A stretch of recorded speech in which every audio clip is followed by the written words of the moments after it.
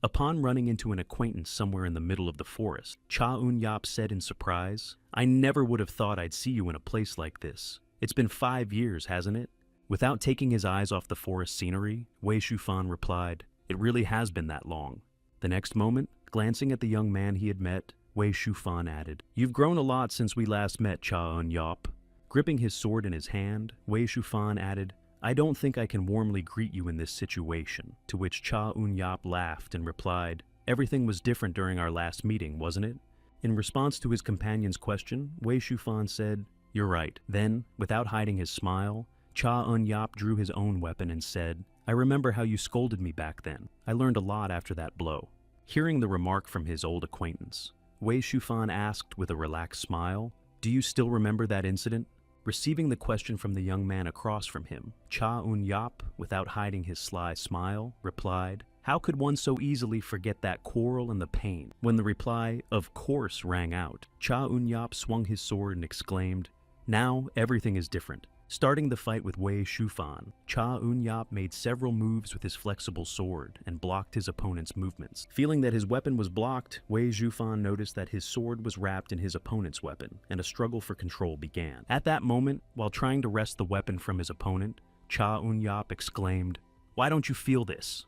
Continuing to hold his sword in his hands and watch for the slightest changes in his opponent's movements, Wei Shufan said, "You're using your unique style." After making his observation, Wei Shufan applied his own skills and was able to instantly seize the initiative and go on the offensive. Blocking his opponent's sudden attack, the wary Cha Un-yap said, "Isn't that the very same Sammy sword technique?" After which he thought, "I can't believe you're using a technique like that." Without taking his eyes off the young man standing opposite him, Cha Un-yap added in his mind, "Sol Subom, you've changed too. I've always wanted to fight someone like you." This story began in a family thanks to the 6 paths of the sword technique, which established itself as the leading family of the Kam-suk Sol clan, or the Hanzue Jia.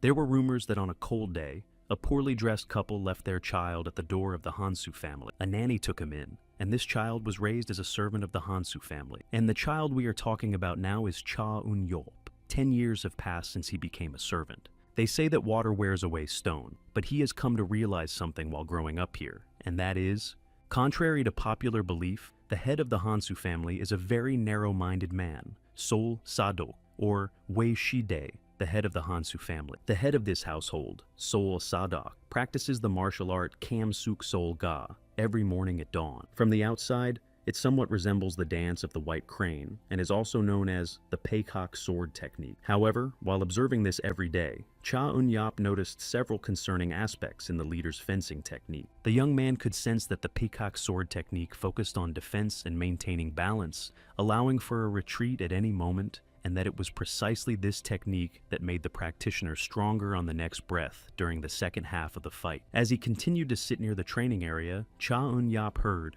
"Hey kid, what are you doing here again?" To which he replied, "Oh, it's just that the family leader's skill is so impressive that I got distracted and watched in awe." Upon learning the reason for the boy's presence at the training ground, Sol Sadok, wiping sweat from his face, remarked, "It's interesting that an ordinary servant can understand this just by watching." Hearing this remark and smiling nervously, Cha Un-yap thought to himself, "Later, I'll tell him what bothers me about this sword technique." As he continued to watch the family leader's training, Cha Un-yap thought to himself, "In any case, he must have studied it for decades, but even a servant like me can spot flaws in his fencing." Also, upon arriving at the family leader's training site and seeing Cha Un-yap there, Grandpa called out, "Don't bother the family leader, come here." Hearing the elder's instruction, Cha Un-yap walked over to him and exclaimed, "Grandfather Huang, you're here? No matter how amazing he is, isn't it rude of you to stare so intently at the family leader? Be more careful." Feeling Grandpa Huang place a hand on his shoulder, Cha Un-yap turned his gaze back to the head of the family's training and thought, "I can't believe this is one of the top 100 martial arts masters." And here's another reason why Cha Un-yap thinks the head of the family is a boring person. His first marriage was to a woman named Min Ga-yeon, or Min Jia-yin. They say the family head treated his wife poorly.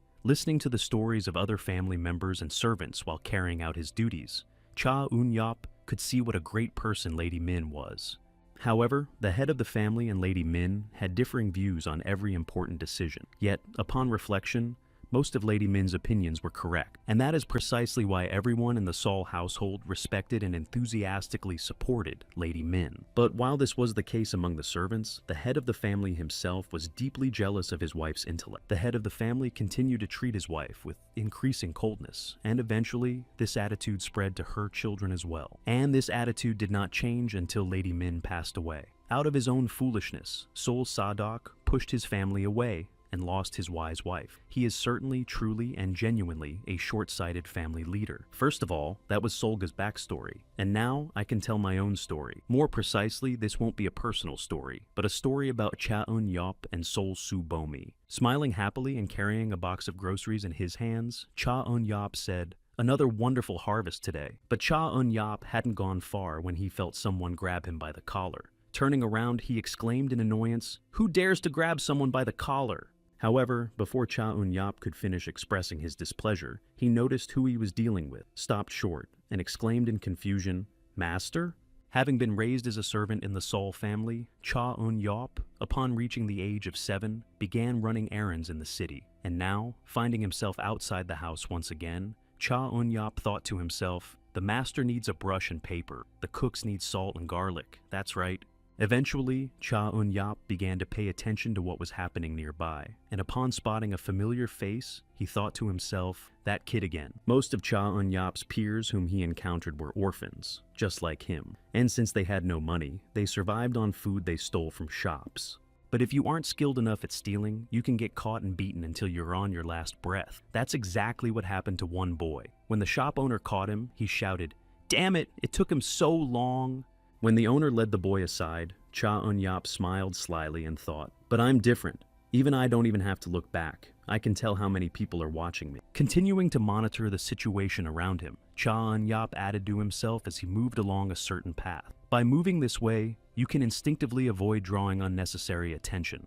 In this way, without arousing suspicion among the shop owners, Cha Eun-yop gathered dumplings, rice cakes, pancakes, and other food. The orphans in the village to whom he gave this harvest followed Cha Eun-yop. His ability to feed the children meant he didn't think he was doing anything wrong. That same day, Cha Eun-yop was preparing as usual to fill his basket with the harvest and head home, and he didn't even expect such a turn of events. Joyfully heading home after a successful day of stealing, Cha Eun-yop remarked, "Today's harvest was wonderful too." But in an instant, feeling someone grab him by the collar, Cha Eun-yop turned his head back and exclaimed in annoyance, "No! Who goes around grabbing people by the collar?" Hearing the reply, "Put down what you're holding," Cha Eun-yop, seeing Sol Su-bom in front of him, exclaimed in confusion, "Master!" Having caught his subject with the stolen goods, Sol Su-bom said, "This is from Mr. Hong Yu-gua's dumpling shop, the eatery next to the alley." Spilling everything Cha Eun-yop had managed to steal for the orphans onto the ground, Sol Su-bom added, "And the rice cake stolen from Mr. Yu." Without taking his stern gaze off the boy in front of him, Sol Su-bom added, "Since when did you start stealing?" Looking at his master with a bewildered gaze, Cha Eun-yop laughed nervously and asked, "What do you mean?" Then he thought, "He knows not only that this was stolen, but also from whom I stole it." Continuing his thoughts, Cha Eun-yop added in his mind, "But the master has never been seen." And then, upon hearing the young man say, "You're lying even now," he was struck in the chest. Falling to the ground after the blow, Cha Eun-yop thought in confusion, "More than 10 raids, yet I never once felt the master's gaze." Trying to get back on his feet after what had happened and hearing Sol Su-bom say, "Are you going to keep lying?" Cha Eun-yop thought, "They've caught me after all." Continuing his thoughts, Cha Eun-yop, imagining the situation in his mind, added, "How terrifying it feels, as if all my actions are laid bare before the great master." Catching Sol Su-bom's piercing gaze, Cha Eun-yop thought to himself, "Fear is different from a blow or a slap. It's the fundamental fear that someone sees right through me." Spreading his arms wide, Cha Eun-yop said discontentedly, "I could understand if you'd stolen something from the head once, but if you keep stealing, you'll be nothing more than a common thief for the rest of your life." Hearing from the master how dirty and shameful it was, Cha Eun-yop thought to himself, "To expose me, you're deliberately putting yourself in an awkward position in a public place." After reprimanding his subordinate, Sol Su-bom said, "There's a hole in the courtyard of our house, under the Zelkova tree." Continuing the conversation with his subject to correct his behavior, the master added, "I will place one of my purses there every day. Wherever you go, take it with you and use it to buy food." The next moment, drawing his sword and pressing it against the boy's neck, Sul Subam added, "But in return, if you steal anything else even once, I will cut off your hands." Without looking away after receiving the warning, Cha Unyap thought to himself, "If I do this, I'll become a servant who has paid for his sins and earned his master's favor." Having said everything he thought, Sul Subam walked away, leaving Cha Unyap alone to ponder that there was no longer any need to steal. Recalling the image of his master once more, Cha Unyop added silently, "He didn't just track my actions. His memory's ability to recognize and foresee the source of all thefts allows him to read you instantly, just by looking into your eyes. The great master Sol Subom is the most terrifying person of all." However, the head of the Gansu family, Sol Sadok, did not recognize these qualities in the master. He was head over heels for his new wife and followed her everywhere. And here is the final reason why Cha Unyap considers the family head a fool. The previously mentioned daughter of the Kam Suk family, Chu Tuijian, also known as Chu San Mi or Tu San Mei. She is a clever woman who married a member of the leading Kam Suk family in pursuit of power. She won over the family members to her side by driving a wedge between father and son. At first, Cha Unyap was simply annoyed that the master was being mocked, but at some point, he was overcome with rage. Why was the great master defenseless against Chu San Mi's attacks? With his level of skill, he could have easily parried and struck back. He didn't like this at all. So, considering that Cha Unyap was merely an observer, he thought that as soon as an opening appeared, he would need to fill it. On his way back to the house, Cha Unyap saw a girl not far from him, who had just sprinted past, and he thought, "It's her." Without taking his eyes off the girl, Cha Unyap thought to himself, Sol San He, or Wei Xiangxi, the youngest daughter of the Gansu family. Upon reaching the right spot, Sol Sang He began turning her head in all directions to make sure no one would see her. At the same time, watching the girl closely, Cha Unyap thought to himself, "This is the master's room that brought Sol Sang He here. It's absolutely clear that Chu Sang Mi has something up her sleeve." Jumping over the fence and following the girl, Cha Unyap added in his mind, "Now they'll even use their own daughter. I can't say for sure until I see it with my own eyes." Continuing his thoughts, Cha Unyap added to himself, "Rivalry has existed since ancient times, especially in the conservative approach of the Kam Suk families. Will we see a real battle between Chu San Mi and the Grand Master?" When the girl left Sol Subam's room, Cha Unyap peeked inside and thought to himself, "Clumsy Sol San He definitely left evidence behind." Noticing the open door of one of the cabinets, Cha Unyap thought to himself, "I knew it. I wonder if I should take a look at what exactly she's hiding." Taking a scroll out of the cabinet, opening it, and looking through its contents, Cha Unyap said in surprise, "What is this? A land deed? Interesting. I see." Continuing to piece together his guesses about the situation, Cha Unyap thought to himself, "They plan to accuse the Grand Master of the disappearance of the documents, and if this comes to light, the Master will fall into an abyss." Having figured out the likely plan, Cha Unyap, looking at the papers, thought to himself, "Well, fine then. What should I do with this?" Holding the scroll in his hands, Cha Unyap thought to himself, "If this document is found in the master's room, he'll be accused of a serious crime, the embezzlement of the family's wealth." Thinking of the current wife of the leader of the Gansu Hour, Cha Unyap added to himself, "But of course, that's exactly what Chu San Mi is aiming for." Continuing his reflections and recalling the moment at the market, Cha Unyap thought to himself, "Although the great master disgraced me and caused me terrible pain, from that day on, he never once broke his promise and provided food for the children." Recalling how he recovered after that incident, Cha Unyap thought to himself, "At first, it was so that I would change my habits. I thought I would simply adjust my spending with coins from my wallet." Also recalling the daily replenishment of supplies, Cha Unyap added in his mind, "But from that moment on, the master continued to place the wallet in the hole regardless of the weather." Without breaking the promise he made to his servant, Sul Subom demonstrated that he truly behaved like the eldest son of a respectable family. However, his sense of justice would be no match for Chu Sang Mi's cunning scheme. After muttering these thoughts in dissatisfaction, Cha Unyap added to himself, "But if the great master disappears because of that clumsy Sao Sang He, what will happen to the fortune I received after enduring such agonizing humiliation? Moreover, the battle I had been anticipating between Chu Sang Mi and the master will end before it even begins." Gritting his teeth and clutching the scroll in his hands, Cha Unyap thought to himself, "I must simply watch this unfold. For a good battle and entertainment, both sides must be on edge. If it all ends like this, without a harvest, without a struggle worth watching, what pleasure is there in such a life?" Having made his decision and looked around to check for witnesses, Cha Unyap hiding the scroll, thought, "That's why I'm doing this, only to protect the joys of my life." Recalling the image of his master, Cha Eun-yup added in his mind, "Not because I feel obligated for the quiet kindness the master has shown all these years." Frowning in dissatisfaction, Cha Eun-yup added in his mind, "It's not because I admire his outstanding abilities and righteousness, which even I must acknowledge, and certainly not out of compassion for starving children. Definitely not." A few days later, at the Seoul family home, having gathered his closest relatives, Saul Sadok exclaimed indignantly, "Seoul Subom, you scoundrel! Do you know why you were called here?" To which he replied, "No, I don't know." Responding to his father, Seoul Subom, without looking up, thought to himself, "From early this morning, everyone from Chusan-mi to Seoul San-hee has gathered together. What are they plotting?"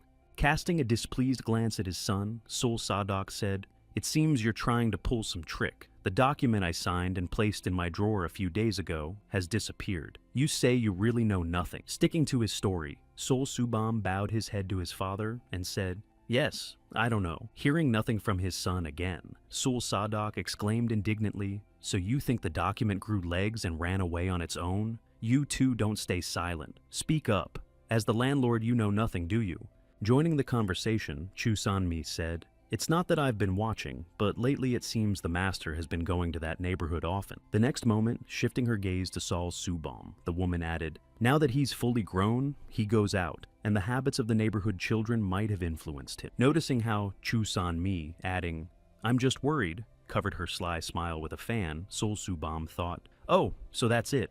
This time they're trying to make me out to be a thief." Immediately after joining the conversation, Seoul San-hee remarked, "Oh, come to think of it, yesterday when I was picking up the laundry, I saw something in the master's closet that looked like a scroll." Hearing the girl's testimony, Seoul Subom thought to himself, "If I'm falsely accused, all my efforts will be in vain." Continuing his thoughts, Seoul Subom added to himself, "I put up with this to keep my promise to that old lady." But then he muttered, "Who would have thought that the second daughter of the Saul family would be helping with the housework?" Hearing the words, "You truly have a noble heart," directed at her, Seoul San-hee exclaimed with a forced smile, "Oh my, it seems the master didn't know because he was at the neighbor's." After these excuses, recalling how Seoul San-hee had beaten Cha Eun-yup while saying, "Stop meddling in other people's business, go work," Seoul Subom thought, "She's lying and not even blushing. I clearly saw her beating our servant like some kind of insect. How can a father fail to notice such obvious thing?" Finally, unable to contain himself, the head of the family, grinding his teeth in anger, shouted, "Hey!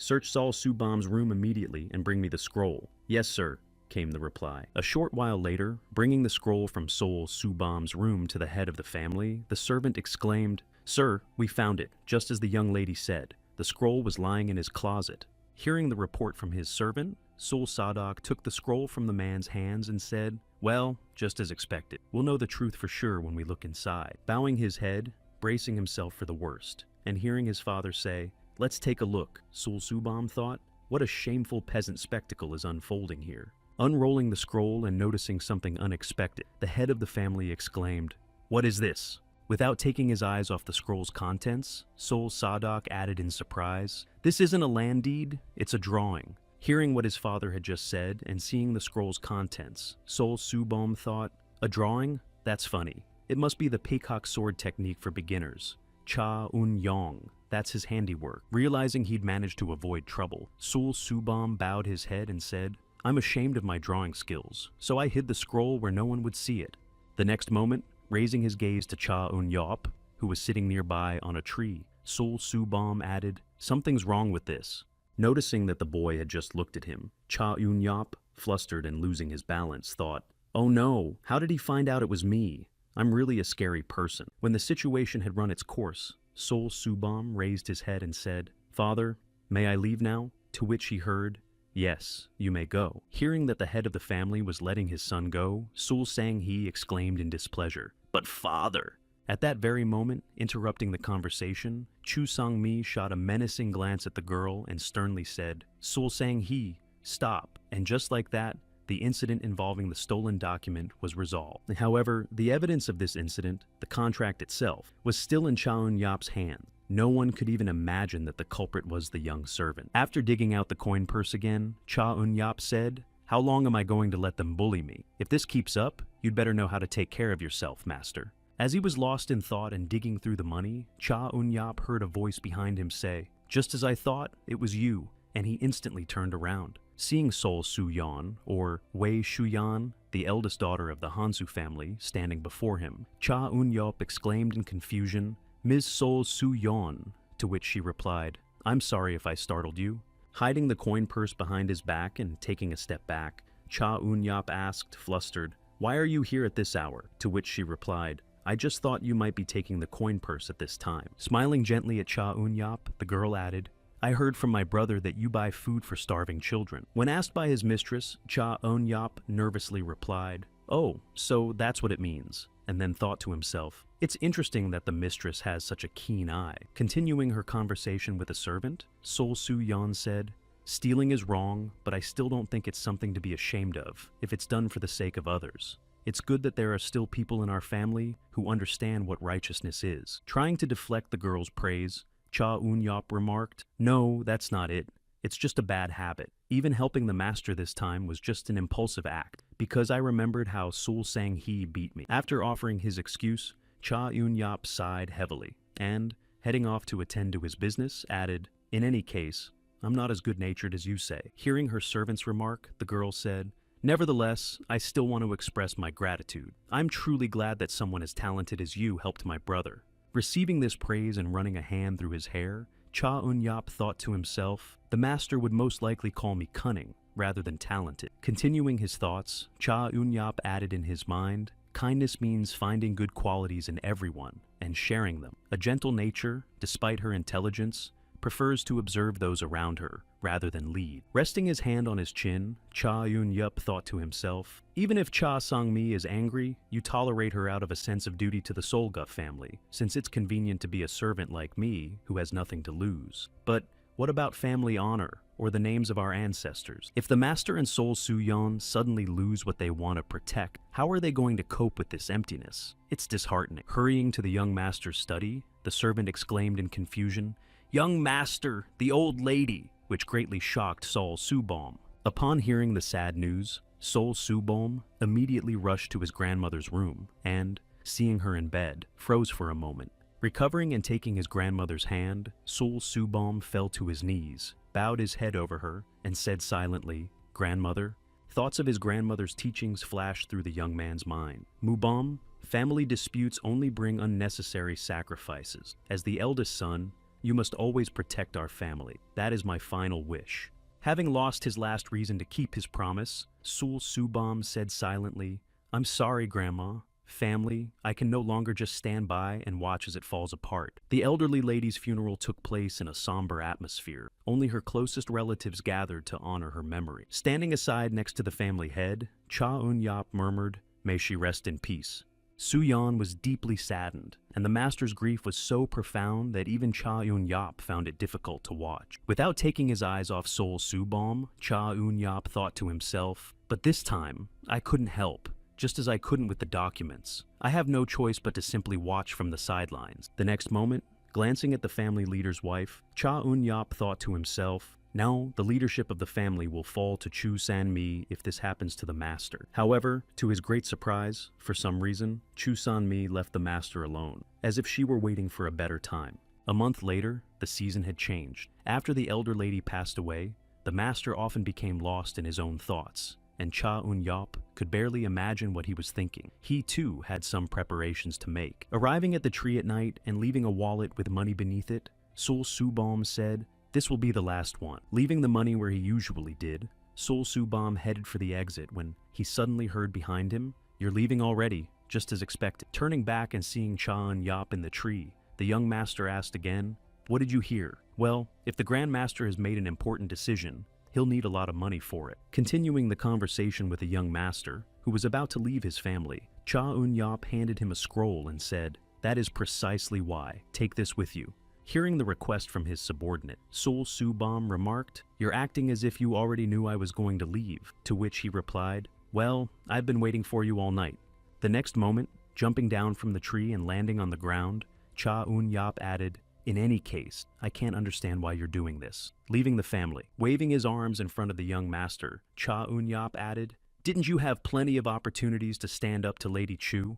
You should have asserted yourself as the legitimate eldest son of the family, just as I did. Unwilling to accept what was happening, Cha Eun-yop added discontentedly, why did you remain calm until you reached this point? After listening to all the remarks from his subject, Sol Subam bowed his head and said, if my grandmother were alive. The next moment, averting his gaze from Cha Eun-yop, the young master added, a son and grandson are at odds, and the new daughter-in-law was destroyed by the son of my former wife. She would not have wanted such an outcome. Having explained the reasons for his actions, Sol Subam looked up at the sky and added, but now that my grandmother is no longer with us, there is no longer any reason to hold back. Continuing his speech, the young master glanced at Cha Eun-yop and added, don't think I won't return. Aside from the Cha family, many forces in the martial arts world have their sights set on us. Also, mentioning the current situation in the family, the young master added, now that Chu San-mi has gained real power in the family, she plans to oust me. My father and the rest of the family will understand this later. After hearing this, Sol Subam bowed his head and added, however, I am the eldest son of the family. I cannot just stand by and watch this happen. I will become stronger than I am now and deal with them. With a sly smile, looking into the young master's eyes, Cha Eun-yop said, I understand.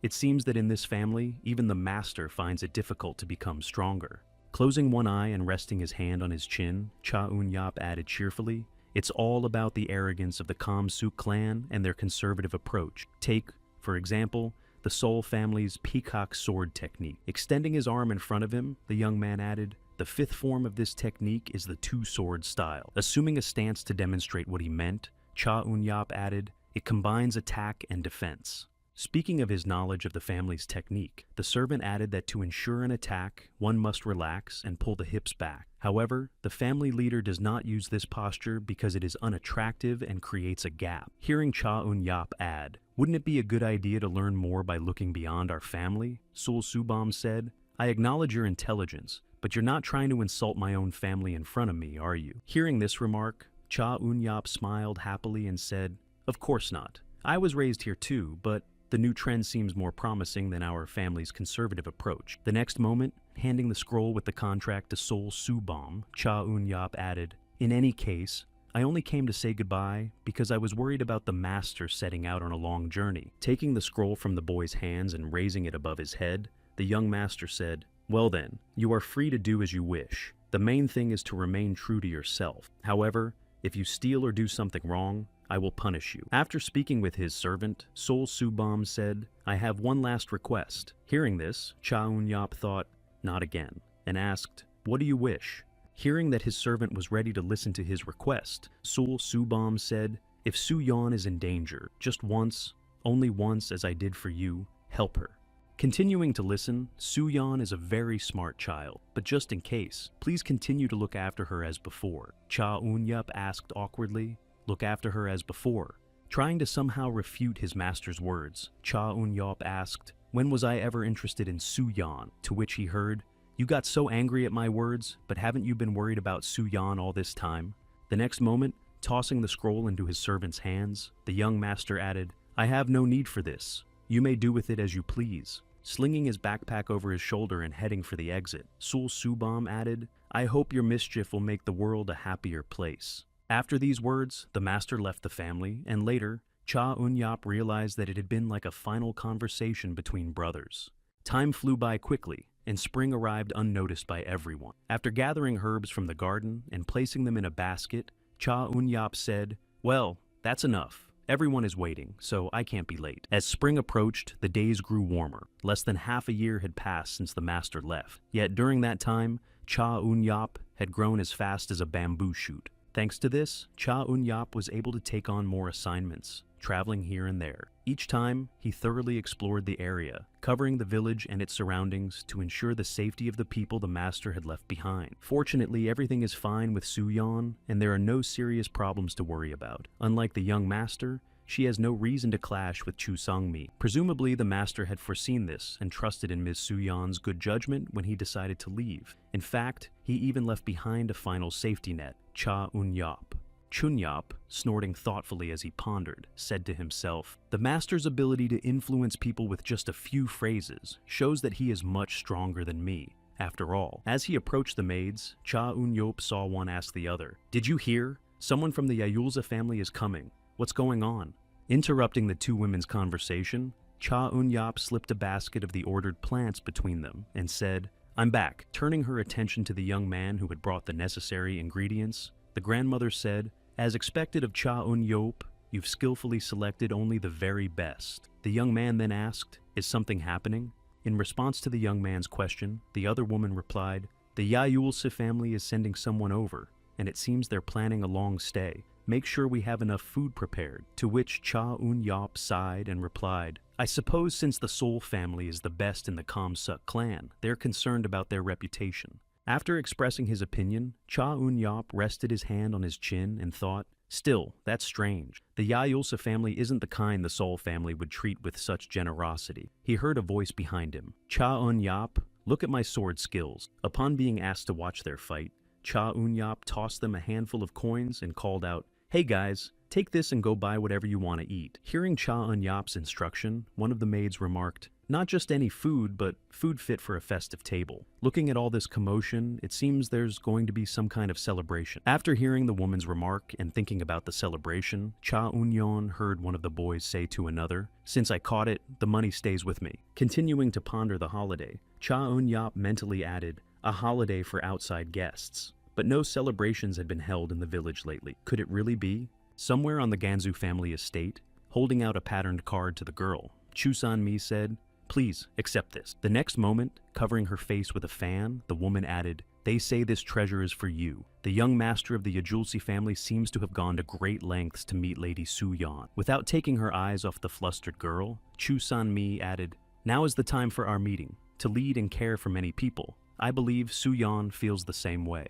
Sitting across from Seoul Su-yeon, the woman added, "Since the family head is busy and the young master has left without saying a word, the management of external affairs falls to you, the eldest daughter." Removing the fan from her face and smiling slyly, Chusan-mi added, "Please accept and support my proposal." Having finished his business and arrived at training, Cha Eun-yop thought to himself. Su-yeon calmly continued her usual routine, but, swinging his sword during training, Cha Eun-yop added in his mind, during the master's absence, there were attempts not only to use external forces to control the Seoul family, but they even tried to sell Su-yeon as a pawn. After making one more move and stopping, Cha Eun-yop thought to himself, "The amount of information I can get as a servant of the family is limited. If Su-yeon goes somewhere, all I'll be left to do is..." The next moment, throwing his hand behind his head and beginning to scratch it, Cha Eun-yop added disappointedly, "This damn Baekok technique isn't what I want to learn." Suddenly, behind him, Cha Eun-yop heard a voice speaking in a dissatisfied tone. "It's that kid swinging a wooden stick." Turning around and seeing two familiar figures at the entrance, Cha Eun-yop thought,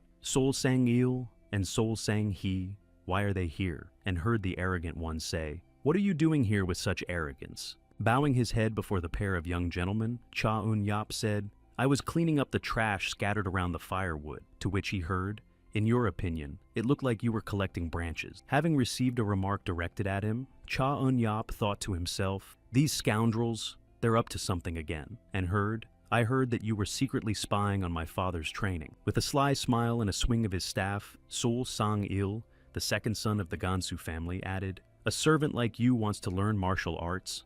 The next moment, a dull thud echoed through the storage room as Sol Sang-il snatched the staff from the servant. After beating the boy and knocking him to the ground, Sol Sang-il shouted haughtily, "How about this? I'll personally teach you swordplay." After that, Cha Eun-yop thought, "I see. They were watching the family servants on Chusan-mi's orders." While his sister stood nearby and just laughed, Sol Sang-il added, "Get up. From now on, I'll be swinging this wooden stick, so try to defend yourself." Noticing that the servant was still lying on the ground, Sol Sang-il asked, "Are you hesitating? Don't you want to do this?" After which, Cha Eun-yop thought, "It doesn't matter what I am." Gripping the stick in his hands and heading toward Cha Eun-yop, Sol Sang-il shouted angrily, "This scoundrel has no respect whatsoever." Seeing his opponent coming at him, Cha Eun-yop thought, "Do you really think I'd let myself be beaten by such a nobody who isn't even close to a master's level?" and dodged. As a result of the failed attack and miscalculations, Sol Sang-il stumbled and fell face first onto the floor. After groaning from the fall, Sol Sang-hee cried out in alarm, "Brother!" The next moment, grabbing Cha Eun-yop and restricting his movement, Sol Sang-hee added, "Sang-il, Hurry up and show him what you're capable of. Getting to his feet and seeing that the servant was holding Sol-san ill, he exclaimed indignantly, "How dare you so brazenly dodge my blow?" It left a mark on my precious face. After taking the first blow to the torso from young Master Cha Eun-yap, he heard, "You damn scoundrel who lives off our household." Watching as Sol-san ill continued to land blow after blow on him, Cha Eun-yap thought, "Damn it, I got angry for no reason and escalated the situation. Now, I have no choice but to endure the blows until Sol-san ill gets tired." Trying to restrain himself, Cha Eun-yap thought to himself, "These kids always cause trouble. Damn it, if the master had just dropped that document on the ground, I could have been free." Bowing his head after the numerous blows he had already taken, Cha Eun-yap thought to himself, "What can a nobody like me possibly do?" Imagining a fight with Sol Subam, Cha Eun-yap thought to himself, "It would be wonderful if, just once, I could meet a young master with impressive martial arts skills." Continuing his musings, Cha Eun-yap thought to himself, "But here I am, a lowly servant swinging a wooden shield, silently taking blows because of my low status, feeling every blow despite his attempts to break free." Cha Eun-yap thought to himself, "Learning to wield a sword seems like a distant fantasy. It's obvious I'll die from a single strike by the young master." Imagining that he had already collapsed to the ground after Sol Sobam's strike, Cha Eun-yap thought to himself, "How absurd it was for me to stand there ostentatiously and criticize our family's approach in his presence." Trying to lift his gaze toward the young master, Cha Eun-yap thought to himself, "In this state, I won't be able to protect either Suyeon or anyone else. I'll probably just be crawling in the mud, unable to tell heaven from earth." Looking into Sol Subam's eyes and seeing the stern gaze, Cha Eun-yap thought to himself, "If you saw me in such a pitiful state, master, what look would be on your face?" Breathing heavily and pressing his hands to his stomach, Cha Eun-yap thought to himself, "I hate all of this. Nothing has changed, not even the situation where I'm being beaten with weak blows that don't even come close to a tenth of the master's power. It's truly disgusting." The next moment, a dark figure appeared at the entrance and shouted, "What are you doing here?" Hearing this and seeing her, Cha Eun-yap wondered who it was. Later, when the girl came inside and rested his head on her lap, Cha Eun-yap opened his eyes and thought to himself, "It's Suyeon." Seeing the one who had saved him, Cha Eun-yap turned his head to the side and, as he lost consciousness, thought, "Ms. Suyeon, how embarrassing. The person I was supposed to protect is protecting me instead." While staying at Grandpa Juan's house for recovery and treatment, Cha Eun-yap murmured in his sleep, "Ms. Suyeon, next time I'll definitely..."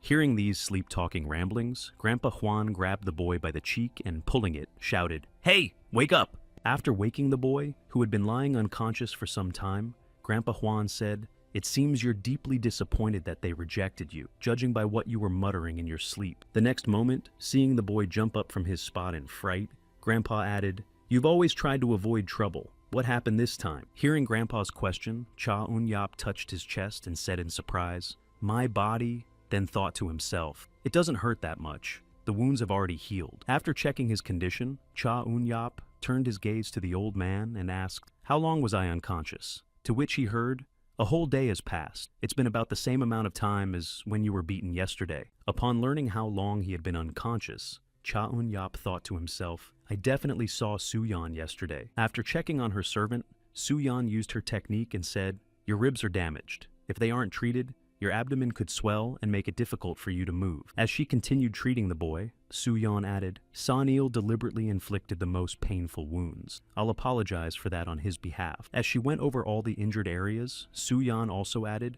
"You'll feel better soon. I've controlled the blood flow to ease the pain, so now rest." Turning his gaze toward Cha Eun-yop, he thought awkwardly, "She treated me to ease the pain," and then heard, "Are you so disappointed because Lady Suyeon is getting married?"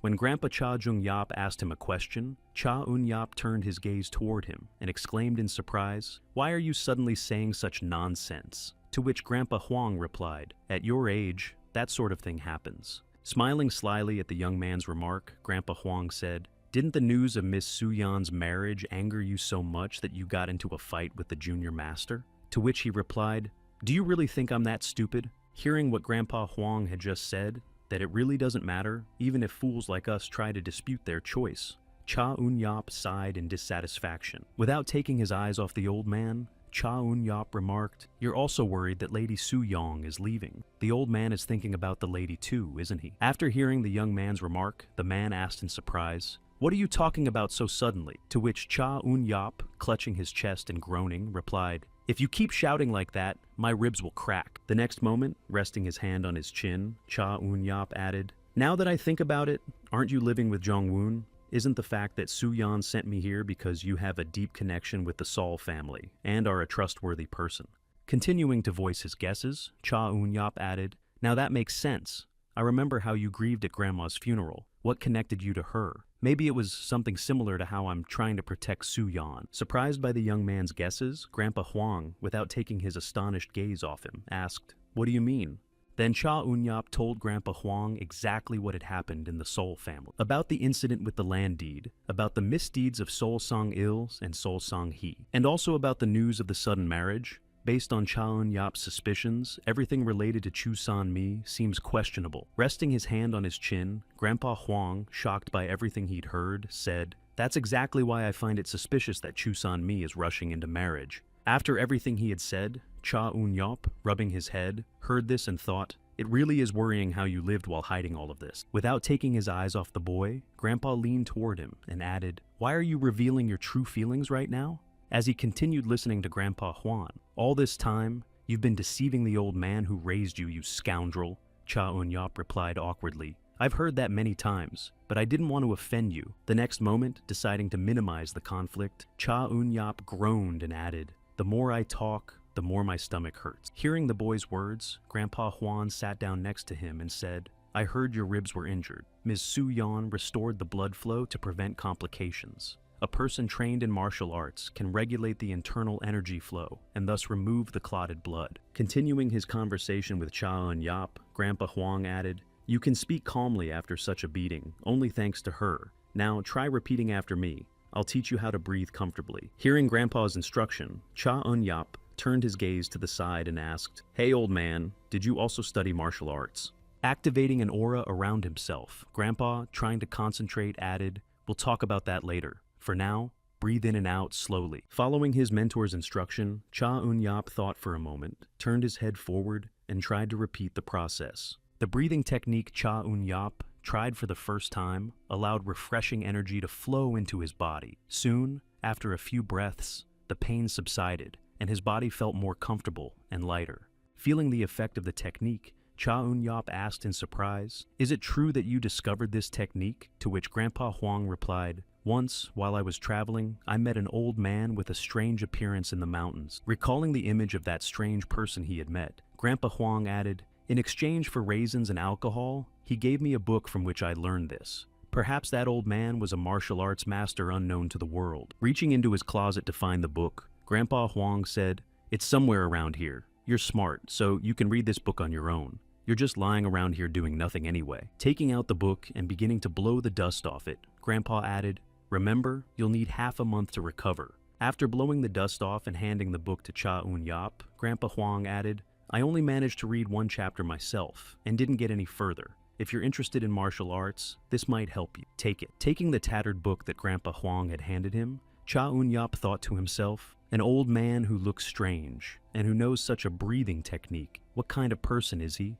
After handing over a book that might interest Cha Un-yop, Grandpa Huang said, "Now get some rest," and upon hearing that asked, "Where are you going?" When asked this, Grandpa Huang stopped at the door and said, "I'm going to tell Jong-un that you're staying here a little longer, and I need to think over everything I've learned." The next moment, glancing at the boy and smiling gently before heading out on his errands, Grandpa said, "I'm glad Sol Subam recognized you." Hearing the door slam shut, Cha Un-yop said, "That's true, but in reality, I'm the one who recognizes the master's abilities." Opening the book, Cha Un-yop began to read. "There is heaven and earth, and the people upon them. People are born and live, imbued with the energy of heaven and earth. By aligning and merging with this energy, one can learn to control it." After rereading these words, Cha Un-yop thought to himself, "But isn't our birth determined by our parents? How can heaven and earth be the cause of this? There are so many strange statements in this book." Well, the first part of the book was mostly written like that. As Cha Un-yop continued rereading the book, he pondered from time to time. The story went on for a long time, but the moment I read one sentence, I was able to understand the feelings of the old man who wrote this book. Without taking my eyes off the book, Cha Un-yop continued, "I was born too weak, so I gave up everything to gain strength. Therefore, here I will leave my breathing technique, which is the foundation of my strength. Continuing to read the writings of the unknown old man, Cha Eun-yap said, "He who seeks strength through training will be able to reach great heights." As he continued to meditate, Cha Eun-yap thought to himself, "Even though I've only followed the basic technique from the book, the pain has almost subsided. I must master these breathing techniques to freely control my body. 5 breaths, 6 breaths." Suddenly falling to the ground during his breathing exercises, Cha Eun-yap exclaimed in frustration, "I never would have thought that breathing could be this difficult." The next moment, getting up and opening the door to the outside, Cha Eun-yap thought to himself, "Damn, how amazing must this technique be for it to be so hard to master?" After making a few sudden movements and feeling no severe discomfort, Cha Eun-yap, finding himself on the street, thought in surprise, "What's this? The pain has practically gone." Picking up the book again and glancing at it, the young man said, "Well, I don't know who the elder was who wrote this book, but it's quite unusual. It certainly can't be easy." After these thoughts collapsing to the ground and sighing heavily, Cha Eun-yap thought, "Just watch. I'll master everything in this book." Finishing his thoughts and looking up at the sky, Cha Eun-yap saw a woman standing nearby and thought, bewildered, "It's Lady Su-yeon." Once inside the room with the girl, Cha Eun-yap asked, "What brought you to such a shabby place?" To which she replied, "I came to check on you and see how you're doing." Continuing her conversation with the servant, Su-yeon added, "It's my brother and sister's fault. I apologize for their behavior." To which Cha Eun-yap replied, "You shouldn't do that. You cured me so the pain wouldn't get worse." Hearing that Cha Eun-yap wasn't holding a grudge, the girl breathed a sigh of relief and, without taking her eyes off him, added, "Still, I was worried that you'd get worse. Thank God that's not the case." Trying to spare Su-yeon from unnecessary worry, Cha Eun-yap exclaimed, "I'm fine, as long as I don't get scolded again for letting a lady into such a shabby room." Noticing the somewhat tense atmosphere, Su-yeon stood up and said, "It seems I'm making you worry. I'll leave the medicine here. Be sure to take it." Leaving the medicine behind and heading for the exit, Su-yeon said, "See you later, and thank Grandpa Hwan for me." To which she heard, "Yes, Ms. Su-yeon." Picking up the book and starting to read it again, Cha Eun-yap thought to himself, "I thought of this as just another blow I could endure, but if Ms. Su-yeon is so worried, then I simply have to become stronger." Resuming his breathing exercises, Cha Eun-yap repeated in his head, 10 breaths, 12 breaths, 20, slowly, letting the numbers fade as if disappearing, filling his breath with sincerity. Later, hearing the creak of a door behind him, Cha Eun-yap turned around and saw Grandpa Hwan, who asked, "What are you doing here so late? Haven't you gone to bed yet?" Upon hearing this, Cha Eun-yap looked out the window and said in surprise, "Grandpa, it's already night. It was morning out there just a moment ago. How long have you been gone, Grandpa?" To which he heard, "Haven't you come to your senses yet? More than half a day has passed, can't you see?" Realizing how late it was, Cha Eun-yap pressed his hand to his forehead and thought to himself, "Oh my gosh, I thought only half an hour had passed." After which he heard, "But are you sure it's okay for you to stand like that? Don't your ribs hurt?" Hearing this question, Cha Eun-yap thought in surprise, "I don't feel any discomfort right now. My whole body is filled with energy." Noticing that the boy was feeling better, Grandpa Huang said, "I'm glad you can move. I have a story. Sit down and listen." Sitting down across from Grandpa Huang, Cha Eun-yap said, "By the way, where have you been? You even brought a little packet." Hearing the boy's question, Grandpa Huang rested his hand on his chin and said, "I was running some errands and remembered a story an elderly lady once shared with me, even before you were born, Eun-yop. There were 2 families fighting for dominance in the Harem province. One of them was Meteor, founded by a remarkable man named Dan Mok-chun. The other was a small group known as the White Dragon. However, in this conflict, it was the White Dragon, with its unconventional martial arts, that unexpectedly emerged victorious. Naturally, the Baekdo Alliance, which had predicted a Meteor victory, watched the battle between the families with astonishment. Then the Meteors suddenly stopped fighting and returned to their faction. After that, both families vanished without a trace, as if they had absorbed one another. However, the White Dragon's heir has recently appeared. After hearing this story, Cha Eun-yap rested his hand on his chin and thought, "That's interesting. In that case, Chusan-mi must be in an alliance with them." He continued, "I tried to find out about it, but I couldn't find any information about Ms. Su-yeon's prospective groom." Continuing the story, Grandpa Huang added, "But I remember how the elder lady spoke casually about it. The new bride knows far too much, which is why I kept watching Sol Su-bom and Sol Su-yeon." Hearing this addition, Cha Eun-yap clenched his teeth and thought, "Damn, now I'm starting to understand." After that, Grandfather Huang added, "That's all I know at the moment." The next moment, Turning his back to the young man, Grandpa said, "Tomorrow I'll thoroughly investigate the potential dangers to the young lady's marriage. Perhaps then, I'll learn more about the Yayulze family as well." After listening to Grandpa Juan, Cha Un-yap turned his attention to the bundle lying on the floor and asked, "What about this little package? Where did you get it?" Receiving the question from the young man and also glancing at the package, Grandpa Juan said, "The elder lady sewed these clothes for me in my youth." Without taking his eyes off the bundle, Grandpa Juan added, "I never even tried them on because I didn't want to ruin them. I just kept them with the intention of returning them someday. Nevertheless, this is all the elderly lady left me, so I had to bring them." After listening to this story, Cha Un-yap said, "Grandpa, I understand your feelings, but haven't you gone a bit too far?" "Not at all," the old man replied. "Someone like me needs to figure everything out before you do." Upon learning exactly what Grandpa Huang planned to do, Cha Un-yap said, "You should be more careful so you don't get into trouble." To which Huang replied, "Maybe I'm not as smart as you, but I've been through a lot too." Glancing at Cha Un-yap, with whom he was speaking, Grandpa Huang added, "While I'm not around, you must protect the young lady." Grandpa Huang left the Soul family home this morning. The elderly lady must have been a special person to Grandpa, but now that she has left us and the master has gone, only Lady Su Yan remains. Watching Grandpa Huang's retreating figure, Cha Un-yap thought to himself, "I wondered if I was burdening the old man with my problems, but we're in the same situation. I was supposed to protect the lady, but in the end, I had to save myself. I need to become stronger, but for what?" Sitting in front of a book and practicing his breathing technique, Cha Un-yap thought to himself, "Is it for revenge and justice, like the master, or to protect those dear to me, like Grandpa Huan?" Continuing to focus on his technique, Cha Un-yap added in his mind, "None of that matters. I just want to live without regret.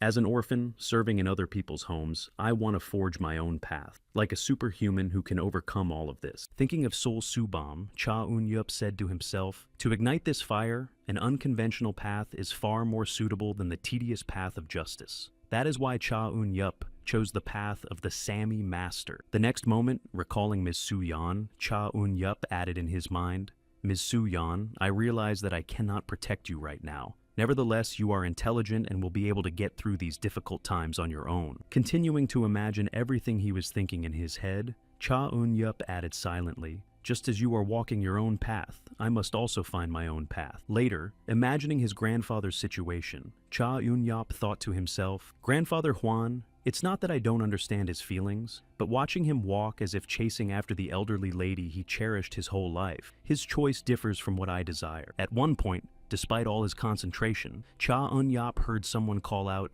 "Un-yap," from somewhere outside, and turned around. Seeing a familiar face there, the young man exclaimed in surprise, "Uncle Jong-un," to which he replied, "Considering how much you love to wander around, I was worried you might have died from being cooped up inside." Hearing his uncle's remark, Cha Un-yap laughed and said, "I'm not feeling very well." To which Jong-un replied, "With no work and spending the whole day in your room, your face has gone pale." After helping himself to the buns Uncle Jong-un had brought him, Cha Un-yap said, "By the way, if Grandpa Huan doesn't return within 5 days, he said you can take those things. You understand what he meant." Hearing the information passed on to him, Cha Un-yap thought anxiously, "This is bad. The old man must have run into trouble." The next moment, turning his gaze to Uncle Cha Un-yap, he asked, "Did Grandpa Huan really say that?" To which he replied, "Yes, ma'am. She suddenly gave him some kind of assignment, and he went quite far away." Also, upon hearing Uncle Jeon Woong add that it seemed Grandpa had been deeply troubled by something lately, Cha Un-yap thought to himself, "There's no doubt about it. He's been caught red-handed." The person who had been deceiving Chu San-mi for decades was suddenly exposed. It seemed that Cheol San-il and Sol San-hee hadn't been hanging around for no reason. Chu San-mi is trying to get rid of all remaining members of the Sol family before Su-yeon's wedding. Now that the younger master has left, she can easily get rid of Grandpa Huan.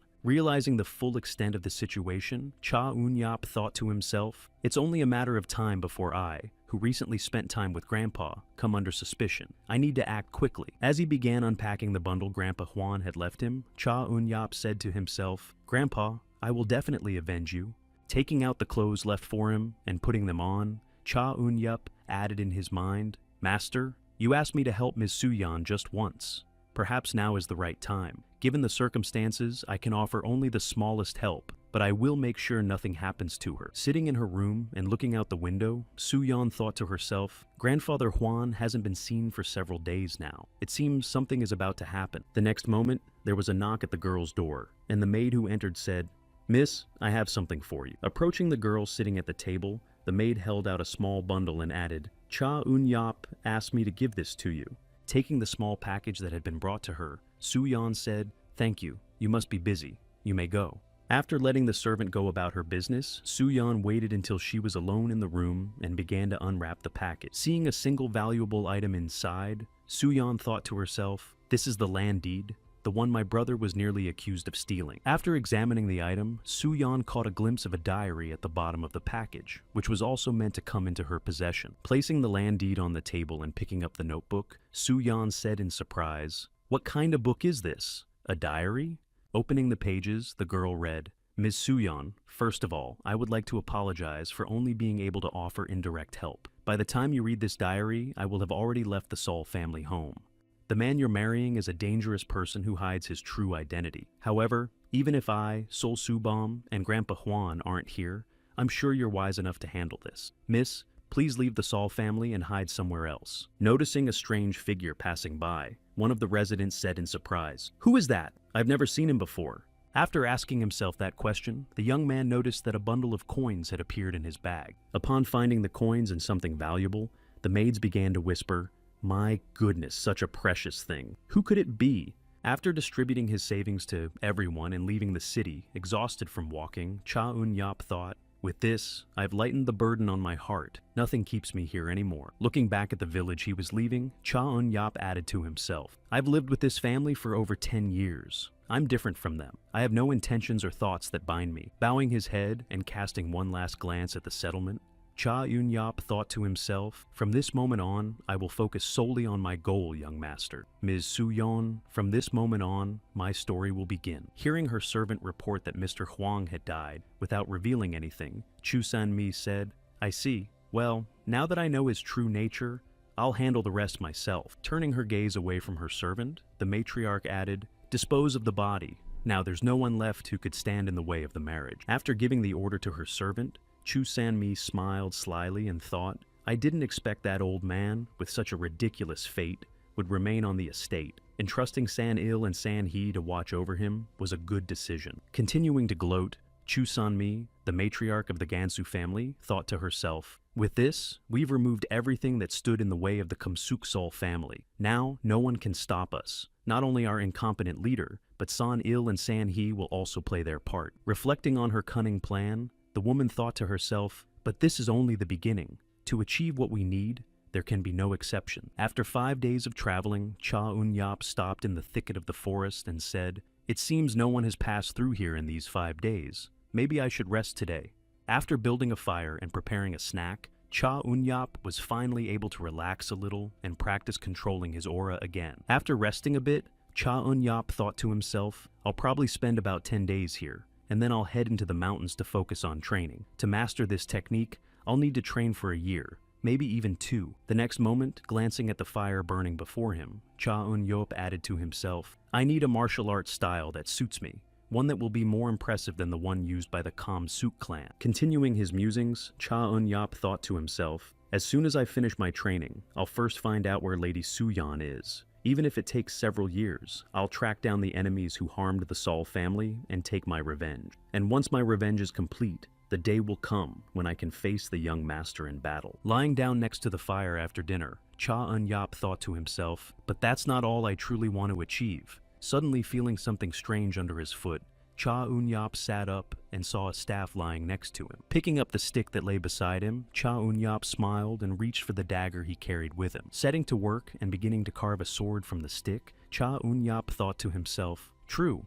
I've always been alone since birth. When this is all over, I'll be able to live as I please. Holding the homemade sword he had just carved in front of him, Cha Eun-yap thought to himself, Freely and proudly, I will conquer this vast world. 2 years later, on her way back through the Sol family settlement, a woman ran into an acquaintance and asked, Oh, have you been working hard since early this morning? Hearing the question and turning his gaze to the woman, the man said, I'm just sweeping. There's nothing to it. But you've also returned quickly, auntie. To which he heard, "There's nothing I can do. The new servant from the Chu family isn't doing his job." Hearing the aunt's story, the young man snorted in displeasure and said, "He's still the same servant, but he acts too arrogantly." After the leader's wife took over the household, he was more submissive when the elder lady was around, to which he heard, "Don't you know what it means to be afraid to say such things? What if the young lady or the master hears you?" After the eldest son's disappearance, the atmosphere became quite eerie for a while, and then the eldest daughter vanished as well. It's no wonder the Sol family is in decline. Their former glory is gone, and now they simply live off the scraps of people's attention. Who would have thought this was the leading family of the Kamsuk clan? As he continued sweeping, the young man said, "It's no wonder the eldest son and daughter left this place. I really hope that one day a young master will appear like a hero and restore the Sol family." After listening to the boy's dreams, his aunt said dreamily, "That would be wonderful," while a traveler was approaching the castle. On his path of self-improvement, Sol Subam finally reached the next stage he needed to overcome. Most of those who choose the path of the Sami end up corrupted by a devilish nature while training in martial arts and commit evil deeds, becoming enemies of all of Murin. Moreover, they succumb to their inner demons and lose control of themselves. Some even end their lives by suicide or execution. However, there were also those who lived as skilled fighters thanks to their willpower, a true martial arts master, an evil hero, and his follower, a righteous demon. With the exception of these two, all other martial arts masters adhered to the traditional approach. Yet, despite this, they were able to attain the highest level of mastery and demonstrate that there are noble individuals among the followers of the Way of Sama. And this is precisely where the righteous demon Gal Mun Hyok now resides, the heavenly fortress. Frowning but having no way to object, the righteous demon could only groan heavily. Smiling joyfully after making her final move, Galmi Ran, Gal Mun Hyok's granddaughter, said, "Well, I've beaten you again, Grandpa. This is my third victory, isn't it?" Clapping her hands joyfully, the girl added, "Just as you promised, you must teach me a new martial art." Hearing his granddaughter's request, the righteous demon said, "Miran, I'm only saying this for your own good. Isn't it too dangerous to teach you martial arts?" To which the girl exclaimed, "Oh my God, you're saying that now. You won't keep your promise."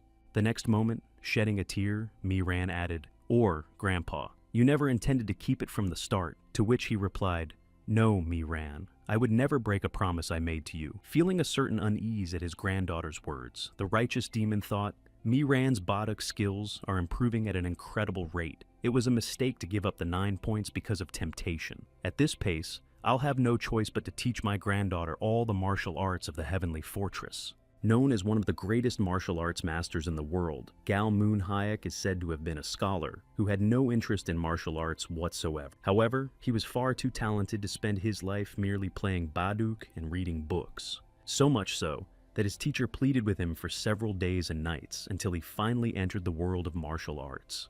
Like Gal Mun Hyok, all his descendants were also scholars with no interest in martial arts. But for some reason, his precious granddaughter, Helmi Ran, was a child with a very strong passion for martial arts.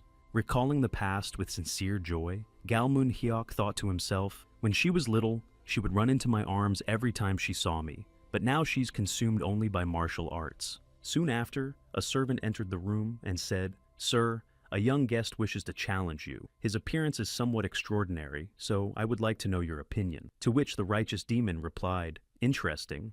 It's been a long time since I've been challenged." Standing up and heading toward the exit, the man exclaimed, "Excellent! In that case, I must personally meet the challenger." Just then, a voice rang out from behind him. "Grandpa, wait! Our conversation isn't over yet." Trying to stop her grandfather, the girl heard, "Miran, I'll be back soon, and then we'll talk." After that, the door slammed shut. Gritting her teeth after her request was ignored again, the girl exclaimed in frustration, "There you go again," slipping away. Stepping outside and noticing a young man nearby, Gal Mun Hyok said, "Interesting.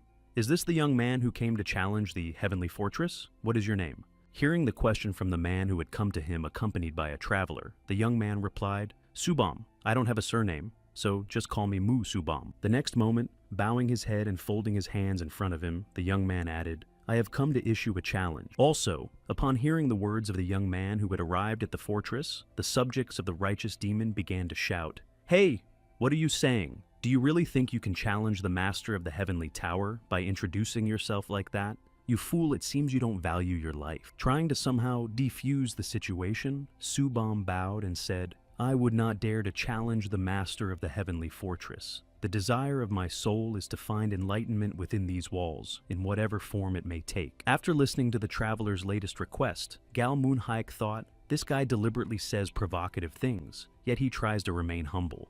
Without taking his eyes off Subam, the righteous demon added in his mind, honest, reckless, and straightforward. It's been a long time since I've felt such energy. Finishing his thoughts, the righteous demon asked, do you know how to play Baduk? To which he heard, yes, I do. Having learned what he needed to know, Gal Moonhike turned and said, excellent. Before challenging the heavenly fortress, you must beat me at Baduk. Follow me. The handicap is an obstacle that all challengers must overcome on their way to the heavenly fortress. In the past, when many tried to conquer the fortress, Gal Moonhike devised this preliminary test. Although on the surface it looks like an ordinary match, if you look closely, Baduk resembles a battle of numbers on the board. To understand your opponent's moves and exploit their weaknesses, you must engage in a battle of wits. If you can calculate your moves, you will be able to conquer territory and secure it. Baduk is a game in which you can lose everything in an instant and walk the path of defeat. Without a brain, you cannot win in a battle of strength. Only with natural talent and charisma can you see through the ways of the world. Taking his seat at the game board, the righteous demon spoke. To this day, in the world of martial arts, only one person has ever defeated me at Baduk. Without taking his eyes off his opponent, Gal Moonhake added, even so, he only managed to capture half the board. Well then, let's begin. When night fell, Gal Myran visited her grandfather's room and saw that the game was still going on. Surprised, she asked, are they still playing? He won one of the 3 games, ma'am. Fixing her gaze on the righteous demon, the servant added, however, this game looks difficult for him. Hearing her subject's reply, Myran said in amazement, I can't believe the game has gone on this long. That boy is clearly no ordinary person. At the same time, sitting at the game board, the righteous demon thought to himself, he's a genius. No matter how smart you are, everyone makes mistakes or gets confused eventually. Without taking his eyes off Subam, Gal Moonhike added in his mind, but this young man is different, more so because of the moves he's making on the board.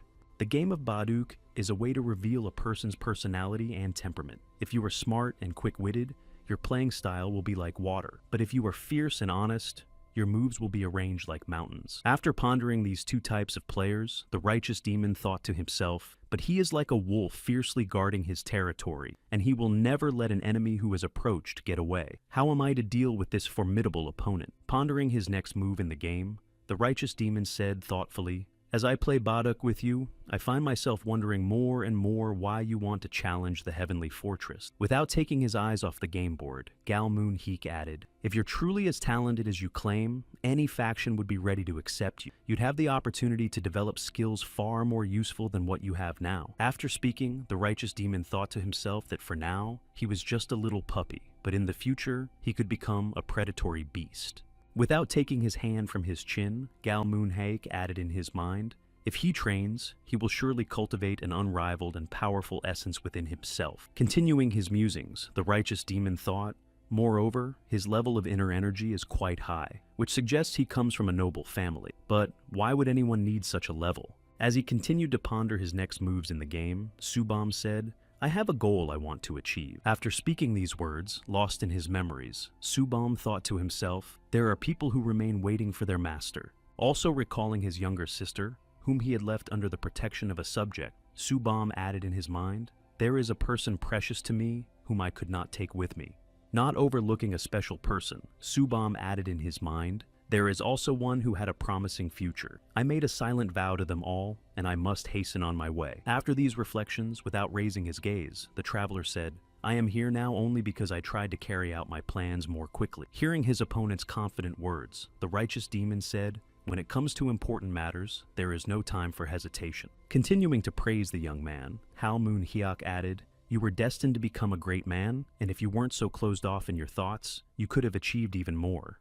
At that very moment, noticing his opponent's move, Subam thought, the situation has changed. I thought I was leading this game, but unexpectedly it turned out I'd been outplayed. Bowing his head and saying, I lost, Subam thought to himself. Did this happen while I was lost in my own thoughts? As expected, he turned out to be a formidable opponent. Having won the match, the righteous demon rested his hand on his chin and said, earlier, you challenged me to a sparring match. Do you really want to fight me? Receiving the question from his opponent, Subam bowed and said, I never thought of fighting Master Gal Moonhake with the intention of winning, but I thought that if I were to fight someone who has been praised for many years as a great master, I would undoubtedly achieve great enlightenment. Hearing the guest's remark, Gal Moonhake thought to himself, his humility is impressive, what a wonderful person, and then said, that is true. The next moment saying, Miran, righteous demon, he forced the girl to come out of hiding and added, stop eavesdropping and come out for a second. Entering the room where her grandfather was and listening as he said, this child is my granddaughter, Miran, the girl thought to herself. How long have you known? Continuing his conversation with the boy, the righteous demon added, the game of Baduk is not only about winning, but also about enjoying the game. Of course, this doesn't mean you can break the rules that were agreed upon before the match. And at one point in his story, when all the necessary people were before him, Gal Moonhike said, then how about facing Ran, who trained under me in a match? Having put forward his proposal, Gal Moonhike folded his hands in front of him and added, although she has only recently begun studying martial arts, she is already making progress and mastering them. This is a wonderful opportunity for her to test her current achievements. The next moment, raising his gaze, the righteous demon added in his mind, moreover, if you're going to fight, you'll have to wait a few more days, during which we'll play another round of Baduk. Hearing her grandfather's suggestion, Mai Ran exclaimed, wait a minute. It hasn't been that long since you started teaching me martial arts, and now you're suggesting I fight this master? Besides, you've been skipping my training sessions for the last 3 days, always making excuses. After listening to his granddaughter's remarks, the righteous demon said, well no, Miran. Aren't you and this young man about the same age? First, you have to teach me properly, and then you can ask for something like that. Folding her hands in front of her after receiving the request, the girl added, if I accept this offer, will you teach me every day starting next week? To which he replied, well, of course.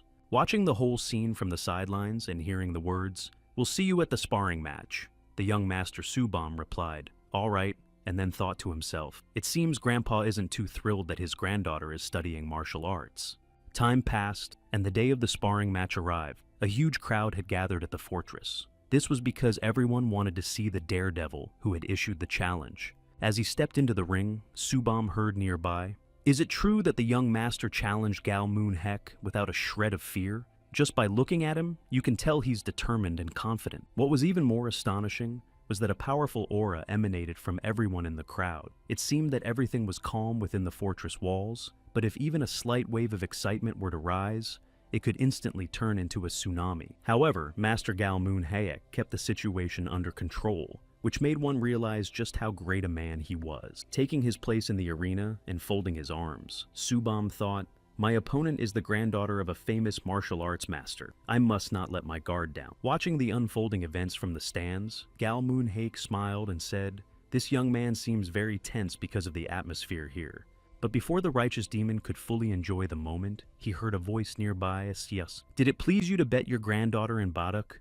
Turning his gaze to the side after receiving the question, the righteous demon said awkwardly, but how could I have done such a thing? After which, So Chi-yeon, Hal Moonhake's wife, said, no, but because of this sparring match, this young man will stay here for a while. I'm sure you've been thinking all day about how to play Baduk with him again. The next moment, turning her gaze to the arena, she added, and what about Miran? You always said you weren't going to teach her martial arts because it's dangerous. But now you're making her fight a stranger. After his wife's remarks, the righteous demon said, don't say that.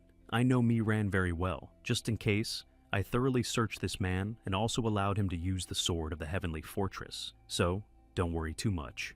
Before the battle began, approaching her opponent, Miran said, please go easy on me, young master. Since I am younger and less skilled than you, may I take the initiative? Receiving the request from the young lady, Subam said, you are too modest, my lady. Please, begin. Having received permission to strike first, Miran rushed at her opponent and confidently exclaimed, then I won't hold back. Blocking the strikes of the girl who had initiated the fight, Subam observed her sword movements, incredibly precise, and then remarked, as expected, your defense is superb. Immediately after speaking, the girl leaned on Subam's shoulder, jumped over him, and tried to attack from behind. But having reacted in time to the girl's movement in the obvious direction, Subam managed to block her. Trying to avoid dangerous situations and fend off the girl's onslaught, Subam thought to himself, she's not that easy to defeat. That's why, during the next block, after parrying the girl's strike, Subam tried to kick his opponent. Reacting in time and avoiding the hit, Miran dodged the boy's kick and said, "Whoa, that was dangerous." Noticing how the girl had actively stepped back, Subam said to himself in surprise, "What an impressive improvisation." Without taking his eyes off his opponent, the boy thought to himself, "She has flexibility and quick decision-making. If I let my guard down, she'll catch me off guard." Furrowing her brows and preparing for her next attack, Miran thought, there must be a reason why Grandpa liked him so much. As she prepared to launch her best attack, the girl said, "You have unmatched skills, young master. This is the first time I've had such high expectations of an opponent, so will you be able to withstand this as well?" Noticing the girl's intentions, Subam braced himself for the blow and thought, something different is coming this time. Leaping into the sky, the girl used the snow cloud sword technique, intending to strike the traveler. But having recognized exactly which technique his opponent was about to use, Subam was able to read her movements and block the attack. At the same time, watching the battle, Mengihai exclaimed joyfully, "And little Ran is skilled in using the snow cloud sword, just as expected of my student," to which he heard, "What student? You just lost your technique in a match." Also, without taking his eyes off his granddaughter, the righteous demon thought to himself, Ran's skills have improved greatly in such a short time. Yet, watching his granddaughter's movements, Galmoon Hayek added in his mind, despite her unmatched mastery of the sword, this young man has absolutely no fear of another's blade. Noticing every tiny detail and every movement of Subam, the righteous demon added in his mind, he notices every false lunge and change in movement. Analyzing the battle with Subam, Miran thought to herself, he reacts and acts with lightning speed, never losing his balance, and his gaze searches for gaps in his opponent's movements. At first, he seemed confused, but there is no doubt that he has been in many battles before this. After breaking the distance following a failed attack, Miran noticed the stance her opponent had taken and thought to herself in surprise, that's the snow cloud stance. Also, seeing what Subam was about to do, Mangihai exclaimed, "Just look at this insolent thief. He dares to imitate my snow cloud technique without having learned it." Also surprised by what he saw, the righteous demon, without taking his eyes off Subam, thought, it can't be that he learned this technique after seeing it just once.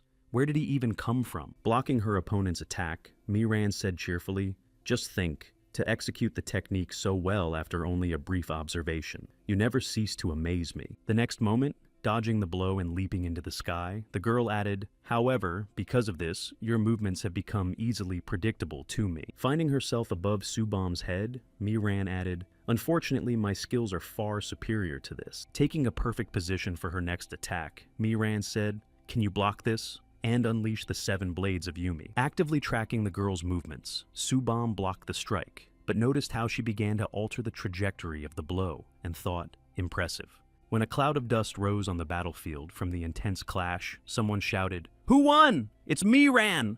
Soon the dust cleared, and everyone could see how the battle between the two fighters had ended, while someone joyfully exclaimed, just as expected of the granddaughter of the righteous demon. So, Chi-yun sighed with relief that everything had ended in the best possible way. After the sparring match ended, folding her hands in front of her, the girl said, "Thank you. It was a wonderful duel. I learned a lot." Also folding his hands in front of him and bowing to the girl, Subam said, "I too have learned a lot from you. They say the world is full of talent, and now I have personally seen it for myself." Soon the righteous demon joined the conversation and said, "You are both skilled. I haven't seen anything like this in a long time." Hearing this, Miran exclaimed, "Grandpa?"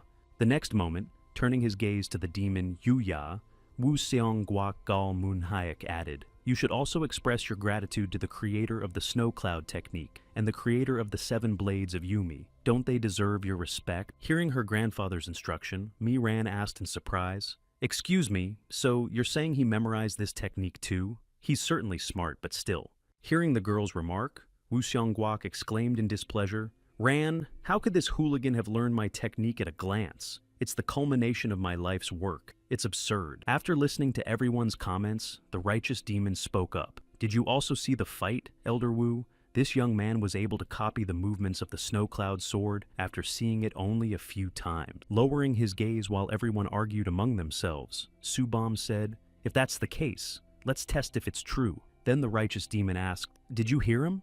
Continuing to voice his dissatisfaction, Wu Xingguak said discontentedly, "If you haven't memorized anything, then you won't be able to perform anything." Raising his hand above his head, the demon Yuya exclaimed, "Stop acting so reserved and show us what you're made of. Wouldn't it be better to prove yourself and be proud of it?" Hearing the instructions and wishes of everyone present, Subam said, "As you wish," and then flawlessly demonstrated the seven swords technique. Seeing what had just happened right before her eyes, Miran exclaimed in shock, "It can't be. Those are truly Yuya's seven blades." Also frozen in shock at what he had seen, Wu Xiongguok exclaimed, "I've memorized it after seeing it just once. Is that even possible? What kind of monster is he?" After demonstrating the technique he had mastered, Subam said, "The sword movements in this technique are quite graceful. I was literally absorbed by it and couldn't take my eyes off it." Standing aside and watching the young man, Miran heard him say, "However, if this is considered theft, I swear I will never use it again." Hearing Subam's words, the righteous demon remarked, "That's quite a bold statement for someone who stole another's sword techniques." At the same time, a voice echoed in the traveler's mind saying, "Just listen and keep quiet." Thinking this, Subon, without taking his eyes off Gal Moonhaik, heard, "Shouldn't you instead beg the masters to teach you?" And in his mind, a voice echoed, "I have long awaited a person like you."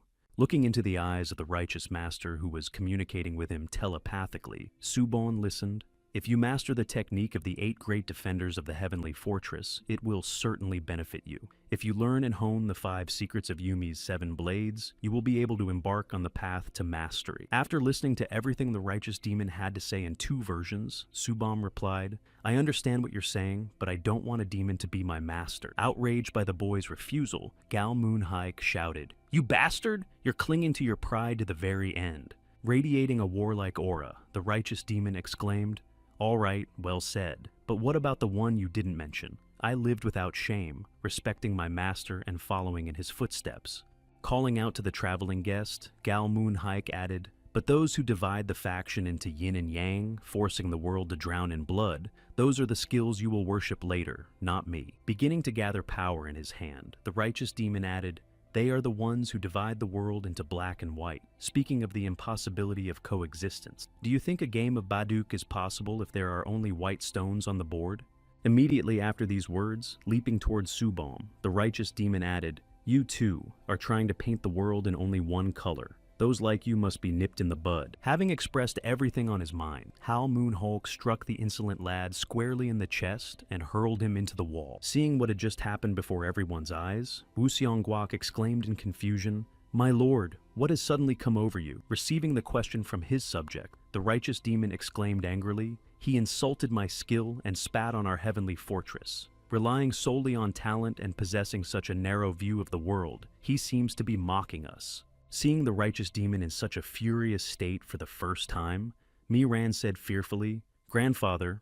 Trying to understand what the problem was, Wu Xiongguok exclaimed, "Sir, why are you so offended by the words of an ordinary young man?" To which came the reply, "Damn it, it's too noisy. Unren, Punren, drag this scoundrel away and throw him off Mount Sonam." As he walked away from the arena, giving his orders, the righteous demon added, "Those who choose to help him will meet the same fate." Having carried out Gul Moonhaik's orders, the demonic youth said disappointedly, "What a waste. Let's go back." After some time, coming to his senses on Mount Sonam, Subam looked at his hand and examined the injury. The next moment, sensing that there was something else in his kimono, Subam pulled out the technique notebook that someone had left for him. After reading the inscription and imagining how it might have happened, Subam thought, "The secret manual of Yumi's 7 blades. Now that I've received this, I must call you Master Wu Seonggwa." Continuing to look at the secret manual that had come into his possession, Subam added, "Having experienced the grandeur of the heavenly fortress myself, I will seal the words that the world cannot be merely black and white." Recalling the words the righteous demon had reminded him of, Subam looked at his left hand and imagined exactly what had been used on it. As he continued to stare at his hand, Subam recalled how the righteous demon had told him, via telepathic link, "Just listen and be silent. I've been waiting for someone like you for a long time. You must have many questions, but for now, just calmly listen to what I have to say." Without taking his eyes off him, Subam heard Gal Moonhaok say, "If this becomes known, more than half the masters of this fortress will want to kill you. Until you realize what you've received, keep everything a secret." Hearing the righteous demon add, "I'll help you get out of here in one piece, but what happens after that depends entirely on you," Subam said. "I don't want a demon to be my master." Finishing his recollection of what had happened to him, Subam held out his hand and said, "However, you're a little late, Master Wu Xiongguok, because first and foremost, I receive valuable knowledge from the righteous demon. My master is the righteous demon. You'll have to settle for second place. Somewhere in the mountains, honing his skills, Cha Eun-yap swung his wooden sword. Pausing his training after yet another misstep, Cha Eun-yap said, I just can't figure out why my sword trembles every time I assume the final stance. Continuing his musings, the young man added, Now, after training in the mountains, my movements have improved significantly. I've only studied the peacock technique, so I have to build on that. The next moment, turning his head and seeing a white fox nearby, Cha Eun-yap said, Interesting. There he is again. What's he staring at? It's so interesting to watch someone like that. With a sly sigh and reaching for his sword, Cha Eun-yap said, You look like you know all the wild animals around here. Are you trying to act like a master or something like that? Immediately after his thoughts, the boy growled loudly in an attempt to scare the fox, but it only became alert. The next moment, seeing the fox leap toward him, Cha Eun-yap shouted, Come on, attack me! But the fox landed on the boy's shoulder, snatched the food pouch from him, and bolted. Seeing this, Cha Eun-yap yelled after it, My dried veal! Unable to catch up to the fox, Cha Eun-yap placed his hand on his shoulder and wondered how it could be so agile, moving in such short strides. I didn't feel any strength in its paws. It was as if it were using only the pads. The next moment, thinking that perhaps he should try concentrating his strength on his fingertips rather than his palms, he began training. After trying out this new fencing technique, Cha Eun-yap joyfully exclaimed in his mind, Incredible! The sword moves in the desired direction much more naturally. Still delighted with his new fencing style, Cha Eun-yap looked at the fox and exclaimed, Your teachings are far better than those of the Kam-suk family. The answer lay right at my fingertips. As night fell, Cha Eun-yap returned to his camp and began meditating. He thought, I've already gotten used to breathing according to the technique. It really helps with recovery. Picking up his wooden sword again, Cha Eun-yap looked at the campfire and thought, I control my inner energy better than I thought, but I lack the combat skills to use it. Beginning to swing a flexible ribbon above his head, Cha Eun-yap added, No matter how fluid my movements are, one cannot create a great combat technique from a single swing. Is there a way to perfect this? If so, it will undoubtedly become a magnificent sword technique. As he began to ponder which technique to copy, Cha Eun-yap thought, Perhaps I should take a cue from the movements of animals, as I did with the white fox, a snake slithering along the ground. It's interesting that, due to its lack of limbs, it lacks variety in its movements. Thinking of other animals whose behavior he could copy, Cha Eun-yap mentally added a hare, which hops quickly but seems too fussy, or a trout, which writhes underwater in various directions. After giving some thought to the animals whose behavior he could imitate, Cha Eun-yap said, The situation is getting more and more confusing. But then, noticing a delicate little insect nearby, Cha Eun-yap said in surprise, The butterflies have already appeared. Reaching out the tip of his sword toward it, Cha Eun-yap said, Look at it. You should fly away from here before the sparks set your wings on fire. Trying to shoo the butterfly away, and seeing those elegant, fluid movements, Cha Eun-yap finally realized what he needed, and began to study the butterfly's movements. A year later, continuing to train in the mountains, Cha Eun-yap kept repeating and refining his movements until the tip of his sword became as light as the flutter of a butterfly's wing. As he practiced his strikes, Cha Eun-yap said to himself, The sword technique I've developed cannot be performed with an ordinary sword. Focus not on the shape of the sword, but on its trajectory. Use the sword to mimic the movements of a butterfly. As he continued to swing his sword, practicing the technique, Cha Eun-yap counted in his head, first stance, second stance, third, and fourth, the final one. But after executing the final stance, the boy saw that his sword had snapped under the strain. Relaxing and glancing at the remains of his weapon, Cha Eun-yap said, It seems its lifespan has come to an end. It couldn't withstand the concentrated pressure of the final stance. The next moment, resting his hand on his chin, the boy thought to himself, I need to go down and find a new sword. I need a flexible sword that will adapt to all stances. Deciding that he needed to make some changes, Cha Eun-yap sat down on the ground and thought, Nevertheless, I'm already satisfied with what I've achieved. When the time comes, the butterfly, no, the technique of the bloody butterfly sword will be complete. After gathering all his belongings in the cave, Cha Eun-yap headed toward the exit, where he happened to come across a white fox. Noticing that the fox was already with a mate, the young man said, For some reason, it keeps circling around me. It seems you've already found a partner. It looks like you want to make this cave your home. Passing by the forest animals and going about his business, Cha Eun-yap said as a parting remark, Well, do as you please. It seems our paths diverge here. Traveling in search of himself, Cha Eun-yap thought of his family's daughter. 3 years have already passed since I left the family. By now, Sol Soo-yeon must have left home and gone into hiding. Hurrying to finish his work as quickly as possible, Cha Eun-yap thought to himself, the time has come to carry out the promised revenge and conquer the world. The Golden City Escort Agency, ranked among the top 10 in Hanami, was renowned for transporting goods of any type and size. Trust and reputation are vital for an escort agency, but one day, an unforgivable incident occurred. An item entrusted to the agency was stolen. Someone unknown had secretly swapped it out. Moreover, attacks during transport became more frequent. The leader of Golden City decided to restore his lost honor on his own, but he was attacked by unknown assailants and suffered serious injuries, leaving him bedridden. When the Golden City closed its doors, the remaining agencies followed suit one by one. Meanwhile, the Blue Dragon Bureau's new forces began encroaching on their territory, signaling a large-scale uprising. The Golden City had been severely weakened, and only its name remained. Leaning on the table while preparing a herbal mixture, Sun Yeoju, the acting leader of the Golden City Escort Agency, thought to herself, this place has also fallen into enemy hands. We have nothing left to lose. We can't just leave things as they are. Pressing her lips together, the girl added in her mind, if I can find an escort for this mission, then a voice called out, Sister! Lifting her head, the girl saw Sun Yo-hoon, the deputy head of the Golden City Escort Agency, standing before her. He said, stop making that kind of face. If the agency leader is so scary, it won't be easy for the others.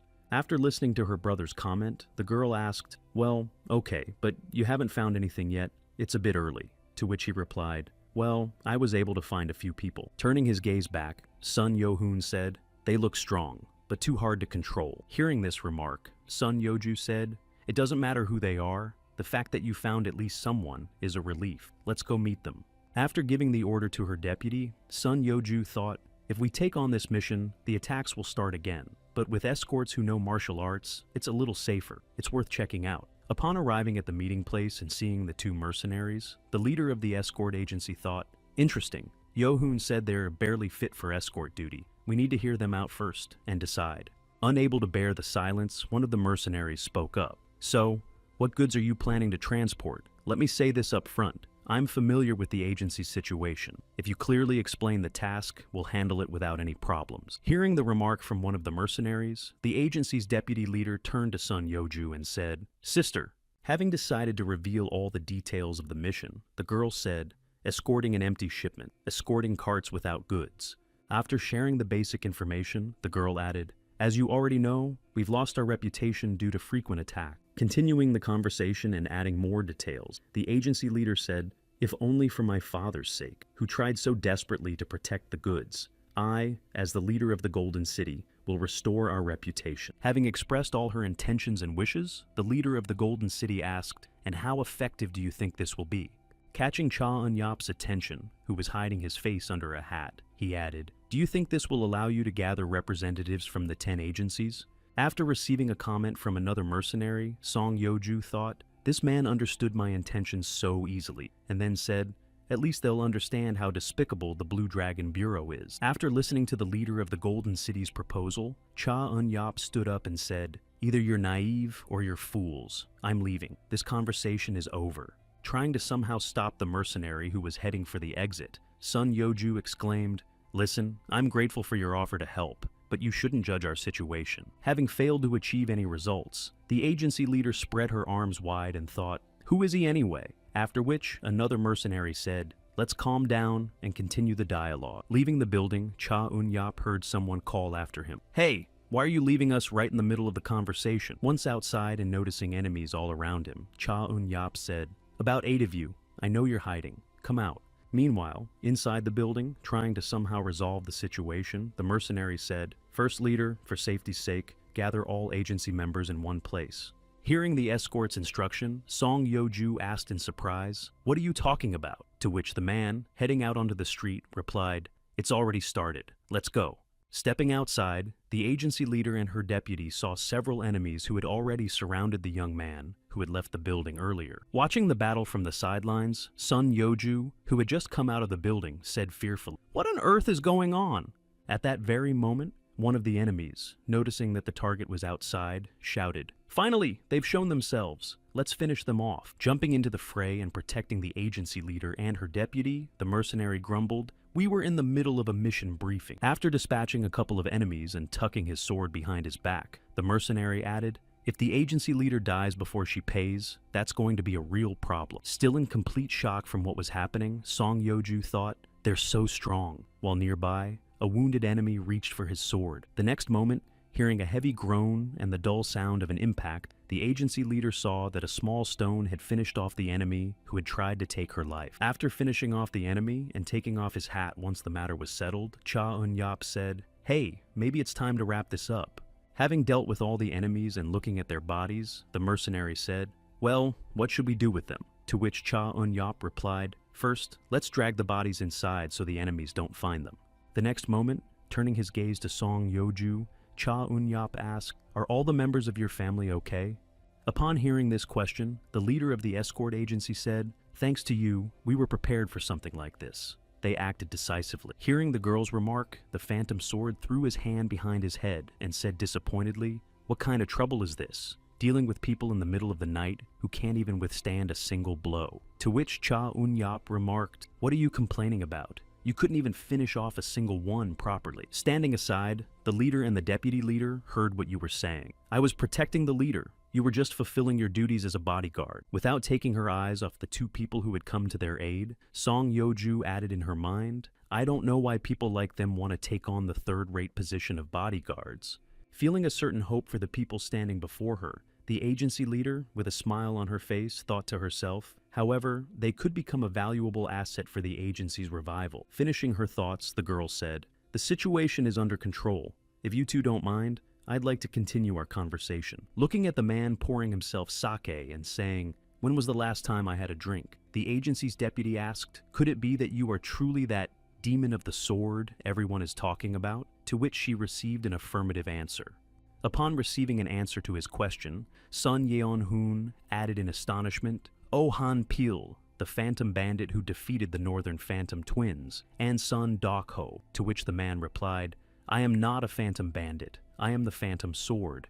Continuing the conversation with the Phantom Sword, the deputy asked, but where did that boy who was with you go? Upon hearing that the young man was a butterfly, he said he would scout the area and return. He's very meticulous. I haven't known him long, so I can't say if he's been like that since birth. After hearing the story about his companion, the deputy leader asked, aren't you two regular companions? To which Oh Han-pil replied, it's a long story. Upon receiving the question from the agency's deputy leader, the Phantom Sword began recounting the story of how they met, saying, I met him about 2 months ago. Catching the gold coin he'd tossed into the air, Oh Han-pil thought to himself, they said there was an underground gambling den around here, and I thought I'd find something interesting, but in the end, I ended up without my wallet. Gritting his teeth after recalling what had happened to him, Phantom Sword added discontentedly in his mind, that sneaky kid. Recalling Cha Eun-yap, who had fleeced him of every last penny, Han-pil thought to himself, I can't believe some little kid is making a fortune off underground gambling. Leaning against the wall of the house and continuing his thoughts, the Phantom Sword added in his mind, and he has a sword too, which means he knows martial arts. Waiting for the right moment, the man thought to himself, let's find out right now. It's the perfect time. And then, spotting Cha Eun-yap nearby, he thought, so there he is. Soon after, Oh Han-pil saw that the young man had stopped and, without turning around, said, hey, you there, don't you think stealing other people's money is a job too? The next moment, casting a displeased glance at the man, Cha Eun-yap added, are you going to threaten me with that rusty little knife? Outraged by the young man's remark, the Phantom Sword took his weapon in hand and said, you little shit, have you ever heard the name Oh Han-pil? I have business with you, but, raising his sword before him and smiling, Oh Han-pil added, first, I'll have to teach you a lesson. Come with me, and I'll show you just how big the world is. Hearing the man's call nearby, Cha Eun-yap, with a smile on his face, thought, sure enough, he must have come here because of the rumors. He might prove useful if I play my cards right. Arriving at a secluded spot, Oh Han-pil, holding his sword on his shoulder, said, good spot. No one will see anything. After listening to his opponent's assumption, Cha Eun-yap drew his own sword and said, true, but only I will see your shameful posture when you fall to the ground. Falling for the young man's provocation, Oh Han-pil said, let's see how long you can keep your mouth running. What's your name? After being asked this question, Cha Eun-yop replied, I have no name to tell you, but before we begin, I'm curious just how strong you are compared to the best martial arts masters. Also, upon hearing the remark directed at him, you look strong, but I know nothing about you, Oh Han-pil thought. This kid, and then said, what can I say? The next moment, without warning, he lunged at the boy to catch him off guard, and the phantom sword added, you'll find out when we cross blades. Seeing how Cha Eun-yop parried his strike, the phantom sword thought, he met my sword head on. It seems he does have some skill after all. Having made an initial assessment of his opponent's skills, Oh Han-pil continued to maintain the offensive pace of the battle. Later, seeing that the young man seemed to have opened up, the phantom sword tried to deliver a sweeping strike. Reading his opponent's movements and discerning his intentions, Cha Eun-yop ducked, dodged the blow, and broke the distance. After pausing following his opponent's last strike, Cha Eun-yop said, I understand. Watching how you wield your sword, I can tell you're truly strong, and thanks to you, I've also realized my own strength. Upon hearing the young man's words, Oh Han-pil smiled and said, I'm about to, but before he could finish, Cha Eun-yop interrupted him and said, are you saying you swung so wide on purpose so I could dodge? Taking control of the conversation, Cha Eun-yop added with a smile, you were creating moments when I could speak up while I was assessing your movements. You act as if you've been provoked, but you approach battle with caution. It's much more important to understand the enemy's intentions than to react to provocations. Seeing that his opponent had begun to bite his lip thoughtfully, Cha Eun-yop added, well done, you passed. Sheathing his sword after assessing the man, the young man added, I propose a bet. If I win, I'll give you the money I won from underground games and all the information I know, and I'll even help you until you're debt-free. As he laid out the terms, Cha Eun-yop added, but if I win, you'll help me without any objections for 6 months, so let's have a good fight. Upon receiving this intriguing offer, Oh Han-pil thought that Cha Eun-yop had laid out the terms backwards. There must be something he was counting on, and then said, I have no objections, but what do you hope to achieve? If it's something dirty or questionable, I'll refuse. Hearing the question from his opponent, Cha Eun-yop said, I'm looking for someone, but it'll take too long if I do it on my own. Upon learning exactly what the boy needed help with, the phantom sword said, don't complain later if you lose. After receiving a warning from his opponent, Cha Eun-yop laughed and said, well then, let's begin. Also, having drawn his sword and prepared for battle, Oh Han-pil thought, if he's that strong at such a young age, he must be one of the people I'm looking for. Such incredible inner energy. Preparing to demonstrate his true strength, Cha Eun-yop silently recited, Blood Butterfly Sword Technique, Second Form, Blood Butterfly, Trembling in the Wind. When Cha Eun-yop went on the offensive, the phantom sword, confused about what to do, wondered what kind of technique this was. Struck and knocked off his feet, Oh Han-pil thought to himself, it's unbelievable. Even with such strong defense, I was still knocked back. The next moment, Cha Eun-yop approached the man, extended his hand and said, I won, just as I promised. You will help me. Extending his hand in response and beginning to rise from the ground, the phantom sword said, I've never met a stranger person than you. Standing up and glancing at the young man, Oh Han-pil added, you and your technique are impressive, but your inner energy is not something that can be achieved at such a young age. At least tell me which clan you're from and who your master is. After this question, Cha Eun-yop heard, if you pose a threat to the martial arts world, then I'll be forced to finish you off right here and now. Upon hearing this remark, Cha Eun-yop thought, after a defeat, one shouldn't throw around such words. He thought, I thought the righteous faction was full of nothing but misers. The next moment, glancing at the phantom sword, Cha Eun-yop added to himself, interesting, I don't want any unnecessary misunderstandings. It seems I should tell you a little about myself, so there won't be any problems. Having made his decision, Cha Eun-yop spoke, the Great Yin Breathing Technique. That is the name of the medical book that became the foundation of my powers. I have neither a clan nor a master. I read the book and built up my own internal energy with its help. After hearing the young man's story, Oh Han-pil asked, the Great Yin Breathing Technique? I've never heard of such a thing before. Cha Eun-yop then looked away and thought, well, of course, the book didn't have a title, so I made one up. After revealing some details about himself, Cha Eun-yop asked, so, what were your plans before we met? To which Oh Han-pil replied, well, isn't that up to you to decide? Hearing that he was now deciding what they should do, Cha Eun-yop said, for a member of the righteous faction to be hanging around gambling houses, it seems something is amiss in the martial arts world, and you're sniffing it out. The next moment, turning his gaze to his partner, the young man added, Let's join forces to get the job done. I need to know where you were headed." Hearing the proposal from his new leader, the Phantom Sword said, "If that's the case, then let's head to Hanam." Finishing the story, Hanpil rested his hand on his chin and said, "Well, that's how it all went."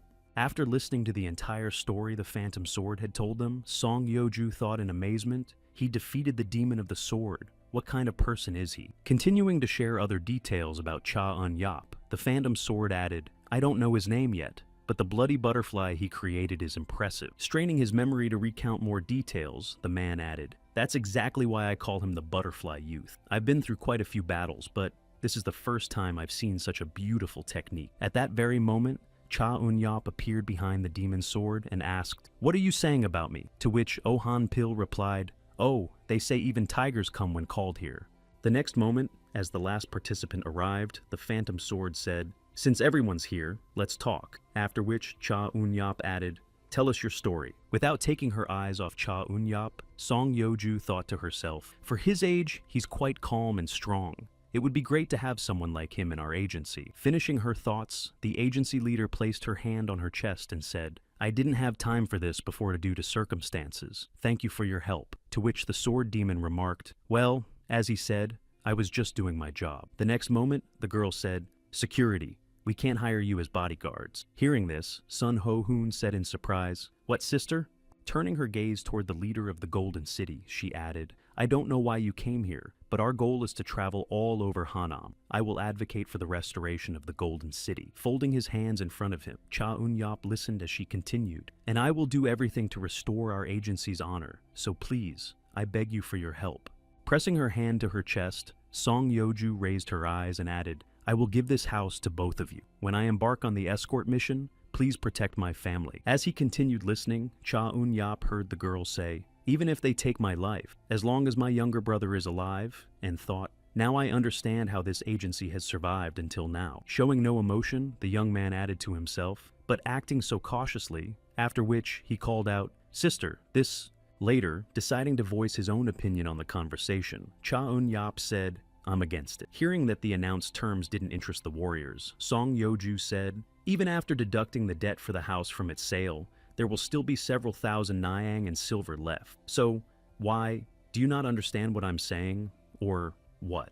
Taking a cup of liquor in his hands, Cha Eun-yap added, "The house isn't the main problem. A deal where human lives are at stake is always a losing proposition. That doesn't suit me." Reaching into his inner pocket, Cha Eun-yap added, "Before the deal, you should make the Golden City a place that can provide adequate compensation. Therefore, your prosperity only works in my favor." Taking out the receipt and handing it to the agency leader, Cha Eun-yap said, "Here, take this." Taking the letter handed to her by the warrior Song Yeoju, she asked in surprise, "Is this a receipt?" Upon hearing this, she realized it was a bank promissory note. Continuing to explain his idea, Cha Eun-yap added, "The escort mission may take several months, and restoring the agency could take years, but to establish your name, you need a solid foundation." Continuing his thought, Cha Eun-yap added, "With this promissory note, you can pay off the entire debt, including interest. Pay the money in the morning and take the documents home." Without taking his eyes off the girl, Cha Eun-yap added, "I don't need them, so you can leave them with your father." Receiving such a generous offer, the girl asked in surprise, "Why are you helping us so much?" Picking up a sake cup and taking another sip, Cha Eun-yap said, "What I want to do will take some time. If Golden City restores its reputation and helps me in return, it will be very timely. You can consider this an investment." Having received such favorable terms for the deal, Song Yeoju pressed her hand to her chest and said, "We agree, thank you." Also joining the conversation after what he saw, Han-pil asked, "Such a large financial contribution, but you didn't even buy me a drink with that money." After receiving a remark from his friend, Cha Eun-yap said, "I'm telling you, this is an investment. Buying you a drink won't change anything, and you can drink right in front of me. You'll be the one drinking, deputy leader." Hearing the offer to drink, Sun Yeoju smiled and asked, "Do you want to change the subject?" At the same time, remaining seated at the table, Cha Eun-yap thought, looking at them, "I remember the master and Mrs. Suyeon." Unable to get those two people out of his head, Cha Eun-yap thought to himself, "I wonder what he's doing right now and where Suyeon is. The incident with the Golden City reminds me of what happened in the Sol family. All of this must be connected somehow. I won't let them do as they please anymore." Meanwhile, After hearing the report from his subordinate, the leader of the Blue Dragon Bureau, Guak Chio, said, "So, it seems we failed." Continuing his report to the leader, the deputy head of the Blue Dragon Bureau, Guak Gi Rayang, said, "The members of the escort agency have returned to the Golden City, and on top of that, all public attention is focused there." The next moment, raising his head, the man added, "I couldn't believe that thanks to them, the agency building had turned into an impenetrable fortress, and that is why I personally went there." Hearing his subordinate's words, the leader rose from his seat and said indignantly, "Fool! Didn't I tell you to observe the situation without using force?" To which he replied,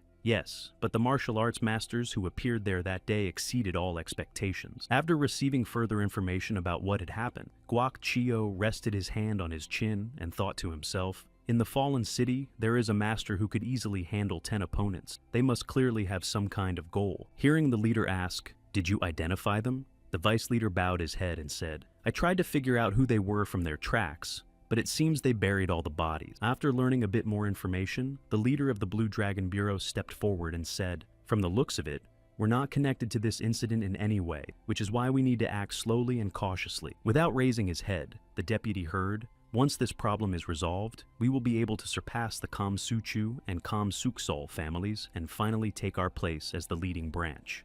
Feeling the weight of the responsibility falling on him and realizing that everything must be carried out without the slightest mistake, Guak Giriang replied, "I'll keep that in mind."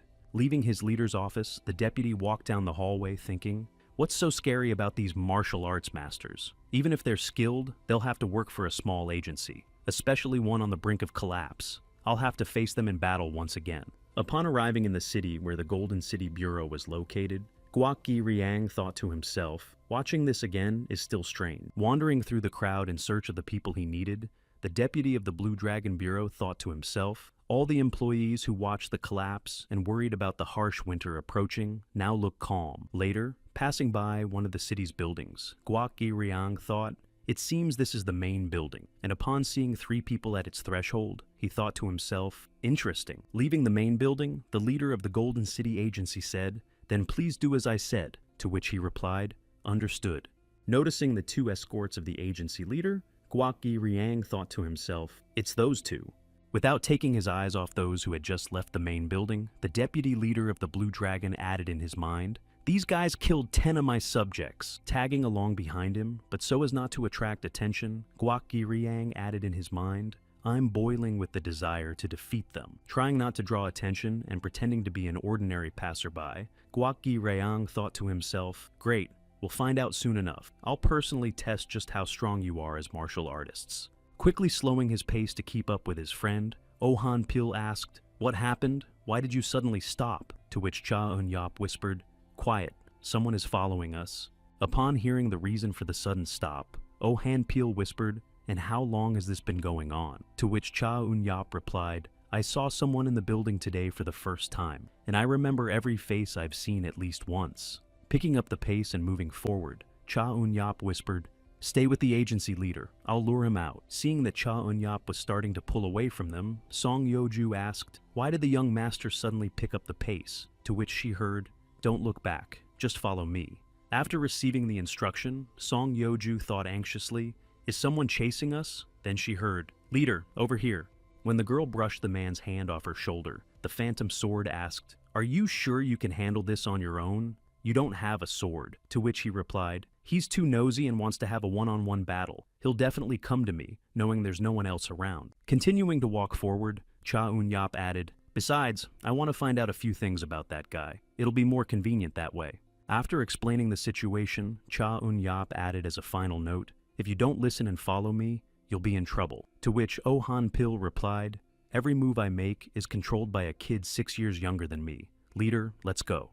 Seeing that his targets had split up, the Blue Dragon's deputy leader thought in surprise, "What's going on? Why did he suddenly walk away so casually?" Continuing his thoughts, Guak Gi Riang added to himself, "Shouldn't he be with the agency's leader? It seems like the right moment." Following Cha Eun-yop and noticing that he had gone behind the building, the deputy leader of the Blue Dragon Bureau thought to himself, "I should check how strong he is." Turning the corner and seeing no one there, Guak Gi Riang exclaimed in surprise in his mind, "He's gone! But where could he have disappeared to so quickly?" Appearing behind his pursuer, Cha Eun-yop asked, "Are you from the Blue Dragon Bureau?" Glancing warily over his shoulder, the deputy leader of the Blue Dragon Bureau replied, "You have pretty good instinct." At that moment, continuing to play with the butterfly, Cha Eun-yap said, "You like to complicate everything, don't you? It feels like it's because of people like you that the world becomes so confusing." The next moment, shifting his gaze to the guy who was chasing him, Cha Eun-yap asked, "What's the matter? You want to fight me? Well, if that's how it is, let's do it." Assuming a fighting stance and preparing for battle, Cha Eun-yap said, "I suppose these beggars' clothes look ridiculous on you because of your noble background, so it would be better if you rolled around on the ground." Hearing this remark from his opponent, Guak Gi-riang smiled and said, "Are you going to fight me with your bare hands? It seems you're skilled with a sword, but a staff will suffice." Before Guak Gi-riang could finish, Cha Eun-yap interrupted him, saying, "If you need it, take it yourself. Don't worry about it, just attack. You'll figure out whether it's worth using a sword against me as soon as the fight begins." Outraged by his opponent's words, Guak Gi-riang lunged at Cha Eun-yop and shouted angrily, "Then don't blame me for your own actions." As he closed in on his opponent, Guak Gi-riang looked at him and thought, "His stance is sloppy. It seems he hasn't practiced any martial arts other than fencing." But just as he was closing in, having managed to dodge Cha Eun-yop's strike, the deputy leader of the Blue Dragon Bureau, seeing the mark left by the fist, thought in confusion that it was the fist that had created such pressure.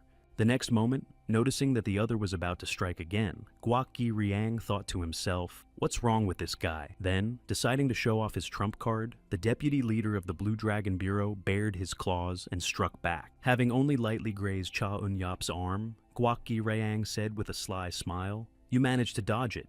You really are amazing." Continuing to look at Cha Eun-yop, who spoke in surprise, Guak Gi-riang added to himself, "Although his potential hasn't been fully revealed yet, in the future he could become a formidable beast." Using the full length of his claws for combat, Guak Gi-riang thought to himself, "I need to put an end to this. Look at the claws of the Night Shadow. I've honed them to the absolute 8th level."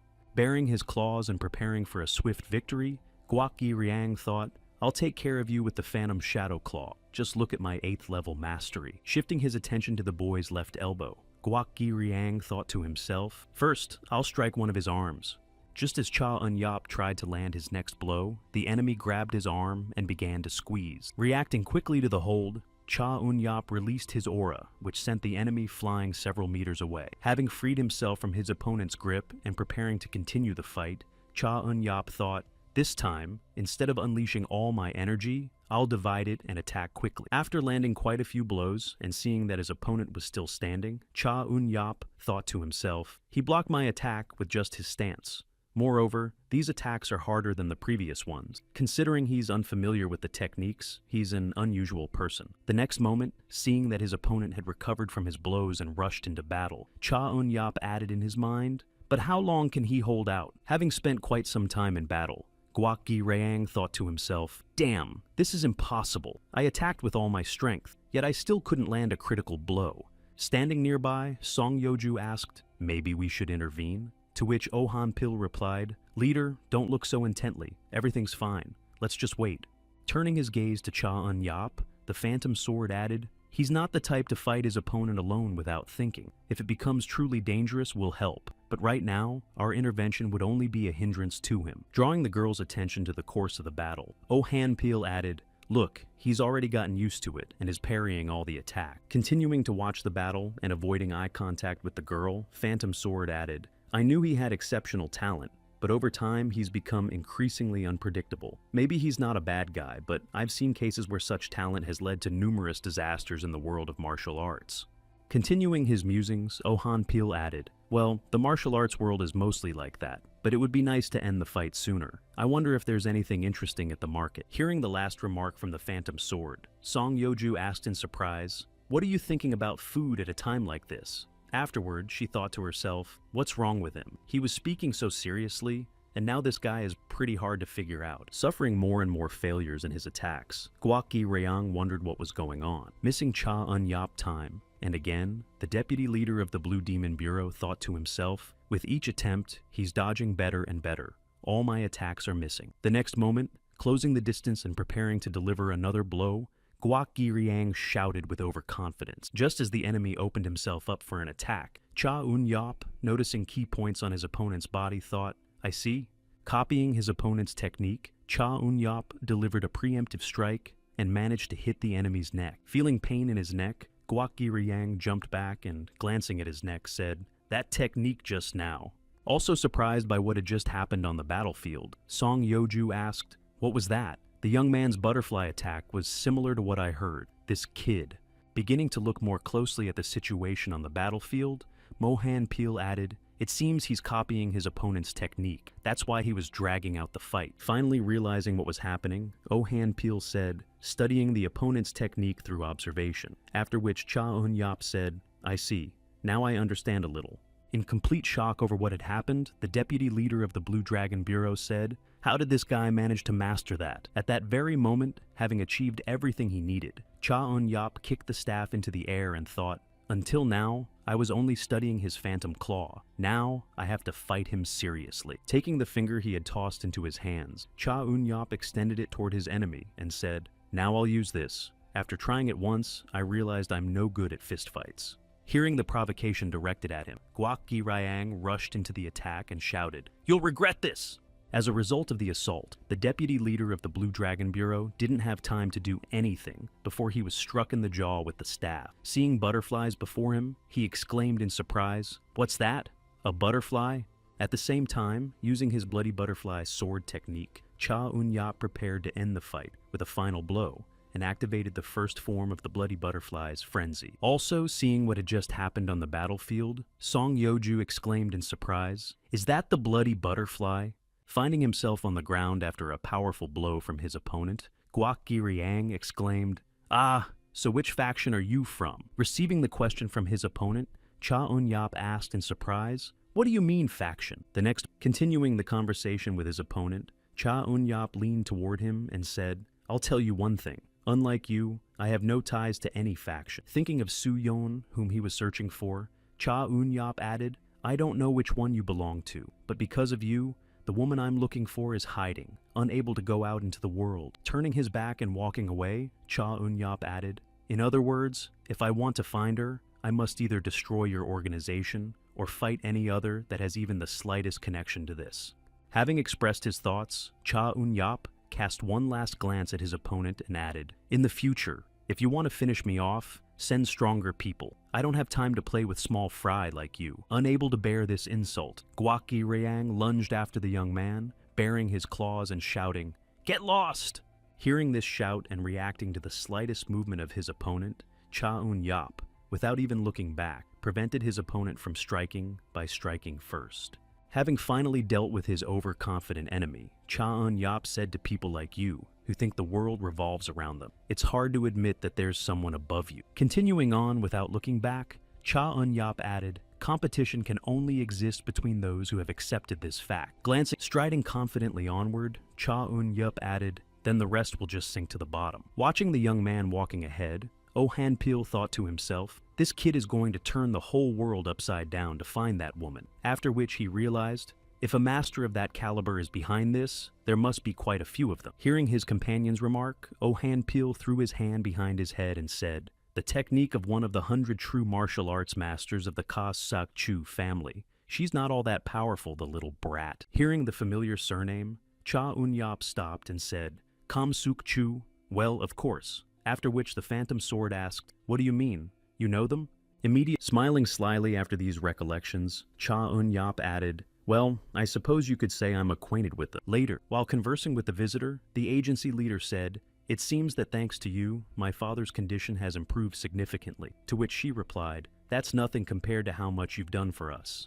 Meanwhile, the next moment, shifting his gaze to Cha Eun-yap, the Phantom Sword added, "One way or another, I thought you'd win. But weren't you surprised that your opponent turned out to be stronger than expected?" Also turning his gaze to his comrade and hearing, "It's not just the victory that matters, is it? Next time, use the butterfly first," Cha Eun-yap asked. "The butterfly?" Realizing what his comrade was talking about, Cha Eun-yap remarked, "It's not just a butterfly, it's the bloody butterfly sword technique." To which he heard, "In any case, in the future, fight properly with the sword right from the start." Hearing the warning from his comrade, Cha Eun-yap bowed his head and replied, "As you say, yes." Lost in his memories, Cha Eun-yap thought to himself, "With my current sword, I won't be able to unleash the full power of the bloody butterfly technique. Also recalling the battle with the deputy leader of the Blue Dragon Bureau, Cha Eun-seong, he added in his mind, with that guy, it was more than enough to fight with my bare hands, but I don't know how strong the next opponents will turn out to be. The next moment, seeing Cha Eun-yap suddenly get up and head for the exit, Oh Han-pil asked, "Where are you going?" To which he replied, "To the armory. I need a sword." After visiting several shops, Cha Eun-yap found what seemed to be the best option and purchased it from the blacksmith. As he continued on his way with his newly acquired sword, another shop caught the young man's eye, one he simply couldn't pass up. Stepping closer and peering inside, Cha Eun-yap thought to himself that this was also a shop. Picking up the first weapon that caught his interest and beginning to examine it, the young man thought to himself, "This weapon is pretty good, but something is missing." Soon, the shop owner appeared behind the visitor and asked, "Do you know how to make weapons?" After receiving the man's question and holding out the spear he had been examining, Cha Eun-yap said, "Well, I carved a wooden sword for myself." Also, as he began examining the item that had caught the visitor's interest, the blacksmith remarked, "It looks like a lot of effort went into making this." To which he replied, "What are you talking about?"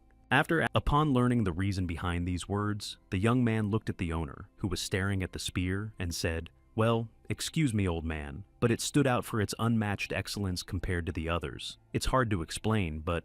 Hearing the visitor's words, the owner sighed heavily and said, "My son made it. Only those capable of hearing the breath of a weapon will feel the difference." After that, Cha Eun-yap asked, "I see. Where is your son?" Receiving the question from the visitor, the shop owner leaned on the spear and said, "He was so obsessed with one woman that he ran away in the night, abandoning his blacksmithing. It would be nice if he started a happy life, but given his character..."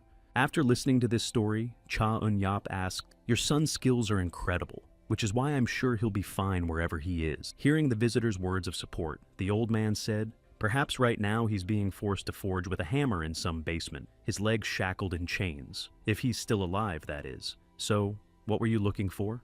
In response to the owner's question, Cha Eun-yap said, "For my technique, I need a sword that can withstand flexible, fluttering movements. Do you have anything suitable?" Hearing what the visitor was looking for, the old man reached for a side table, pulled out an interesting specimen, and said, "Here." Taking the flexible long sword, which looked more like a ribbon, into his hands, Cha Eun-yap said in surprise, "Urumi." The old man then remarked, "Many have wounded themselves while carelessly swinging it through the air." Realizing the risks this weapon entailed, Cha Eun-yap thought, "If I had this sword..."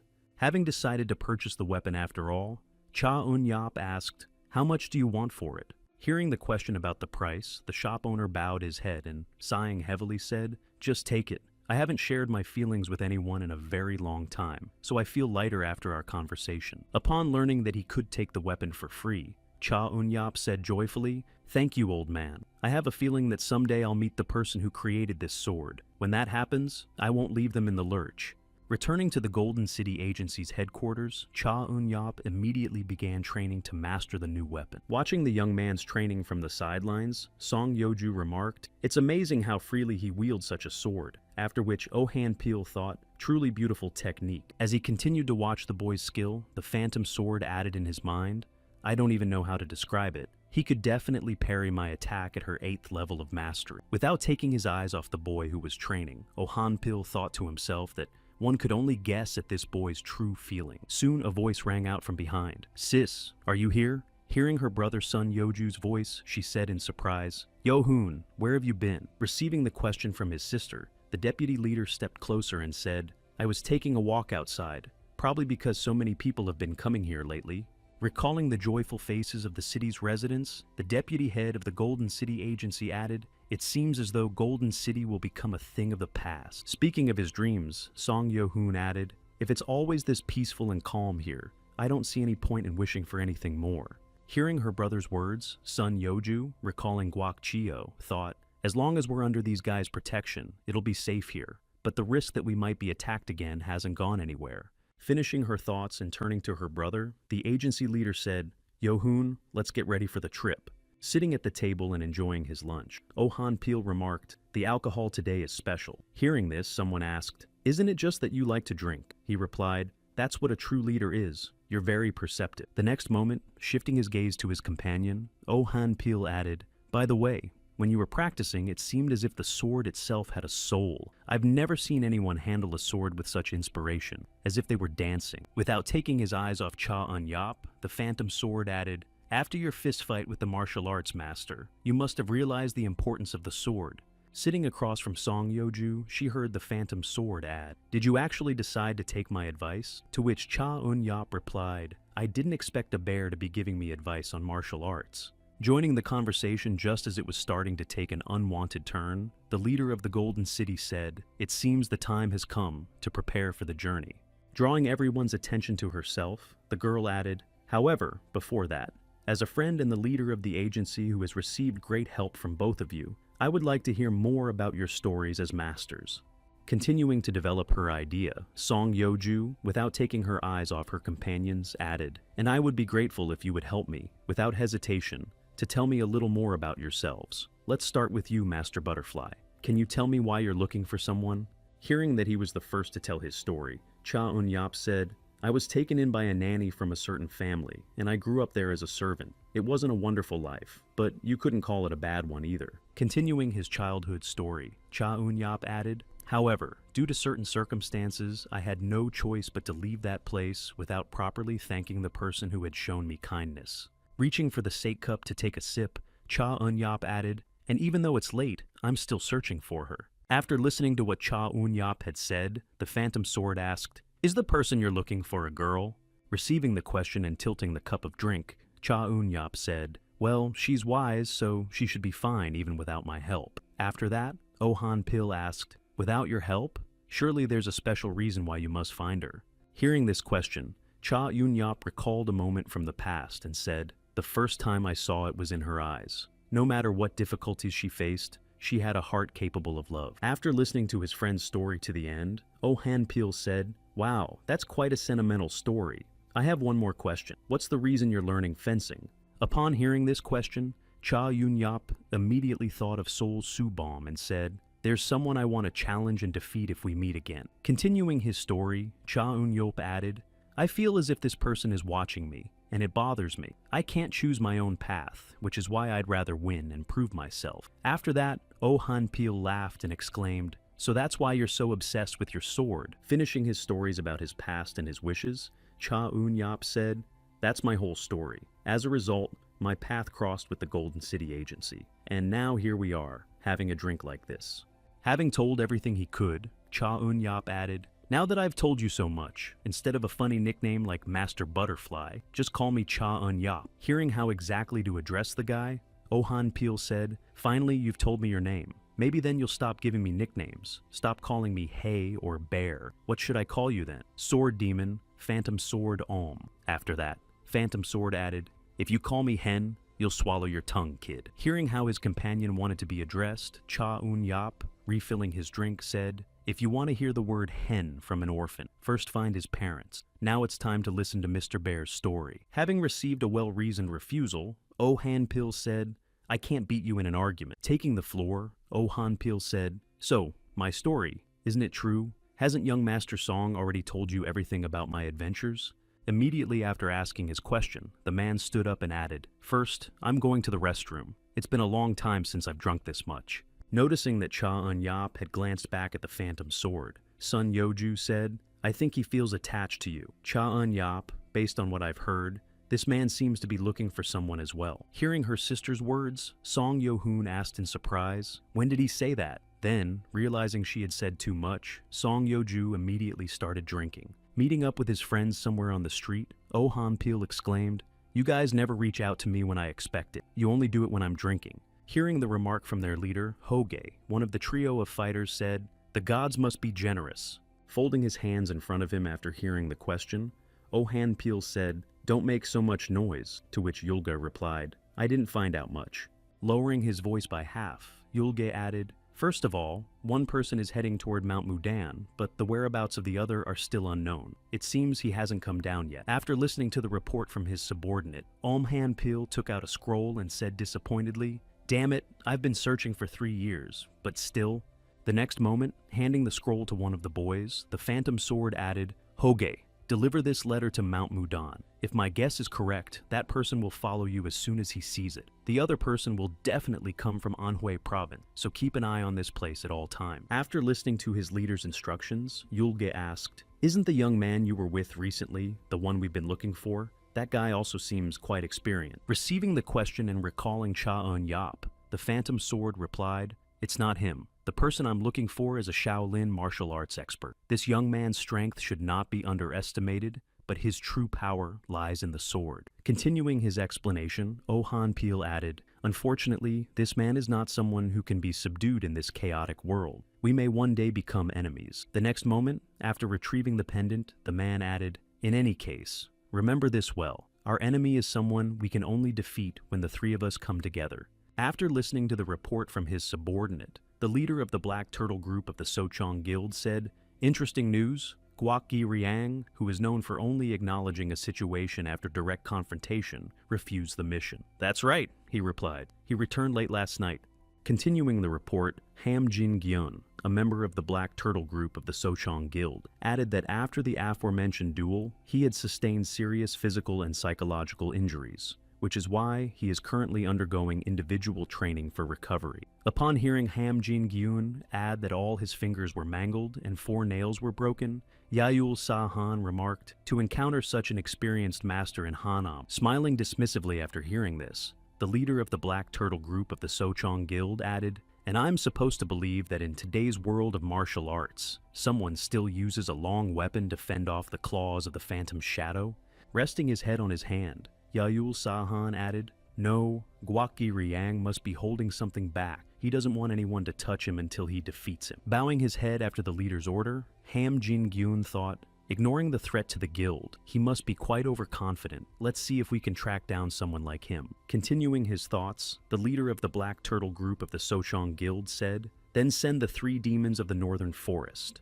Hearing the instruction from his leader, the subordinate asked all 3 in surprise. Receiving the question from his subordinate, Yayul Sa-han said, "One failure is more than enough. The price of a second will be even more bitter." After that, Ham Jin Gyun asked, "By failure, do you mean the marriage to the Kam Suk Sol family?"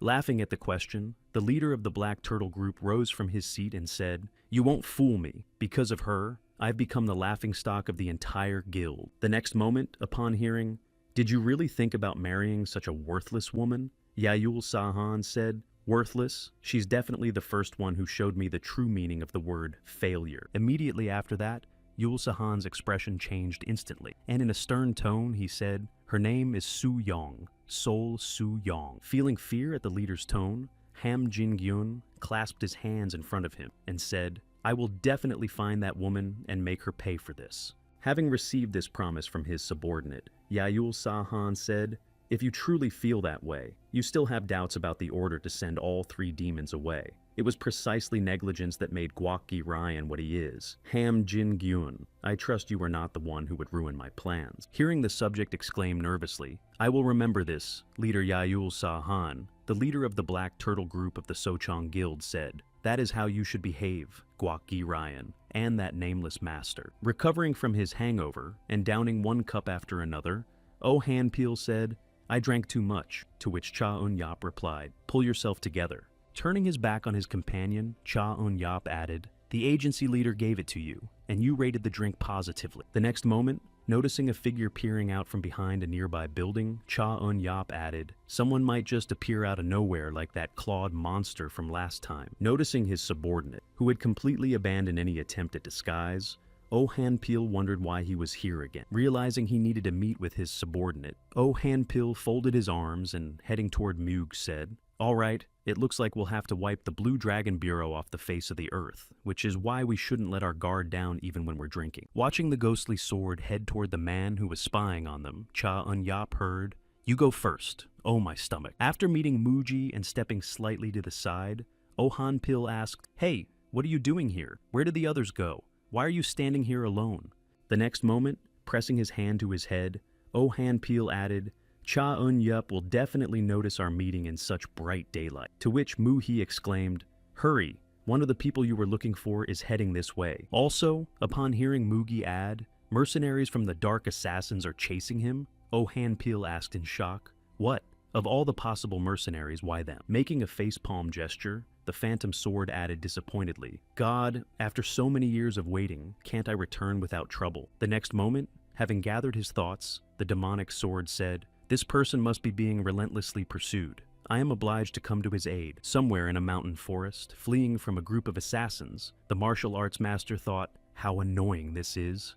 Throwing off the hat that was only getting in her way, the girl added to herself, they're chasing me because of one stupid mistake. I went down there, and now look what's happening. 10 days ago, visiting a small restaurant, the girl happily savored everything she was served, exclaiming, delicious! Besides the cured boar, there are plenty of other tasty dishes here. Soon after, a drunken man approached the girl, took her sword in his hands and said, wow, what an incredible sword. The next moment, leaning toward the girl, the drunkard asked, how strange. It's as if a dung beetle wandered in for lunch, but never mind that. Where did you get something so valuable? Outraged by the man's remark, the girl snapped, what kind of annoying fly is this, ruining the taste of my meal? After these words, snatching her sword from the drunkard's hands, the girl shouted, give it back! Such a thing is not meant for scum like you. First, take off that gold ring if you want to claim to be a martial arts expert. Offended by the girl's words, the drunkard drew his sword and, swinging it, shouted, this woman wants to die.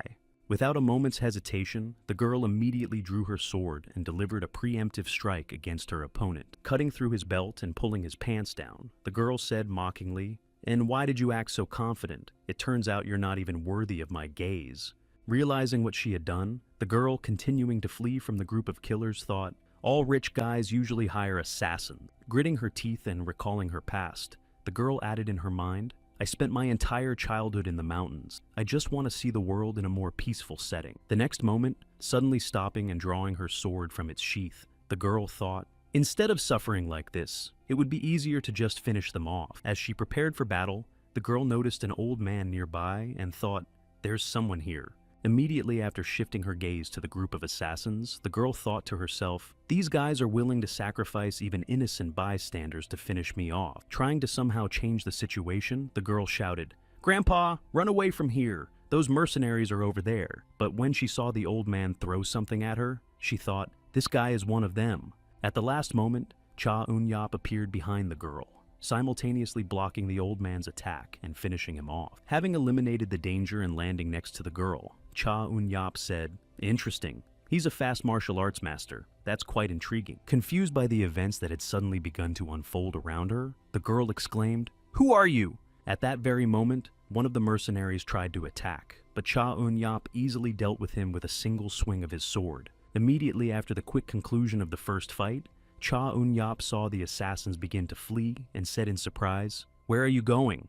Fleeing as far as their eyes could see, one of the assassins thought to himself, he's a professional martial arts master who defeated the leader with a single strike. If this continues, we'll lose our advantage, so we need to retreat quickly. But before he could get far, he bumped into something hard. Looking ahead, he saw Oh Hanpil standing before him and exclaimed in confusion, what?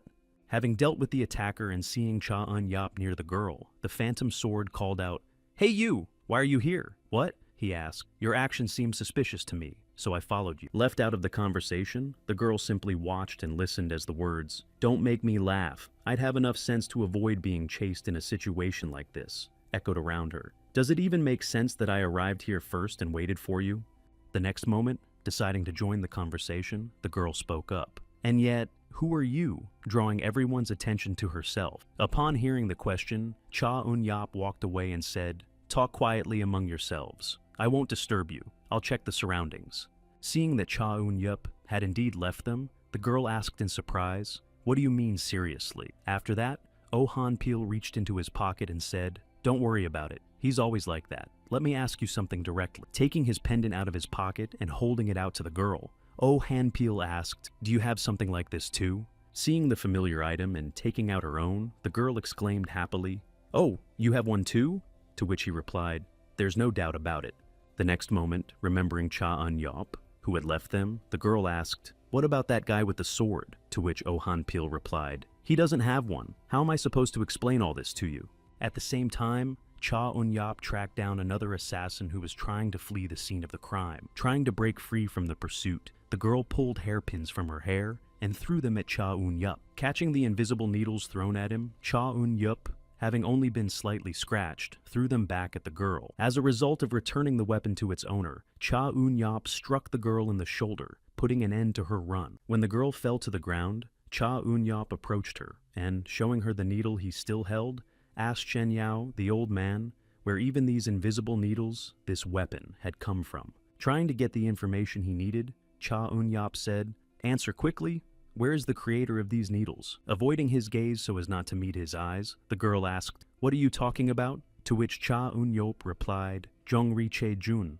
Bringing the invisible needle even closer to the girl's face, the young man added, "You saw my sword, he made it. I promised his father I'd find his missing son, and this weapon was clearly made by his hand." Pointing the needle at the girl's neck, Cha Eun-yop tried to intimidate the hostage and added, "I'll let you go if you tell me where Jongri Che-jun is." Hearing what Cha Eun-yop was interested in, the girl laughed and exclaimed, "That fool will be hammering away in the dungeon until he dies." After which she realized, "So it's you, the woman who kidnapped him." Biting her lip, the girl said, "My brother and grandfather died today at your hands. The dark assassins will find you even in the depths of hell." Seeing that the girl had just taken her own life, Cha Eun-yop said, "So they were all family. She kidnapped someone else's son, yet she dared to think about family before dying." Seeing that Cha Eun-yop had already returned from surveying the surroundings, Han-pil asked, "So you're saying you took care of the mercenary who ran away?" Receiving an affirmative answer, the Phantom Sword asked, "Really? Why go to so much trouble for you? This has nothing to do with me." To which he replied, "I have my own reasons, but what's more important?" Turning his attention to the girl he had recently saved from the assassins, Cha Eun-yop asked, "Who is she?" As he began to get to his feet, the demonic sword said, "My sister. I found out she was in danger while trying to find me, so I came to her aid." The girl then folded her hands in front of her and said, "My name is So Kei-yeon. Thank you for your help." To which Cha Eun-yop replied, "She's my sister. You're from Gaebon, too." Upon hearing the question, the girl asked indignantly, "What do you mean, that I look like a homeless person?" Hearing this, I asked, "Why are you on such familiar terms with me?" She replied, "Because of your brother, who looks as if he's from there." Hearing this, Han-pil said, "You can't hide anything from this scoundrel." After some time, upon returning to the Golden City, Han-pil said to the agency leader, "Allow me to introduce someone." Glancing at the girl standing in front of him, Ghost Sword added, "This is my sister, So Kei-yeon. She studied martial arts while living in the mountains and doesn't know much about the world, but please take care of her." After that, the girl exclaimed, "Nice to meet you," to which Sun Yeoju replied, "Likewise. You look tired, Yo Hyun-un. Take her inside." Continuing his conversation with the agency's leader, Han-pil said, "Due to certain circumstances, she'll be staying with us, so please allow her to stay here for a while." Meanwhile, Sun Yo-hoon said to the guest, "Please come this way." Following the deputy leader, So Kei-yeon exclaimed in amazement, "Wow, what a beautiful house. The building of the famous escort agency really stands out." As he continued to escort her, the deputy leader said, "I'm Sun Yo-hoon. As Mr. O's sister, you're just as important to us. If you have any inconveniences, you can let us know at any time." After hearing the young man's words, So Kei-yeon exclaimed, "Thank you, Yo-hun. Since I'm older, I can now call you my younger brother. Isn't it more comfortable to communicate without formalities when you're older than me?" To which Sun Yo-hoon replied in surprise, "Oh, is that so?" Meanwhile, left alone with Sun Yeoju, Han-pil said, "Leader, if you don't mind, perhaps my sister could join your journey. A skilled martial artist like her would be useful as a bodyguard." Hearing this proposal, the girl replied, "Since you vouch for her, I don't think there will be any problems." To which the Phantom Sword replied, "Thank you, and there's something else. We had a conversation on the way here." Hearing Han-pil say, "There's a small problem," the girl asked warily, "What's the problem?" The next moment, pointing in the direction So Kei-yeon had gone, Han-pil said, "Actually, my sister is being pursued by a mercenary organization. Moreover, this guy recently defeated one of the Blue Dragon Bureau's best masters. The risk of a counterattack is higher than expected, which is why I'm concerned about your safety." After saying this, Cha Eun-yop took a step forward and said, "Since our goal is the journey itself, I wouldn't want you to needlessly risk your well-being during it. Right now, the agency is short-staffed, and besides, if you stay at this large estate, even the Blue Dragon Bureau won't dare to attack recklessly. Please, let us go on this journey, and you as the leader." Before Cha Eun-yop could finish, Sun Yeoju interrupted him and said, That's impossible. Mr. Om and Master Cha Yu Yap have helped me greatly, so their problems are my problems. And without the agency's leader, the journey won't be as meaningful. What's the point of saving the agency, the Golden City,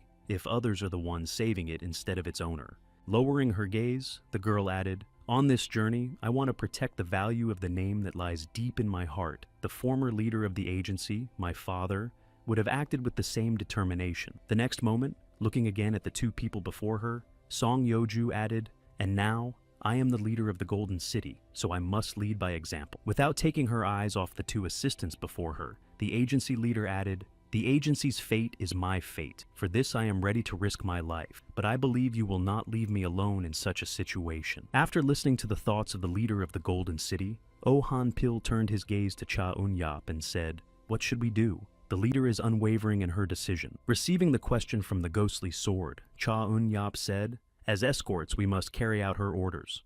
The empty cart escort, as the name implies, is an empty cart under the banner of the Golden City Escort Agency. The purpose of the journey lies in the agency leader herself and the escorts driving the cart. As soon as Cha Un Yap goes into hiding, those who wish to harm the agency will rashly reveal themselves. Deputy Leader Song Yo-hoon also wanted to join, but decided to stay at the estate to look after his father and the agency's people. Hearing So Kye-yong exclaim, "Don't worry, little brother. I'll bring your sister Yeoju back safely," Oh Han-pil said in surprise. "When did he become your little brother?" On the 5th day of the journey, sitting in the carriage with no news and nothing out of the ordinary, Cha Un-yap thought to himself, "It's already the 5th day, and still nothing has happened." At that very moment, turning her head toward the boy, So Kye-yong asked, "Cha Un-yap, is it true that your brother said all you do is swing a sword when you're not eating or sleeping?" Hearing that she was being addressed again, she asked, "Why did you suddenly bring that up, Ms. So?" Hearing how she had just been addressed, the girl exclaimed, "Ms. So, what do you mean by older sister, ma'am?" Looking her straight in the eye. Hearing the girl just call him that, Cha Un-yap asked, "Older sister?" To which she replied, "You look a year or two younger than me, so wouldn't it be right to call me older sister?" Turning his head away from the girl, Cha Un-yap remarked, "I've never had an older sister like you, so don't bother me." Outraged by the boy's words, So Kye-yeon stood up and shouted, "You scoundrel! What did you just say? You won't call me that." After that, Sun Yeoju joined the conversation, trying to settle the conflict, and said, "Oh my god, stop it. Why are you acting like this?" When Sun Yeoju asked her a question, So Kye-yeon exclaimed, "Tell him, as an authority figure, shouldn't you establish a hierarchy? Otherwise, this problem will remain even after Yeoju and brother Om get married." Hearing this remark, Sun Yeoju nervously exclaimed, "Wait, Mr. O and I," to which someone replied, "What's that? Aren't you two dating?" The next moment, hearing the girl add, "Every time a woman walked by as we were going to your house, he would mutter something like, 'That jewelry looks like Lady Sun's,' or, 'Maybe I should give Lady Sun a gift,'" the leader exclaimed in surprise. "What?"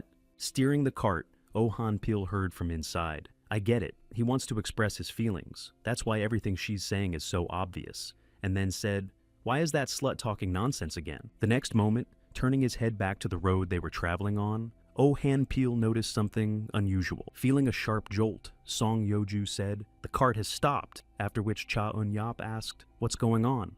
Without taking his eyes off the road, which was blocked by the trio of enemies, the Phantom Sword said, "It looks like they've finally shown up. We have an obstacle in our path." After the sudden stop, Om Han Pil climbed down from the driver's seat and asked, "Brother, what happened?" When Cha Un-yap and So Kye-yong stepped out onto the street, the Phantom Sword said, "3 suspicious thugs have blocked our path. They don't look like they're from the Dark Assassin." Hearing the man's remark, one of the 3 demons laughed and said, "What a disappointment, to be compared to some pathetic mercenaries. Just look at these kids. It seems the world has forgotten us." Snorting in displeasure at his companion's remark, the withered tree demon said, "I have no desire to mess with small fry. Hand over the agency's leader, and I'll spare your lives."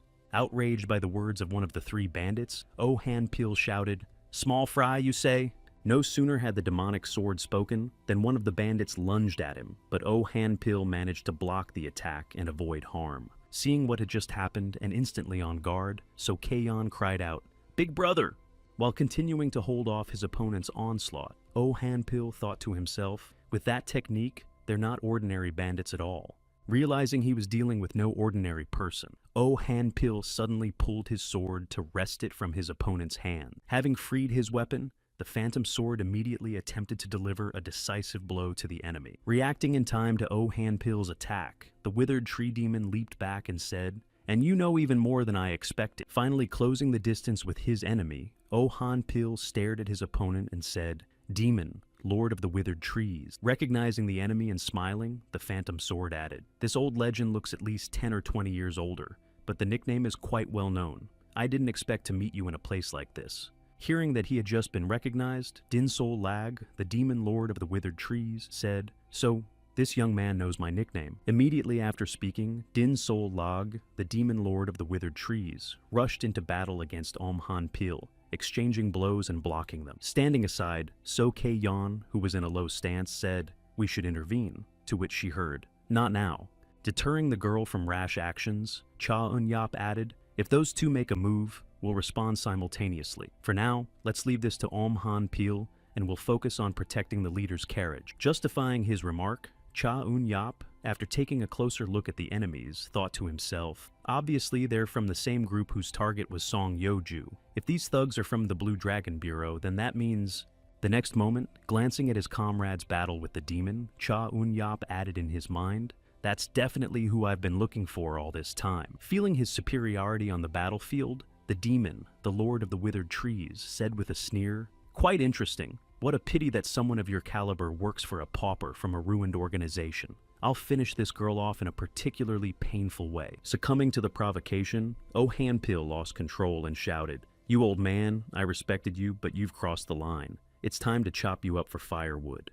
Having lost control and begun to swing his sword mindlessly, Oh Han-pil delivered a chopping blow, but upon seeing that his sword had struck the ground, he exclaimed in surprise, "What?" At that very moment, Din Sol Lag, having dodged the attack and leaping into the air, shouted, "Get out of the way," and prepared to strike. Just then, Cha Eun-yap intervened in the battle and, with a single swing of his sword, cut Din Sol Lag in two.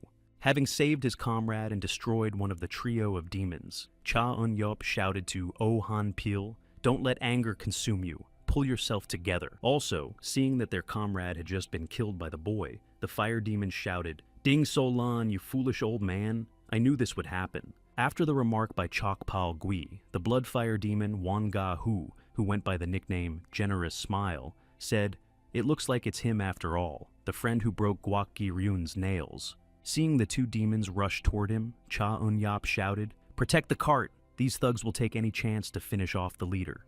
Looking at his comrades who had stayed behind, Cha Eun-yap added, "If anyone dares to approach, take him down together." Approaching the boy and beginning to attack him alongside his companion, the man with the generous smile shouted, "Careful, kid!" Meanwhile, watching the battle unfold from the sidelines, So Gaeon said to Cha Eun-yap, "He's incredible. He can fight two demons at once. If I join him, I won't let them get the upper hand. Brother, out of the three of us, you're the best at protecting Sister Yeoju." Hearing So Kei-yon's words, Oh Han-pil asked, "Do you want to help him?" To which the girl replied, "He helped me, so I have to repay the debt." Using her air step skill and rushing to Cha Eun-yap's aid, the girl shouted, "Make sure the agency leader stays safe." Left alone by the stroller with the agency leader, Oh Han-pil thought to himself, so this is what her air step looks like. At the same time, Cha Eun-yap continued to fight an uneven battle against two demons, trying to fend off each of them. And just as the boy was distracted by one demon, Ko Soo-yeon, arriving just in time, managed to block the bloody fire demon's attack. Having saved the boy from danger, Ko Soo-yeon shouted, "Let's fight together. We need to deal with this as quickly as possible and continue our journey." When his attack was blocked by the other person, the blood fire demon shouted angrily, "Don't get in the way, girl!" Feeling insulted, Ko Soo-yeon swung her sword and, parrying Chokpal Gui's next attack, shouted, "Get lost!" Soon, the battle paused briefly, and all the fighters froze for a moment to consider their next moves. When the tension eased slightly, Cha Woo-yap glanced at the girl and shouted, "Get back! You need to defend the wagon," to which she replied, "Why are you suddenly switching to you?" Ignoring Cha Eun-yap's instruction and preparing to use her technique, So Kei-yon shouted, "I'm not the type to stay in anyone's debt." Seeing that the girl was fired up for battle, he smiled even more generously and said, "Here comes youth. They've paid us a visit for the first time in a long while. Shouldn't we warmly welcome our guests?" To which Chokpal Gui shouted, "Arrogant brats! I'll deal with you." Seeing that his companion was seriously enraged, Wanga Hu said, "And this old man boils over quickly. Thanks to you, We'll have plenty of fun. The next moment, pointing his sword toward Cha Un-yap, he said with a generous smile, "At moments like this, one should eat slowly, savoring every bite." After hearing his opponent's words, Cha Un-yap smiled and said, "Judging by your hands, that guy seems to have conveyed my greeting well." Immediately after his remark, with a smile on his face and preparing for battle, Cha Un-yap added, "Then I should show some sincerity too."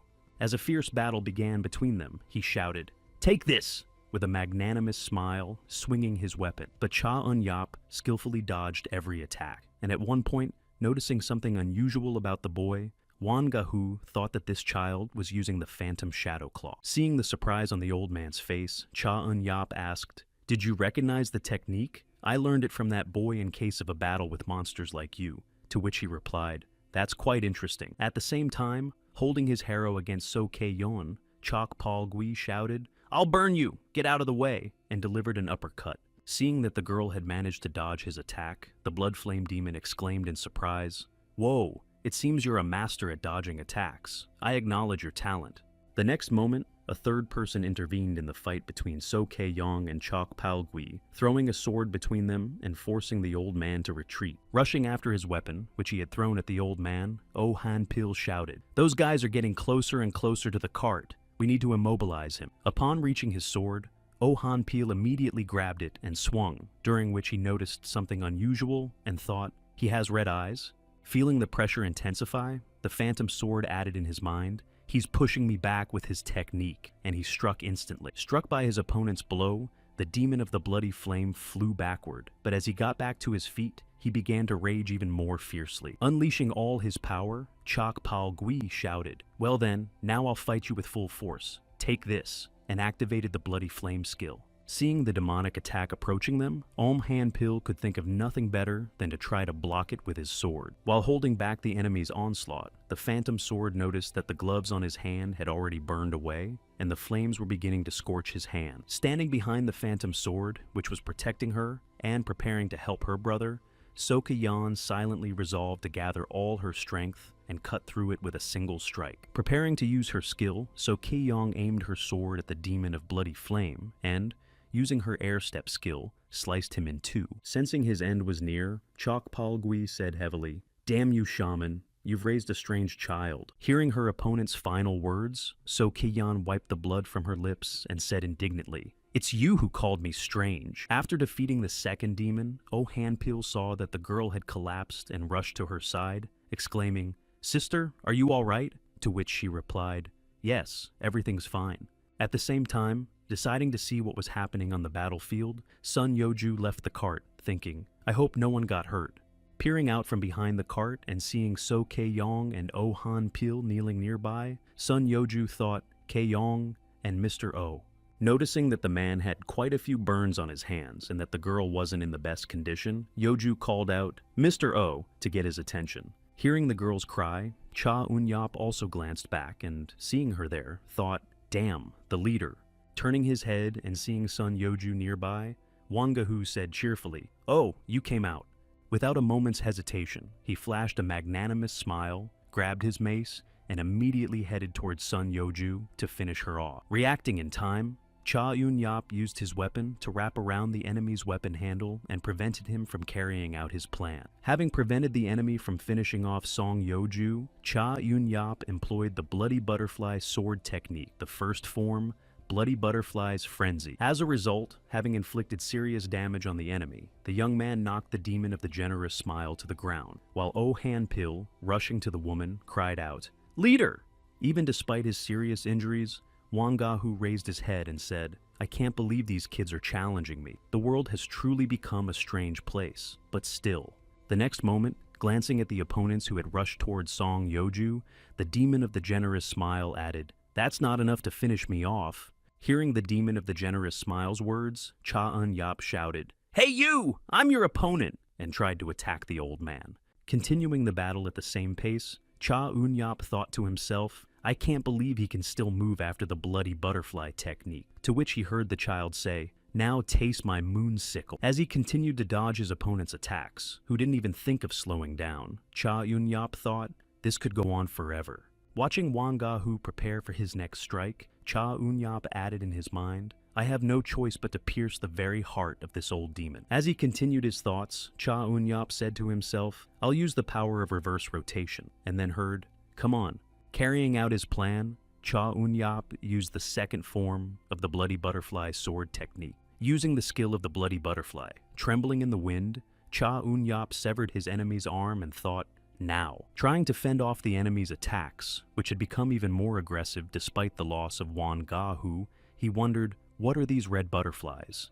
Gathering his thoughts and preparing to fight back against Cha Eun-yap, the demon with a magnanimous smile shouted, scoundrel! At that very moment, Cha Eun-yap was already employing the third form of the Bloody Butterfly sword technique. Using the skill of falling bloody petals, Cha Eun-yap delivered the final blow, after which the enemy would certainly not survive. Feeling his end approaching, Wan Ga-hu said, it's shocking to think that I'll be joining those old fools so soon. The next moment, raising his mace above him and firing needles from it in all directions, the demon with the benevolent smile added, but this old man will be too lonely without a companion in the afterlife. Seeing the needles flying at him from his opponent's mace, Cha Eun-yap, combining maneuvering and weapon skills, avoided every single hit.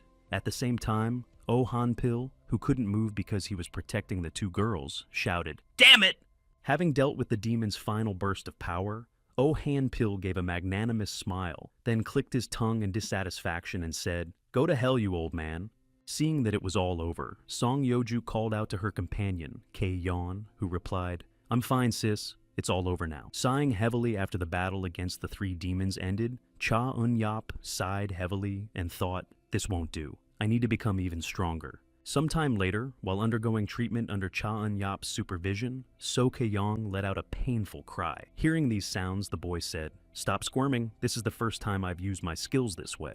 After that, So Kei-yong asked, what clan are you from anyway? While his companions were undergoing treatment, Oh Han-pil said, leader, we're fine, so don't blame yourself. We were prepared for something like this. Those three old devils, they're known as the three demons of the northern forest. It won't be easy for them to send masters like them again, so let's rest. Just as the Phantom Sword suggested taking a break, he heard familiar sounds nearby and said, that's the sound of carts approaching, and it sounds like there are two of them. Also, turning her attention to the carriages heading toward them. So, Kei-yeon exclaimed, isn't that the Blue Dragon Bureau's emblem? Maybe they're from the Blue Dragon Bureau my brother mentioned. To which Oh Han-pil replied, no, they're not. Suddenly pausing and focusing his attention on the figures emerging from the carriages, the Phantom Sword thought, judging by their behavior, they're unlikely to be connected to those old demons. They're probably from another organization and have come in connection with the news about the Golden City Agency. Stepping forward to address the guests, the Demon Sword said,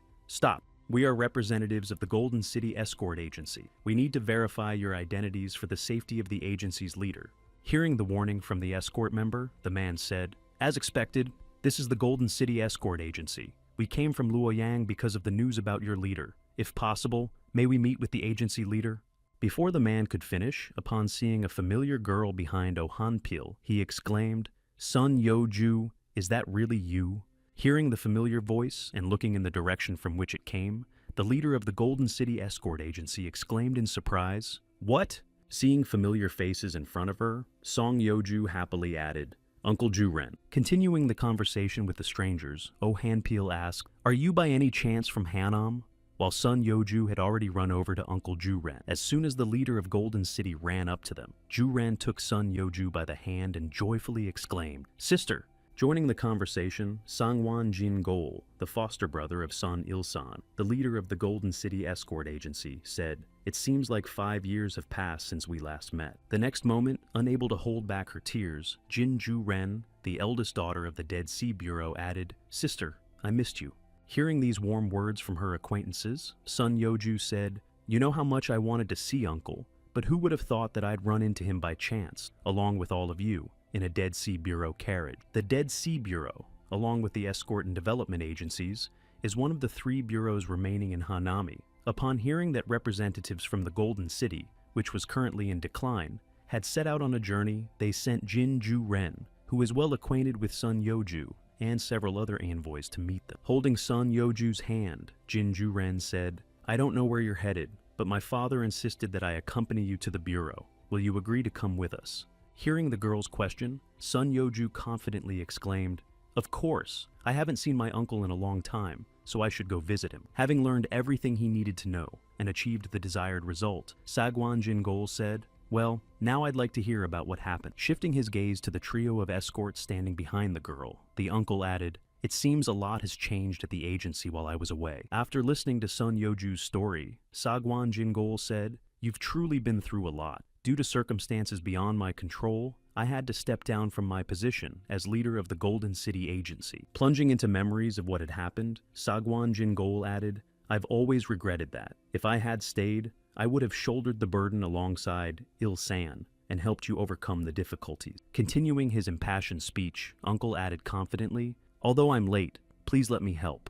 I'll go to the agency and meet with my brother." Hearing this intriguing proposal from Sagwan Jingol, Song Yoju exclaimed joyfully, "Uncle, if you stay with father, I'll be able to continue my journey without worry." After listening to what his niece had just said, Sagwan Jingol replied, "No, I meant that I'll visit my brother and come back so you can stay at the Dead Sea Bureau in peace. I'll be with you from now on." Upon learning what Sagwan Jingol had meant, Song Yoju remarked, "No, uncle, please don't worry about me. I beg you, please help Yohun instead. He's working so hard at the mansion all by himself." Continuing to look at her uncle, the girl added, "I think it's hard for him to take care of the house while also looking after my father. I have wonderful companions from the Golden City Agency, so I'll be fine."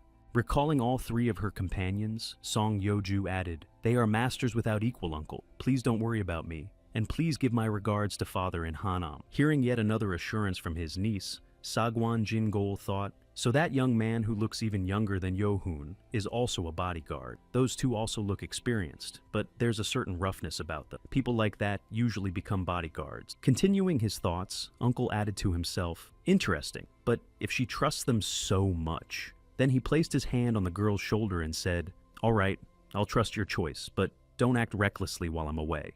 Hearing her uncle's advice, Ju Ren took Sun Yoju by the hand and exclaimed, "Don't worry, my sister and I will return to Luoyang safely." After that, Sun Yoju exclaimed, "And our father and brother will welcome you warmly." As he wandered around his house, the young man asked, "Why are you following me?" To which the reply came, "So you finally decided to talk to me." Turning abruptly toward his pursuer, Jin Yu-taek, the eldest son of the Dead Sea Bureau, said, "Answer me. It's your accomplices who are tarnishing the Dead Sea Bureau's reputation."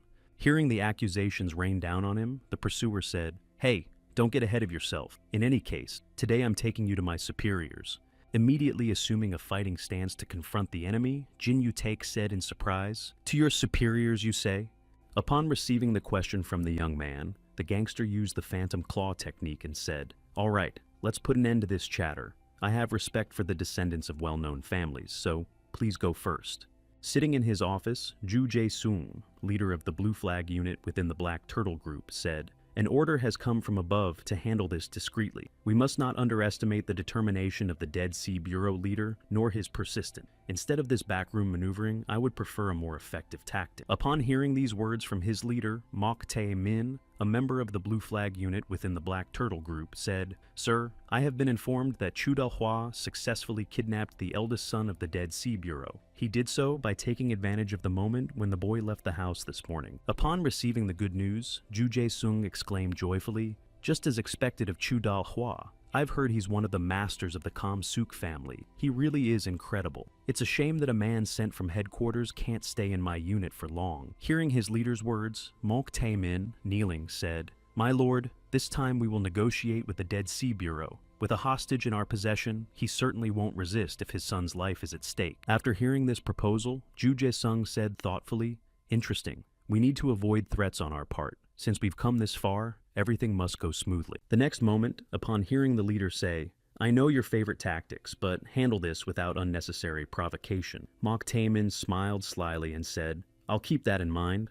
Upon arriving at the location and stepping out of the carriage, Ju Ren exclaimed, "We're here. Father will meet you here." To which Song Yo-ju replied, "Please allow me to greet and introduce you all first. Please wait a moment." As she was about to go inside the house to announce their arrival, Ju Ren exclaimed, "It's been so long since we've been here together." But before the girl could take a step, she heard soldiers nearby shout, "So, everything is clear."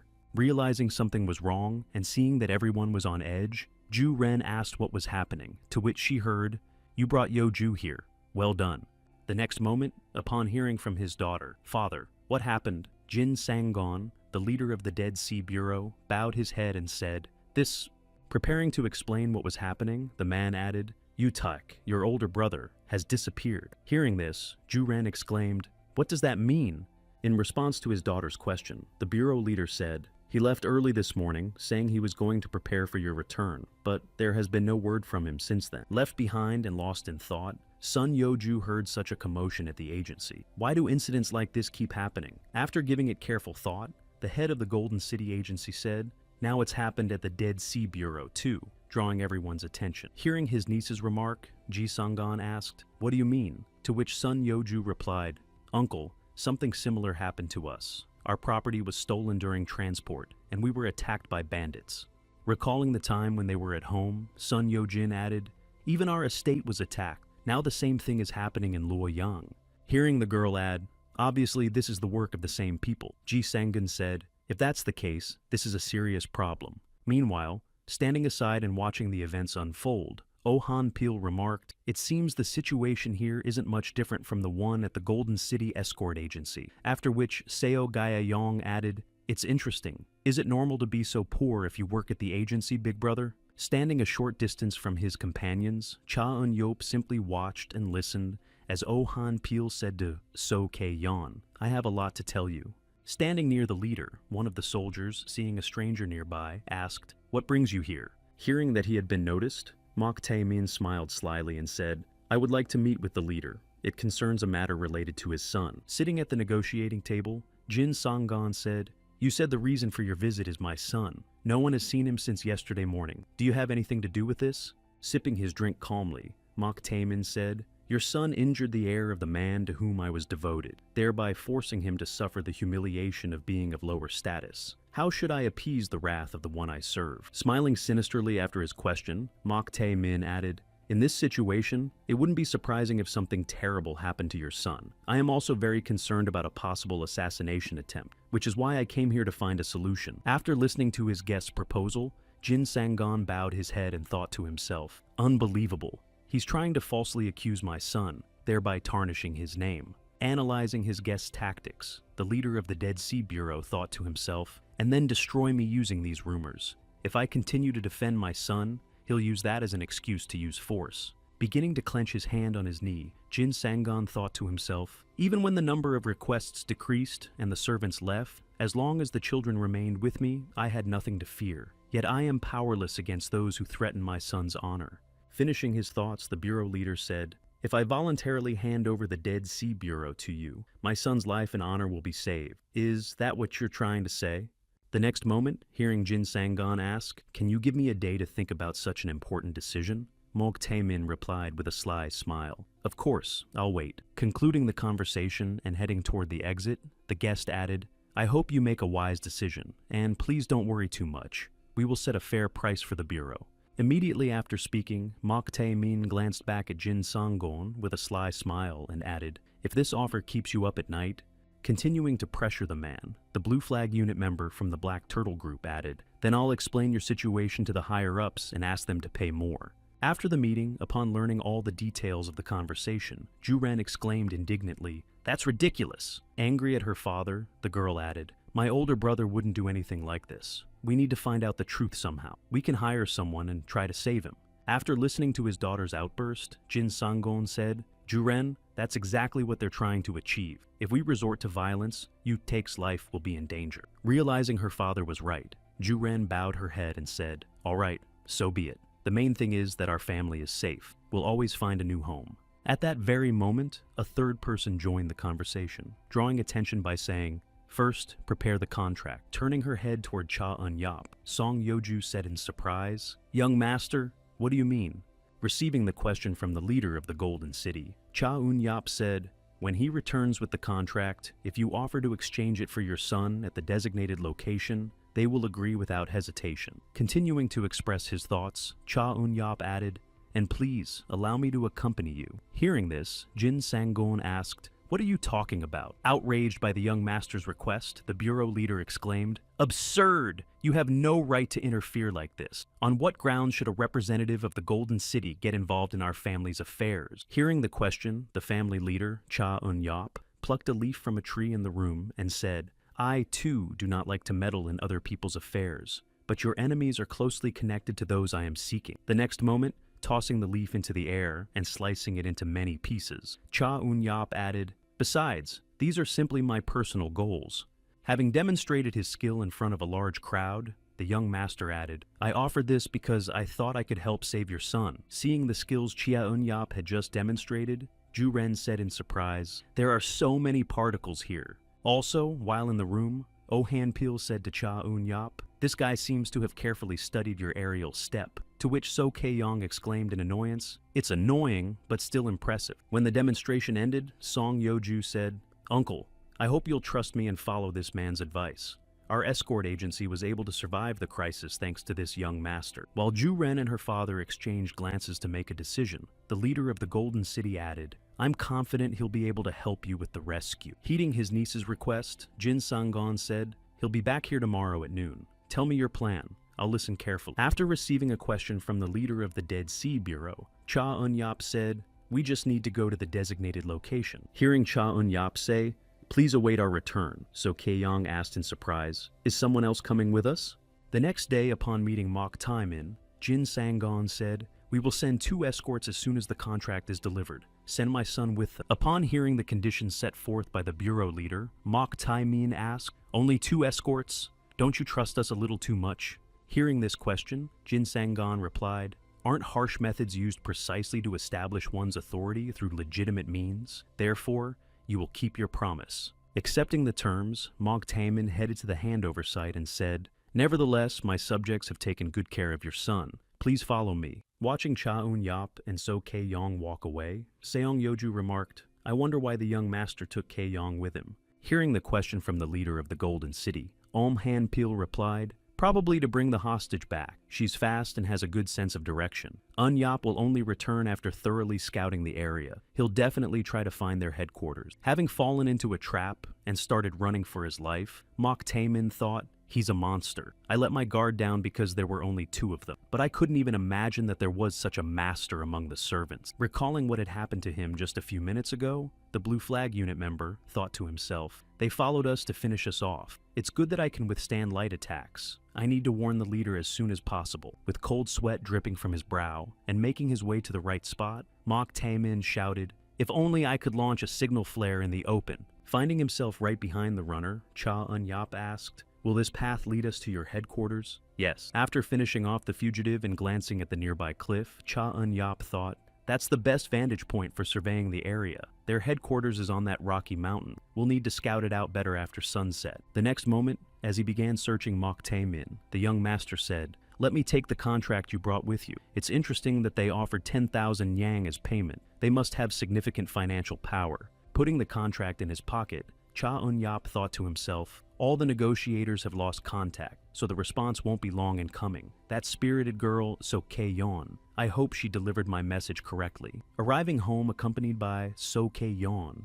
Yu Taek hurried to the head of the family and joyfully exclaimed, "Father." Hugging his son tightly upon his return, Jin Sang-gon exclaimed, "My God, you really did come back." Approaching his sister after the mission was complete, Oh Han-pil said, "As expected, you came alone. What about him?" Receiving the question from the Phantom Sword, So Kaeyeon turned her attention to Jin Sang-gon and said, "Sir, I understand that you are moved by the reunion, but we need to start preparations immediately." Hearing the remark from the girl who had just returned from the mission, Sak Yeoju asked in surprise, "Preparations? What exactly do you mean?" Receiving yet another question, So Kaeyeon said, "That's what Cha Eun-yap said. He warned that there will be an attack tonight." Hearing the girl's warning, Jin Yu-taek asked, "By attack, do you mean the people who kidnapped me?"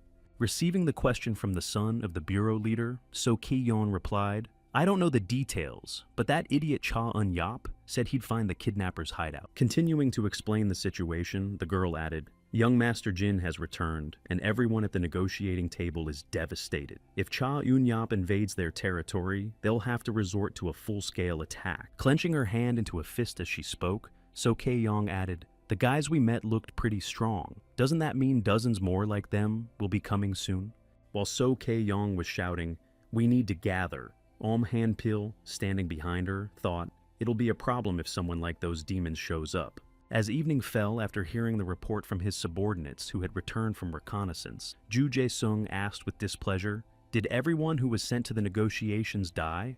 When asked by his leader, one of the scouts replied, "As far as I know, it appears there was a battle at the meeting place." After learning further details, Ju Jae-sung rested his fan against his chin and thought, "They agreed to the ransom on purpose. It seems they had their sights set on us from the very beginning." The next moment, waving his hand, the leader of the Blue Flag group added, "Gather everyone who's left and attack the Dead Sea Bureau at nightfall. If they're plotting something, they'll look for our headquarters first. We must deal with the Dead Sea Bureau before that happens." No sooner had the leader given the order than Cheun-Yap's voice rang out from behind. "Too late. Your headquarters has already been discovered, and I'm ready to attack." Seeing a stranger who had appeared on their territory, one of the soldiers shouted, "Who are you?" After assessing the situation and realizing what was happening, Ju Jae-sung shouted, "Enough! Just carry out the orders given to you."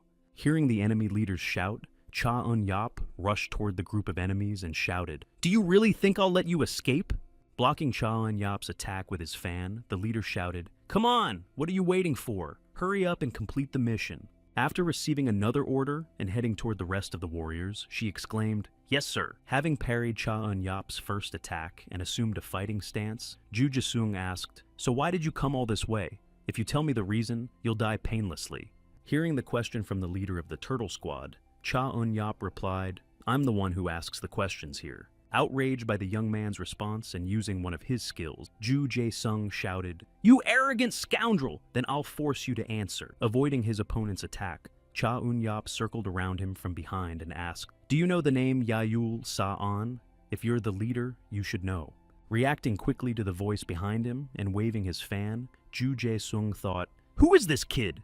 The next moment, realizing his skills were unusual, Ju Jae-sung decided it would be better to finish him off than to interrogate him, and he used the skill Golden Fan of the 16-Face Storm. Seeing that Cha Eun-yap had managed to dodge his attack and was closing in, the leader of the Black Turtle Squad thought, even if he's been studying martial arts since birth, he's not even 20 yet. As he continued to approach his opponent, Cha Eun-yap, noticing his reaction, said, "It seems you do know him after all." Swinging his fan again to launch his next attack, Ju Jae-sung thought, "Who does he think he is? I need to finish this quickly," and shouted, "He's not someone you can speak of so lightly." Immediately after his words, Ju Jae-sung once again used his Golden Storm fan technique, Deadly Roll of Thunder. Realizing that dialogue was out of the question, Cha Eun-yap prepared to use the second form of the Bloody Butterfly sword technique and said, "So, you don't want to answer? Then let me do what will awaken that desire in you." Using the skill Blood Butterfly, Trembling in the Wind, Cha Eun-yap quickly closed in on the enemy to strike. As a result of the clash, having sustained serious injuries and fallen to his knees, Ju Jae-sung said,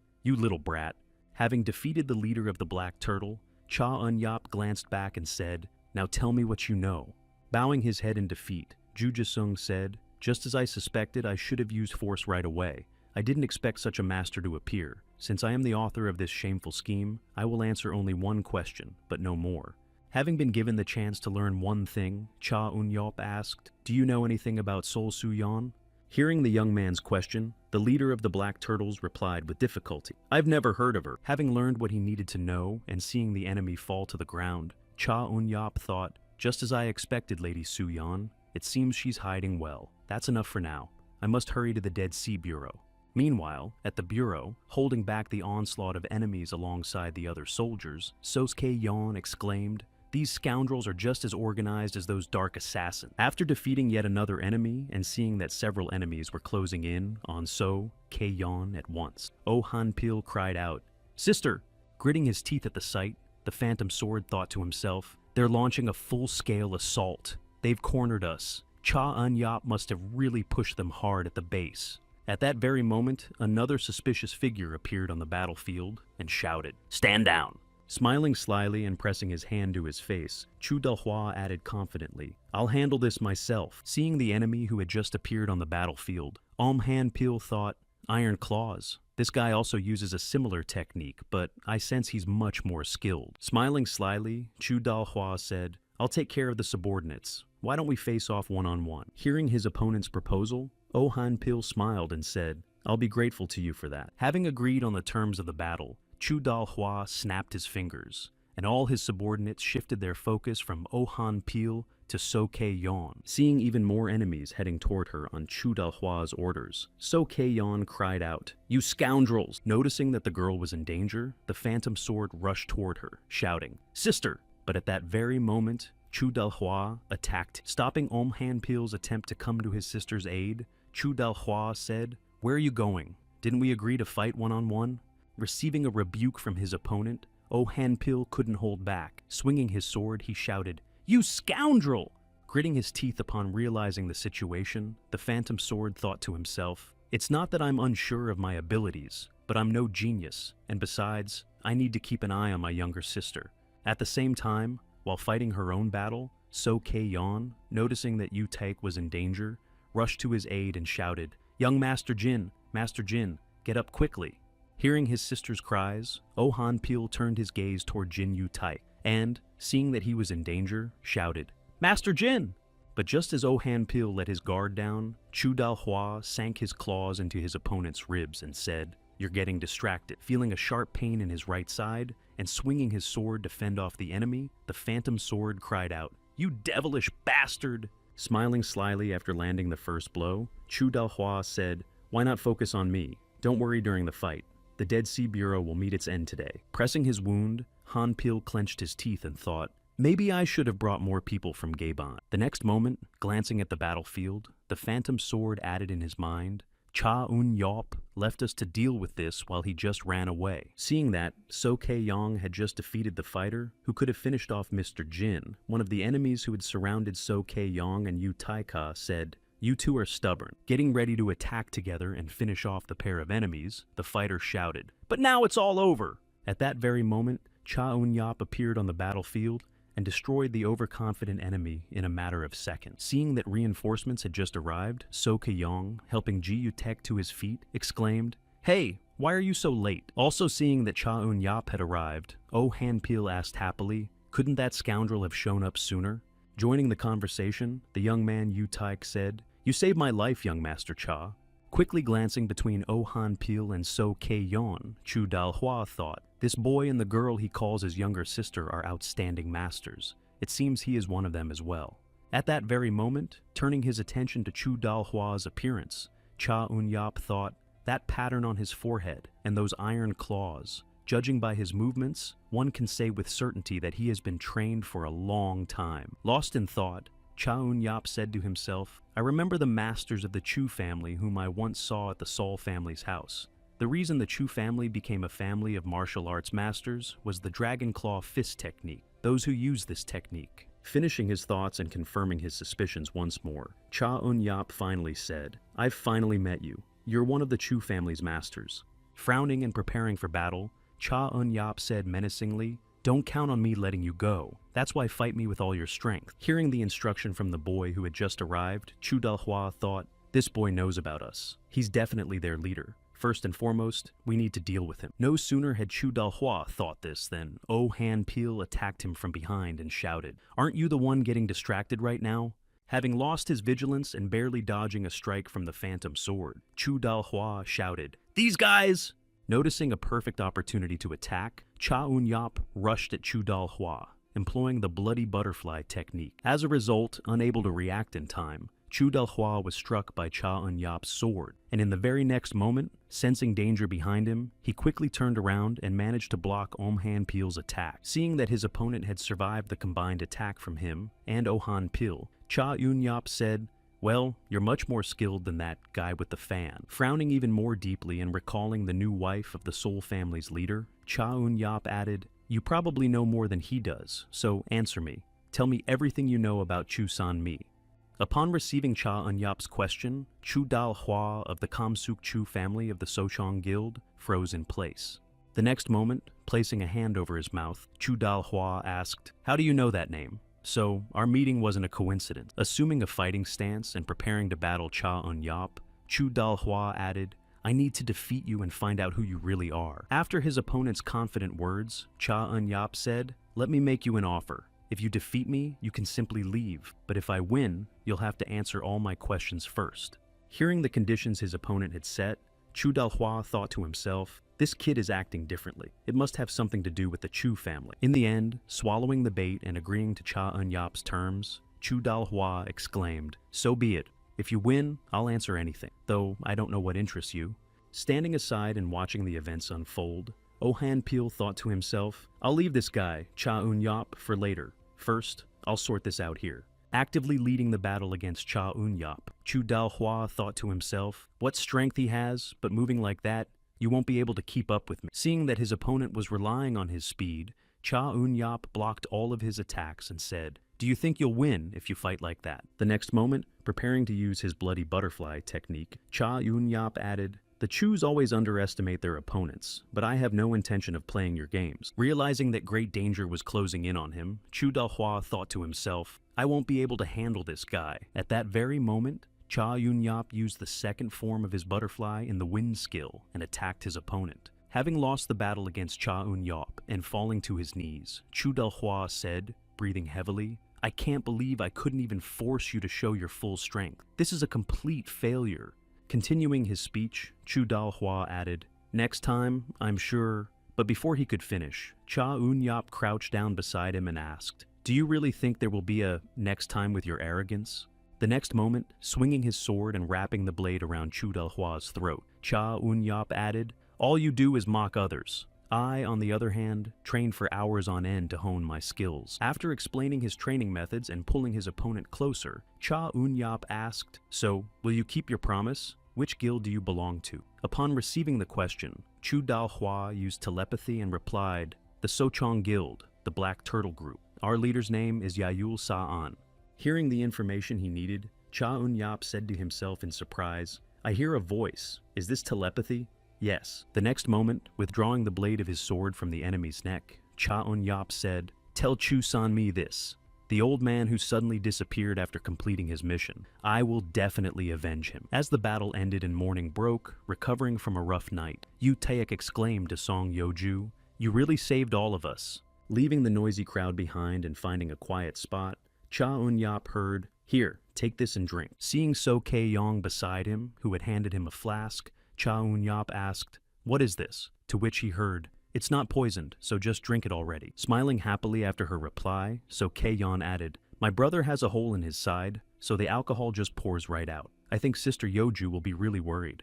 The next moment, holding out the flask of liquor to Cha Eun-yap again, the girl added, "And you're still sitting here with that worried look on your face. You don't have to call me sister, but since I'm older, I'll listen to you. Let's have a drink." Upon meeting Sun Yeoju, Jin Sanggon said, "The reason I called you so early was to express my gratitude. Thank you from the bottom of my heart, Yeoju." Sitting at the table to thank her for her help, the leader of the Dead Sea Bureau added, "Since you worked so hard day and night, peace has returned to the Dead Sea Bureau. How did you manage to find such people?" When asked by her uncle, Sun Yeoju replied, "They came to me on their own when I was in a difficult situation. That's all there is to it."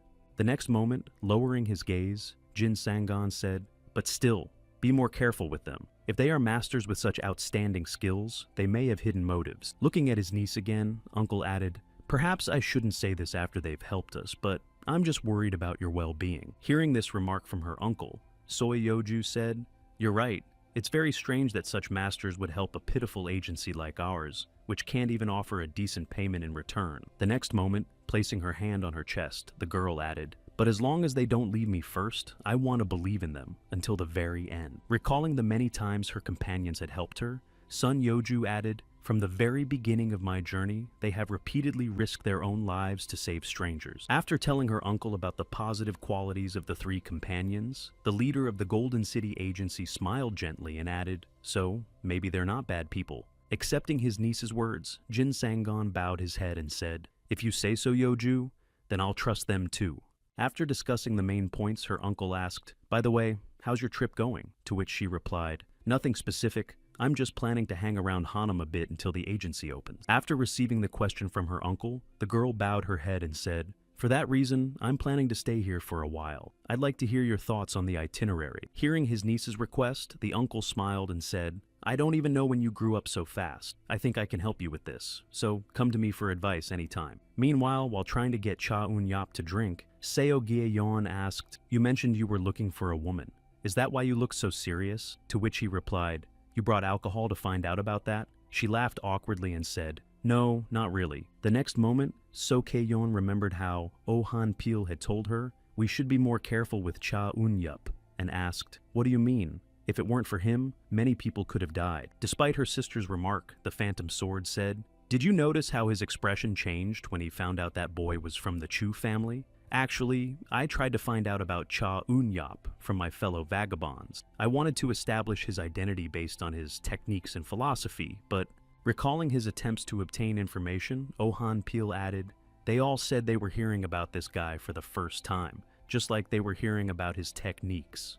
After listening to her brother, So Kei-yeon said that even if they didn't know about Cha Eun-yup, there shouldn't be any problems with it. After listening to his sister's remarks, Oh Han-pil said, "I heard that a new faction has emerged in the Kam-suk clan. The Seoul and Chu families have united and formed an alliance called the Flying Dragon Gate. It's suspicious that these two major families have joined forces and are actively hiring experienced masters." Continuing the conversation with So Kei-yong, the ghostly Cheom added, "We need to find out how Cha Eun-yup is connected to the Chu family, to whom he reacted so strongly. It wouldn't hurt to know whether they are enemies or allies." Finishing her recollection of this conversation, So Kei-yong, holding a cup of drink in her hand, said, "Until the end of the journey, I'll be by your side. Consider me just like a family member, but is it okay that I only know your name?" To which she heard, "Is that really so important?" After receiving a little more drink in his cup, Cha Eun-yup looked away and said to himself, "Ever since early childhood, I grew up in a noble family as a servant, and when I felt the time had come to leave, I set off for the mountains to hone my swordsmanship." Having learned a little more, So Kei-yeon asked, "So you met your master in the mountains? I was curious where and from whom you learned martial arts. You have a unique fencing style, after all." Hearing another remark from the girl, Cha Eun-yup looked at her and thought, "Her eyes completely betray her intentions. She's trying with all her might to find out about my origins. Most likely, that guy asked her to do so." Continuing his thoughts, Cha Eun-yup stood up from his seat and wondered what Su-yeon would have done in my place. Obviously, not everyone in the world thinks the same way. She was probably trying to understand me. The next moment, realizing the reason for her doubts, I understood that, after all, I used techniques of unknown origin, and said, "There's nothing special about that." Moving forward, Cha Eun-yup added, "I just like being free, and I only want to find the path that will lead me to the power I desire, since I don't know the limits of my skill or what awaits me in the future." Continuing his story, Cha Eun-yup, looking up at the sky, added, "For now, I'm just swinging a sword to get stronger, but I think trying to change something within myself, like that person did, is a good idea." Having learned something interesting, So Kei-yeon thought, "Big brother, I understand his concerns, but as expected, Eun-yup isn't the kind of person who would cause harm. He's saved lives many times already." The next moment, holding out the flask to the boy, So Kei-yeon said, "Come on, just one more sip, and there won't be any secrets between us." To which he replied, "There's one problem. The one pouring the drink isn't trustworthy." Hearing this remark from the young man, So Kei-yeon thought to herself, "At least now I can trust him." While fleeing from pursuit,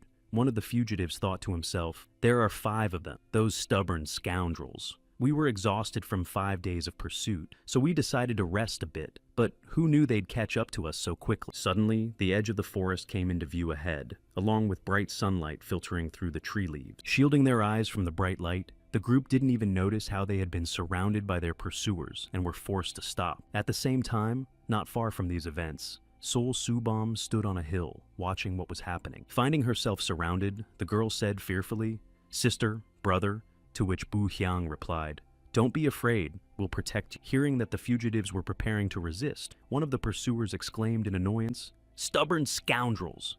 Stepping in front of her younger sister, Sol Bu Yong shouted, "You from the gate of the Flying Dragon!" Hearing the question from the trio of children they were chasing, the man smiled slyly and said, "You have only yourselves to blame for your weakness." Hearing the enemy's final remark, Sop Bu Seong thought to himself, "So this is really how it will end." The next moment, drawing his sword and pointing it at the trio of children, the commander shouted, "Finish them off!" At that very moment, a voice rang out from somewhere behind them, asking, "The Flying Dragon Gate, you mean?" Turning around instantly and seeing a figure on the rock, the warrior shouted, "Who are you?" To which the figure replied, "Who is your leader?" Receiving no answer to his question, Sol Subam added in a menacing tone, "If you don't tell me everything you know, I'll finish you off." Receiving a threat from the unknown figure who had suddenly appeared, the squad leader said with a sneer, "Go ahead, try it." Without hesitation, Sol Subam leaped off the cliff and unleashed Yuma's Seven Blades technique. Seeing that he was the last fighter left, the man fell to the ground and began crawling backward, shouting, "This is impossible!" Approaching the last surviving warrior and pressing his sword against the man's shoulder, Sol Subam said, "I'm asking you one last time. Who is the leader of your faction?" Glancing at the blade of the sword resting on his shoulder, the last survivor said in confusion, "We follow the orders of our immediate superiors, and we've never seen the leader's face. The only names I know are Sol Sadok and Chu Pil-yong." Having extracted at least some information from the last survivor, Sol Subam thought to himself, Sol Sadok and Chu Pil-yong. The next moment, shifting his gaze to the group of fugitives, Sol Subam said, "I knew it. As far as I know, the Flying Dragon Gate appeared after the merger of the Chu and Sol families. But why attack these people?" Hearing the warrior mutter indistinctly, "Well, this Sol Subam removed the sword from the boy's shoulder and said, 'All right, let's ask them ourselves.'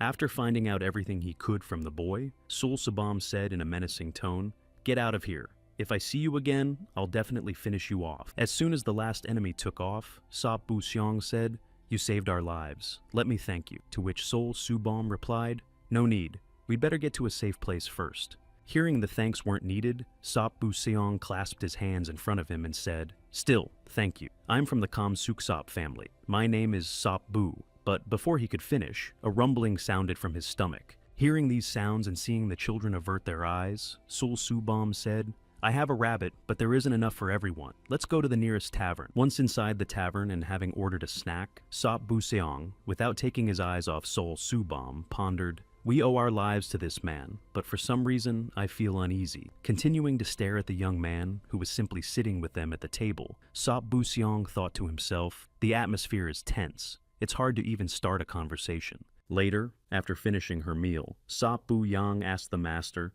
'How are you connected to the Flying Dragon Gate?'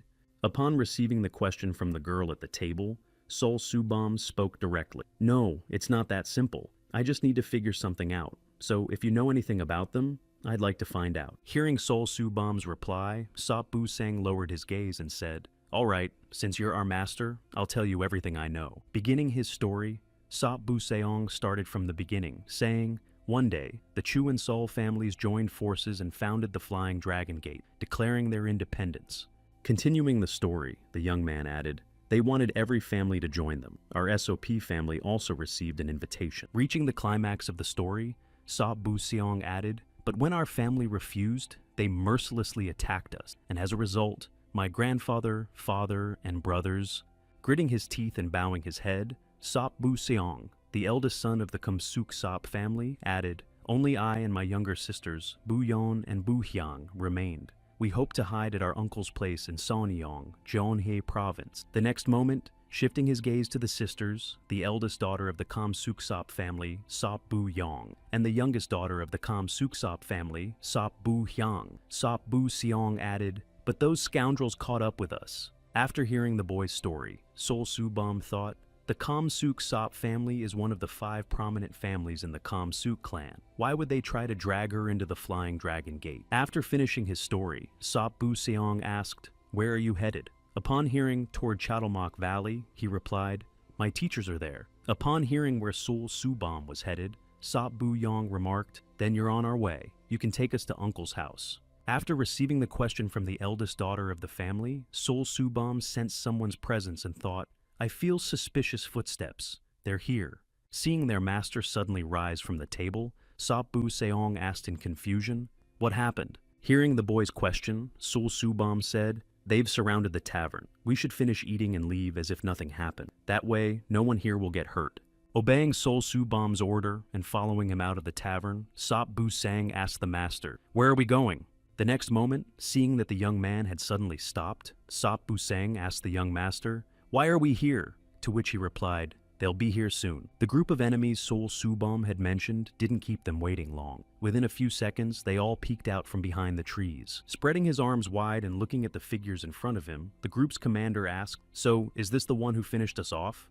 Hearing the question from his leader, the warrior who had been spared last time exclaimed, 'Yes, I'm sure. It's definitely them.' Realizing they had stumbled upon the very people they were looking for, the leader smiled slyly and said, Not another word. He interfered with our work and asked to be killed. Seeing exactly what weapon the enemy leader was using, Sul Subum said in a menacing tone, "You're using claws in battle. You're one of the masters of the Kamsukchu family." Receiving no answer from the enemy leader, Sul Subum said angrily, "I'll ask again. Are you one of the masters of the Kamsukchu family?" Hearing the question that so unsettled his opponent once more, the enemy leader exclaimed with a sneer, "The rumors weren't lies. You look experienced. So, I am from the Chu family. What are you going to do?" Listening as the enemy added, "Do you think you can handle 3 dozen on your own?" Sul Subom, preparing his demonic sphere, said, "Oh, so that's what you mean. You're from the Kamsukchu family." Seeing what was happening right before his eyes, the enemy leader cried out in fear, "This guy! Didn't you say he uses a sword? What kind of sword is that?" Before the enemy leader could finish his question, Sul Subom, having completed the creation of the demonic sphere, sent him to the other world with a single strike. Seeing what had just happened to his comrade, the warrior who had brought him there let out a frightened sob. At that very moment, Sul Subom pointed his finger at the boy he had spared last time and said, "And you?" Casting a stern glance at the one who had disregarded his mercy, Sul Subom added, "I'm sure I warned you clearly back then. If you return again, you'll say goodbye to your life." Drawing his sword and holding it before him, the warrior said fearfully, "This," after which Sul Subom said menacingly, "As expected, everyone in the Kamsukchu family is the same." Preparing to unleash yet another demonic sphere, Sul Subom added, "Even though good and evil can coexist in this world, I am not merciful enough to spare an ungrateful and despicable person." Also, sensing the intense pressure Sul Subom radiated toward his enemies, Sop Bu Seong thought with dismay just how strong the resentment driving him must be. Continuing to prepare the next demonic sphere to deal with the remaining opponents, Sul Subom said in a menacing tone, "I will not let any of you survive." Immediately after speaking, Sul Subom unleashed his demonic sphere skill, the devouring whirlwind, and finished off all the enemies who had dared to attack him. Standing aside and watching the events unfold in fear, Sop Bu Seong thought, this martial art was created by a demon. Also, noticing the appearance of the young man who had just demonstrated something incredible, Sop Bu Seong mentally added him to his list and concluded he was indeed a demonic absolute demon. Sitting in his office, Jin Sangon thought to himself, "It will be difficult to renovate the office in this situation. There aren't enough funds for that." Thoughtfully rubbing his beard, the man mused, "What should I do?" When suddenly he heard, "What are you so worried about?" Lifting his head and seeing Cha Eun-yap before him, Jin Sangon asked, "Young sir, what brings you here?" After receiving the question from the bureau leader, Cha Eun-yop, recalling Song Yeoju, said, "Our agency leader faced the same dilemma, so I decided to drop by and see you," to which he replied, "Indeed." Feeling guilty about what was happening, Jin Sangon said, "It seems this child is worried because of me. Tell her not to worry too much." To which Cha Eun-yap replied, "Yes, I'll be sure to tell her. And also," putting a piece of paper on the table and hearing this, Cha Eun-yop said, "Right, 10,000 yang in gold. I'll lend it to you." Upon hearing the amount being lent to him, Jin Sangon asked, "Really?" Hearing this, he said, "Yes, but in exchange, please write a promissory note to agency leader's son, and if you can calculate the interest rate based on the Luoyang market rate, I would be very grateful." After explaining some details of the deal, Cha Eun-yap added, "But this is after the trip is over, since these funds are intended for the restoration of the Golden City Escort Agency." Upon hearing this, he asked, "And where did you get so much money?" When asked by the agency owner, Cha Eun-yap, recalling how he obtained the funds, said, "I took it from the people who kidnapped your son. Since those guys have passed on to the next world, those who are still alive should benefit from this."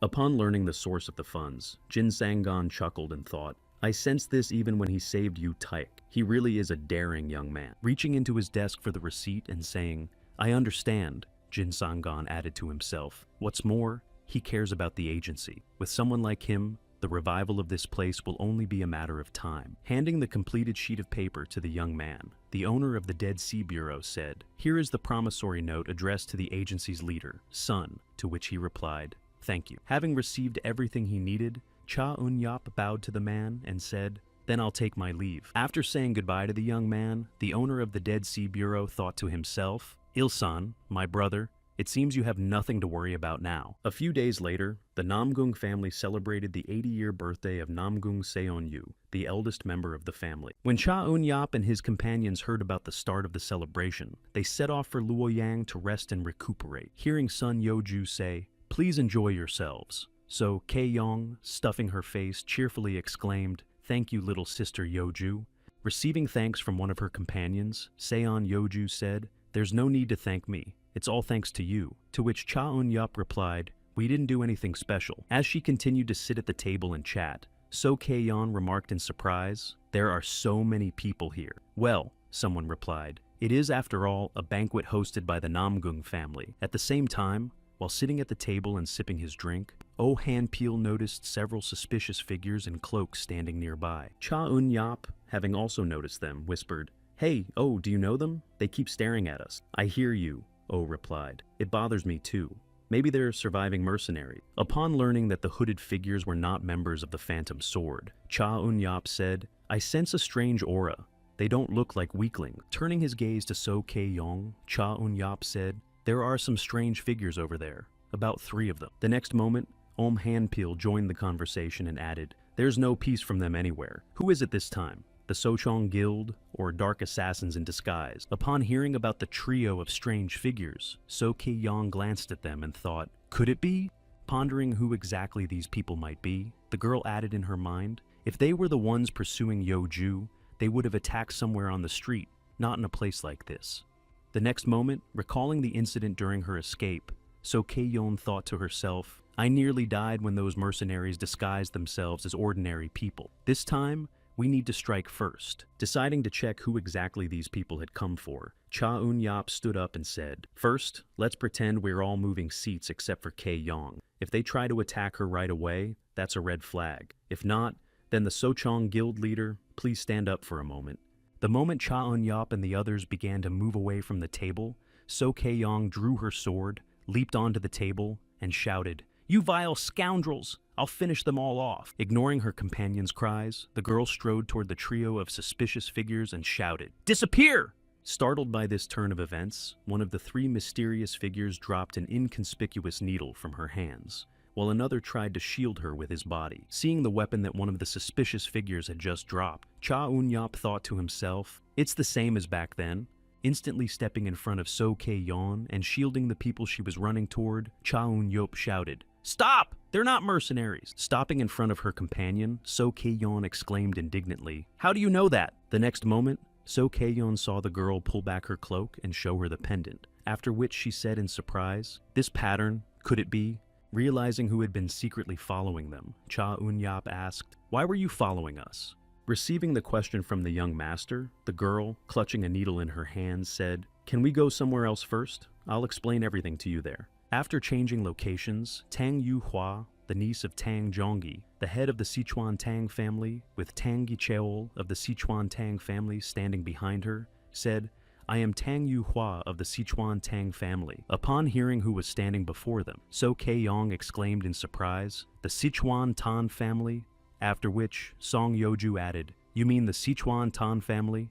The Sichuan Tang family, unrivaled in the production and use of poisons capable of killing hundreds of people with a single drop. They can send an enemy to the afterlife with a needle thinner than a human hair." Realizing who they were dealing with, Oh Han-pil asked, "So why has the Sichuan family targeted us?" To which he heard, "It's not what we expected, the Black Veil." After learning a few more details from Tang Yu-hua, So Kei-yong exclaimed in surprise, "The Black Veil?" After which the Phantom Sword, calming his sister, asked, "Why?"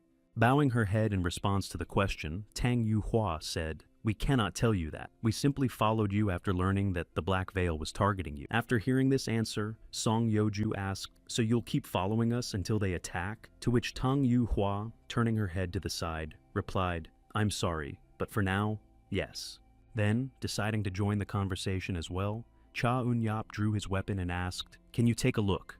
Lifting her gaze and seeing the young man's weapon, Tang Yu-hua exclaimed in surprise, "This sword!" After which Cha Eun-yup said, "This is my urumi. It looks like the needle you dropped earlier. It seems they were made by the same person." Hearing Cha Eun-yup mention the blacksmith whose work she was holding in her hands, Tang Yu-hua jumped up and asked, "Do you know him? How can I meet him?" After receiving a barrage of questions from the girl, Cha Eun-yup, sheathing his sword, said, "Actually, I'm looking for him too." Seizing the moment as an opportunity, Cha Eun-yup added, "If you explain the situation, we can work together. What do you think?" Hearing Cha Eun-yup's proposal, Tang Gi-cheol said, "Sister, After which Tan Yu Hua sighed and said, "Since you've already exposed us like this, I suppose there's no point in hiding it, but in return, I ask that you not tell anyone about what happened today." Having accepted the promise, Tang Yu Hua said, "Our family has a long-held dream that we've been unable to realize. It's both our desire and our regret, but recently I saw an opportunity when I saw the Black Veil weapon." Continuing her story, the girl added, "We thought the person who created it might be able to resolve our regrets." Telling everything she knew, Tan Yu Hua added, "And I found out that this person is none other than Zhongri Che-jun." After listening to the girl's story, So Kihyun said, "So you're looking for Zhongri Che-jun, who created this needle?" To which she replied, "That's right." Continuing the story about the blacksmith, Tan Yu Hua added, "I mean, we believe he is the very person who will help our family." Hearing this story, Song Yeoju asked, "And what do you plan to do?" To which she replied, "Well, we can't just keep following you like this." After receiving the question from Tan Yu Hua, Song Yeoju thought for a moment, and then So Kae-yong said, "Join us. You said that meeting him is your family's long-held dream, so let's go together." Hearing the wonderful proposal they were offered, Tang Yu Hua asked in surprise, "You don't mind?" To which So Kae-yong exclaimed, "Of course not, right, sister?" Sighing heavily and thinking that this was better than being followed, Song Yeoju said, "Okay, let's do that," to which a joyful "thank you" rang out. Then, folding his hands in front of him, Oh Han-pil said, "But shouldn't your family be present at the Namgung family banquet? I heard it's an important event." After asking the question and hearing the reply, "Yes, but for us the mission comes first. My uncle, the family leader, my grandfather, and the elder are already there." Han-pil thought, "Even the leader and the elder?" Surprised by such a presence at the celebration, the Phantom Sword asked, "Does the elder usually attend such events?" To which Tang Yu Hua replied, "No, but this time." Recalling the reason why everyone would be at the festival, Tan Yu Hua added, "I heard they'll be discussing the creation of a new faction, the Flying Dragon Gate, which will unite the Kam-suk Seoul and Kam-suk Chu families." Hearing Tan Yu Hua's words, Cha Eun-yop thought to himself, "They will become one family. Chusan-mi, along with the rest, has taken control of the Seoul family after all." Arriving at the smithy where the blacksmith Doc Nogging worked, the deputy leader of the Black Veil shouted, "Hey!" Having caught his attention, Doc Nogyun asked, "Is the Thunderbolt ready?" After posing the question, the deputy leader thought to himself, "The Thunderbolt, fired from a crossbow, strikes its target like a bolt of lightning, simultaneously deafening it with a powerful gunpowder explosion the moment it makes contact." Watching the young man's pace, Doc Noggin added in his mind, "To create such a weapon, you need a specialist. That's exactly why I brought this guy here. He's pathetic. I caught him while he was chasing after a woman." Continuing to forge the arrows, the blacksmith asked, without turning his gaze, what Gimran was doing. Upon receiving the question and recalling what had happened to the girl, Doc Noggin thought, "Damn, I can't say she's dead," and then said, "She went on another mission. She took your weapon." Standing behind the blacksmith, the deputy leader of the Black Veil added, "She said she liked it and is eagerly awaiting the completion of the thunder arrows." Upon hearing the news about the woman, Zhongri Che-jun said, "Wait 10 days, 10 more days." Hearing the date when his weapon would be ready, Doc Nagun smiled slyly and said, "I understand," then thought to himself, "Exactly." Heading toward the exit of the smithy, the deputy leader of the Dark Veil added silently, "Just keep making weapons for us, and when the arrow is ready." Recalling Cha Eun-yop, Han-pil, and So Kae-yong, Dok Naging added in his mind, "I will destroy them all." Upon arriving at the Dead Sea Bureau, the girl said, "I am Tan Yu Hua of the Sichuan Tan family," after which her brother added, "I am Tan Gicheol," to which a warm welcome was heard. Folding his hands in front of him and greeting the visitors, the owner said, "I am Jin Sanggon, leader of the Dead Sea Bureau. I did not expect to meet such important members of the Sichuan Tan family." His son then added, "I am Jin Utaik. I feel something good will happen now that you are here at our bureau." The next moment, pointing to the building, Jin Sanggon said, "Let's go inside." "Thank you," they replied. As everyone headed inside, Tang Yu Hua stopped Cha Eun-yop and said, "Just a moment. I want to discuss something. Could you spare me some time?" After speaking with Cha Eun-yop, Tong Yu Hua asked, "Did you know from the very beginning that this person was being held by the Black Veil?" To which she heard, "That's not the point." Looking up at the sky, Cha Eun-yop added, "I just listened to the story of the old man who gave me the urumi and thought his son might be with these people. I promised him I'd repay him for the sword." Upon learning this new information, Tang Yu Hua said, "So you want to do this to save his son? Then what if we take him by force?" Hearing this question, Cha Yun-yap looked Tang Yu-hua in the eyes and asked, "Do you really want to do this?" To which she replied, "If it's for the sake of the family." Immediately after speaking, Tang Yu-hua looked down, which brought a smile to Cha Eun-yap's face. Realizing the nature of the girl he was speaking with, Cha Eun-yap said, "I don't think the young lady is like that." Hearing this, Tang Yu-hua asked, "Why are you so sure?" Hearing the girl's question, Cha Eun-yap, recalling everyone he had met, said, "I've seen quite a few people in my life. In their eyes were passion and desire." Also recalling So-yeon's gaze, Cha Eun-yap added, "Despair and contempt, sorrow, fear, relief, and anxiety. There were many emotions in their eyes." Finishing his recollection and looking at Tan Yu-hua, Cha Eun-yap added, "Well, in this young lady's eyes, I see a desire to protect her family, mixed with a fear of failure." Continuing to look into Tan Yu-hua's eyes, the young master added, "People like that try to avoid problems and always act cautiously. Our agency's leader is the same." Without taking her eyes off him, Cha Eun-yop, the girl heard, "However, if something like that does happen, I will do everything to keep my promise." Hearing this, Tan Yu-hua rested her hand on her chin and thought, "His gaze is direct and keen. You can't fool a person like that." Finishing her thoughts, Tang Yu-hua said, "Then, if someone decides to follow us, you'll let them go without saying a word." To which she heard, "Only if you don't force them to go with you by deception." Having learned all the necessary details, Tang Yu-hua clasped her hands before Cha Eun-yop and said, "I'll keep that in mind." Later, when the young couple arrived to join the rest, Han-pil, upon seeing them, said, "Come on, hurry up and come in." After which Tang Gi-cheol added, "Please, have a seat here." When Cha Eun-yap and Tan Yu-hua took their seats at the table, So Kye-yeon asked, "Where were the two of you?" To which Tan Yu-hua replied, "It's a secret." Upon hearing this answer, and beginning to pour a drink into the girl's cup, So Ga-yeon said, "Well, if it's him, then there's nothing suspicious." To which So Ga-yeon replied, "It seems you trust him." Smiling happily after Tang Yu-hua's remark, So Kye-yeon said, "Well, you know, Eun-yap is helping to make the Golden City famous." Hearing how So Kye-yeon had just referred to the young master, Tang Yu-hua asked, "Eun-yap?" To which she replied, "I just believe he's a good friend." The next morning, leaving the building, So Kye-yeon wiped her hands and said, "It's chilly. I guess I drank too much yesterday." Later, hearing a commotion nearby and glancing in that direction, So Kye-yeon saw the Tan family and thought they were already recruiting volunteers. Suddenly, spotting Cha Eun-yap in the crowd helping the Tang family, So Kye-yeon remarked, "There are quite a lot of people here. Is that why he's being so polite?" Feeling a certain dissatisfaction at having to see him, So Kye-yeon thought to herself, "What an idiot. What is he up to now?" After receiving the long-awaited thunderbolts and testing them on animals, Doc Na-gyun said, "I like this," and then heard his deputy report that the reconnaissance unit had successfully infiltrated the enemy's headquarters. Hearing the wonderful news, Doc Na-gyun smiled ominously and said, "Indeed, well then, it's time to start the hunt." A few days later, while on duty, Han-pil exhaled and seeing the steam coming from his mouth said, "My breath, it seems winter is approaching." The next moment, hearing a pensive snort, So Kye-yeon turned around and asked, "What is it, sister?" To which she replied, "Nothing special." Continuing her thought, So Kye-yeon added, "That guy and those people from the Sichuan family are up to something. They're not letting us get close and won't say a word." Gritting her teeth in anger, So Kye-yeon added indignantly, "And then he suddenly asked me to be bait for the Black Veil. Doesn't that seem absurd to you too?" Still angry at Cha Eun-yup, the girl added, "As soon as this is over, I'm definitely going to find out what happened." After which, a voice from behind asked, "What do you want to find out?"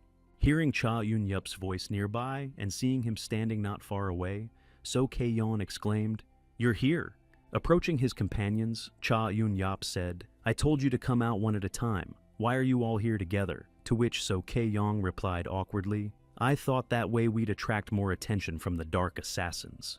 Upon learning the reason for the girl's behavior, Cha Eun-yup thought, it seems she had a hard time being chased by the mercenaries, and upon smelling a familiar scent, he added to himself, "This scent is the fragrance of 1,000 miles." Looking back to spot the enemies, Cha Eun-yup said, "It looks like we've drawn them in," after which Han-pil added, "Someone's here." Reaching behind his back for his weapon, the phantom sword, he asked, "Which way are you going, sister?" To which she replied, "Left." Upon learning his sister's priorities, Han-pil rushed in the opposite direction and exclaimed, "All right, then I'll go to the right." Finding himself surrounded by enemies, Cha Eun-yup thought to himself, "So far, Everything is going according to plan. Well, then I should join them too. While eliminating the enemies who had entered their territory, Oh Han-pil noticed Cha Eun-yap's progress and thought, this kid seems to have gotten stronger again. Also, while swinging her sword and eliminating enemies, so Kaeyeon noticed the face of one of them and thought, wait a minute, weren't they among the volunteers? As she drew a little closer to Cha Eun-yap during the battle, So Kaeyeon cried out, did you know this was going to happen? Upon hearing this, Cha Eun-yap, sensing something foreign approaching nearby, leaped to the side and dodged the arrows. The very next moment, those arrows exploded as soon as they made contact with a solid surface. Seeing that her companion had just leaped out of the cloud of fire, So Kaeyeon cried out, Cha Eun-yap, are you all right? Smiling slyly after the failed attack, Doc Nagin said, what a pity, the arrows were wasted. Hearing the voice and glancing in his direction, Cha Eun-yap thought, he's their leader. His weapon will be a problem. Continuing to stare at the dark figure standing on the roof with a crossbow in his hands, Cha Eun-yap asked, are you Doc Nagoon from the Black Veil? Hearing the question directed at him, Doc Nagoon smiled slyly and said, oh, you know me? It wasn't hard to gather information about you. Rushing toward his opponent, Cha Eun-yap shouted quite simply. Seeing that the man was heading toward him, Doc Nagin aimed his crossbow at Cha Eun-yap and fired. Seeing all his arrows shatter into pieces, he thought, he's breaking through the arrows. Having sustained injuries after Cha Eun-yap approached him, Doc Na-hyung closed the distance and thought, damn, what kind of sword does he have? Seeing that the enemy had created a smokescreen, Cha Eun-yap shielded his eyes from the smoke and thought it was a smoke grenade. Having lost sight of the enemy after the smoke cleared, Cha Eun-yap heard from Oh Han-pil. That guy ran away, to which he replied, he couldn't have gotten far. Rushing after the enemy who had decided to flee, the young master sought. This guy was not have run away so easily if he's hiding in the building as a hostage, but it was not. Be that simple. Heard, hey, Cheun-yup, let's go together. Fleeing the scene of the crime, Doc Nagyun stumbled upon the Tang family, who blocked his path, and thought, oh no. Deciding to return the way he had come, Doc Nagin looked back and saw Cha Eun-yap. With a dissatisfied snort, he said, they're already here. The next moment, loading an arrow into his crossbow, Doc Nagyun recalled how the blacksmith had said, this can be effective when there are a lot of people around. Use it when it gets too dangerous. Smiling menacingly and aiming his weapon at his enemies, he said, I didn't think I'd use it here, but I'll finish you all off. Glaring at Cha Eun-yap, who had caused him the most pain, Doc Nagin added, you think you can just walk away after dishonoring the Black Veil, you arrogant idiots? First, I'll deal with the one who wounded me, and then with the rest of you insolent scoundrels. You'll all die here. As soon as he pressed the button, an explosion rang out. The arrow immediately detonated, tearing off half of the man's arm. Not understanding what had just happened, Doc Nagoon thought to himself, what the hell? He said this was a lethal weapon.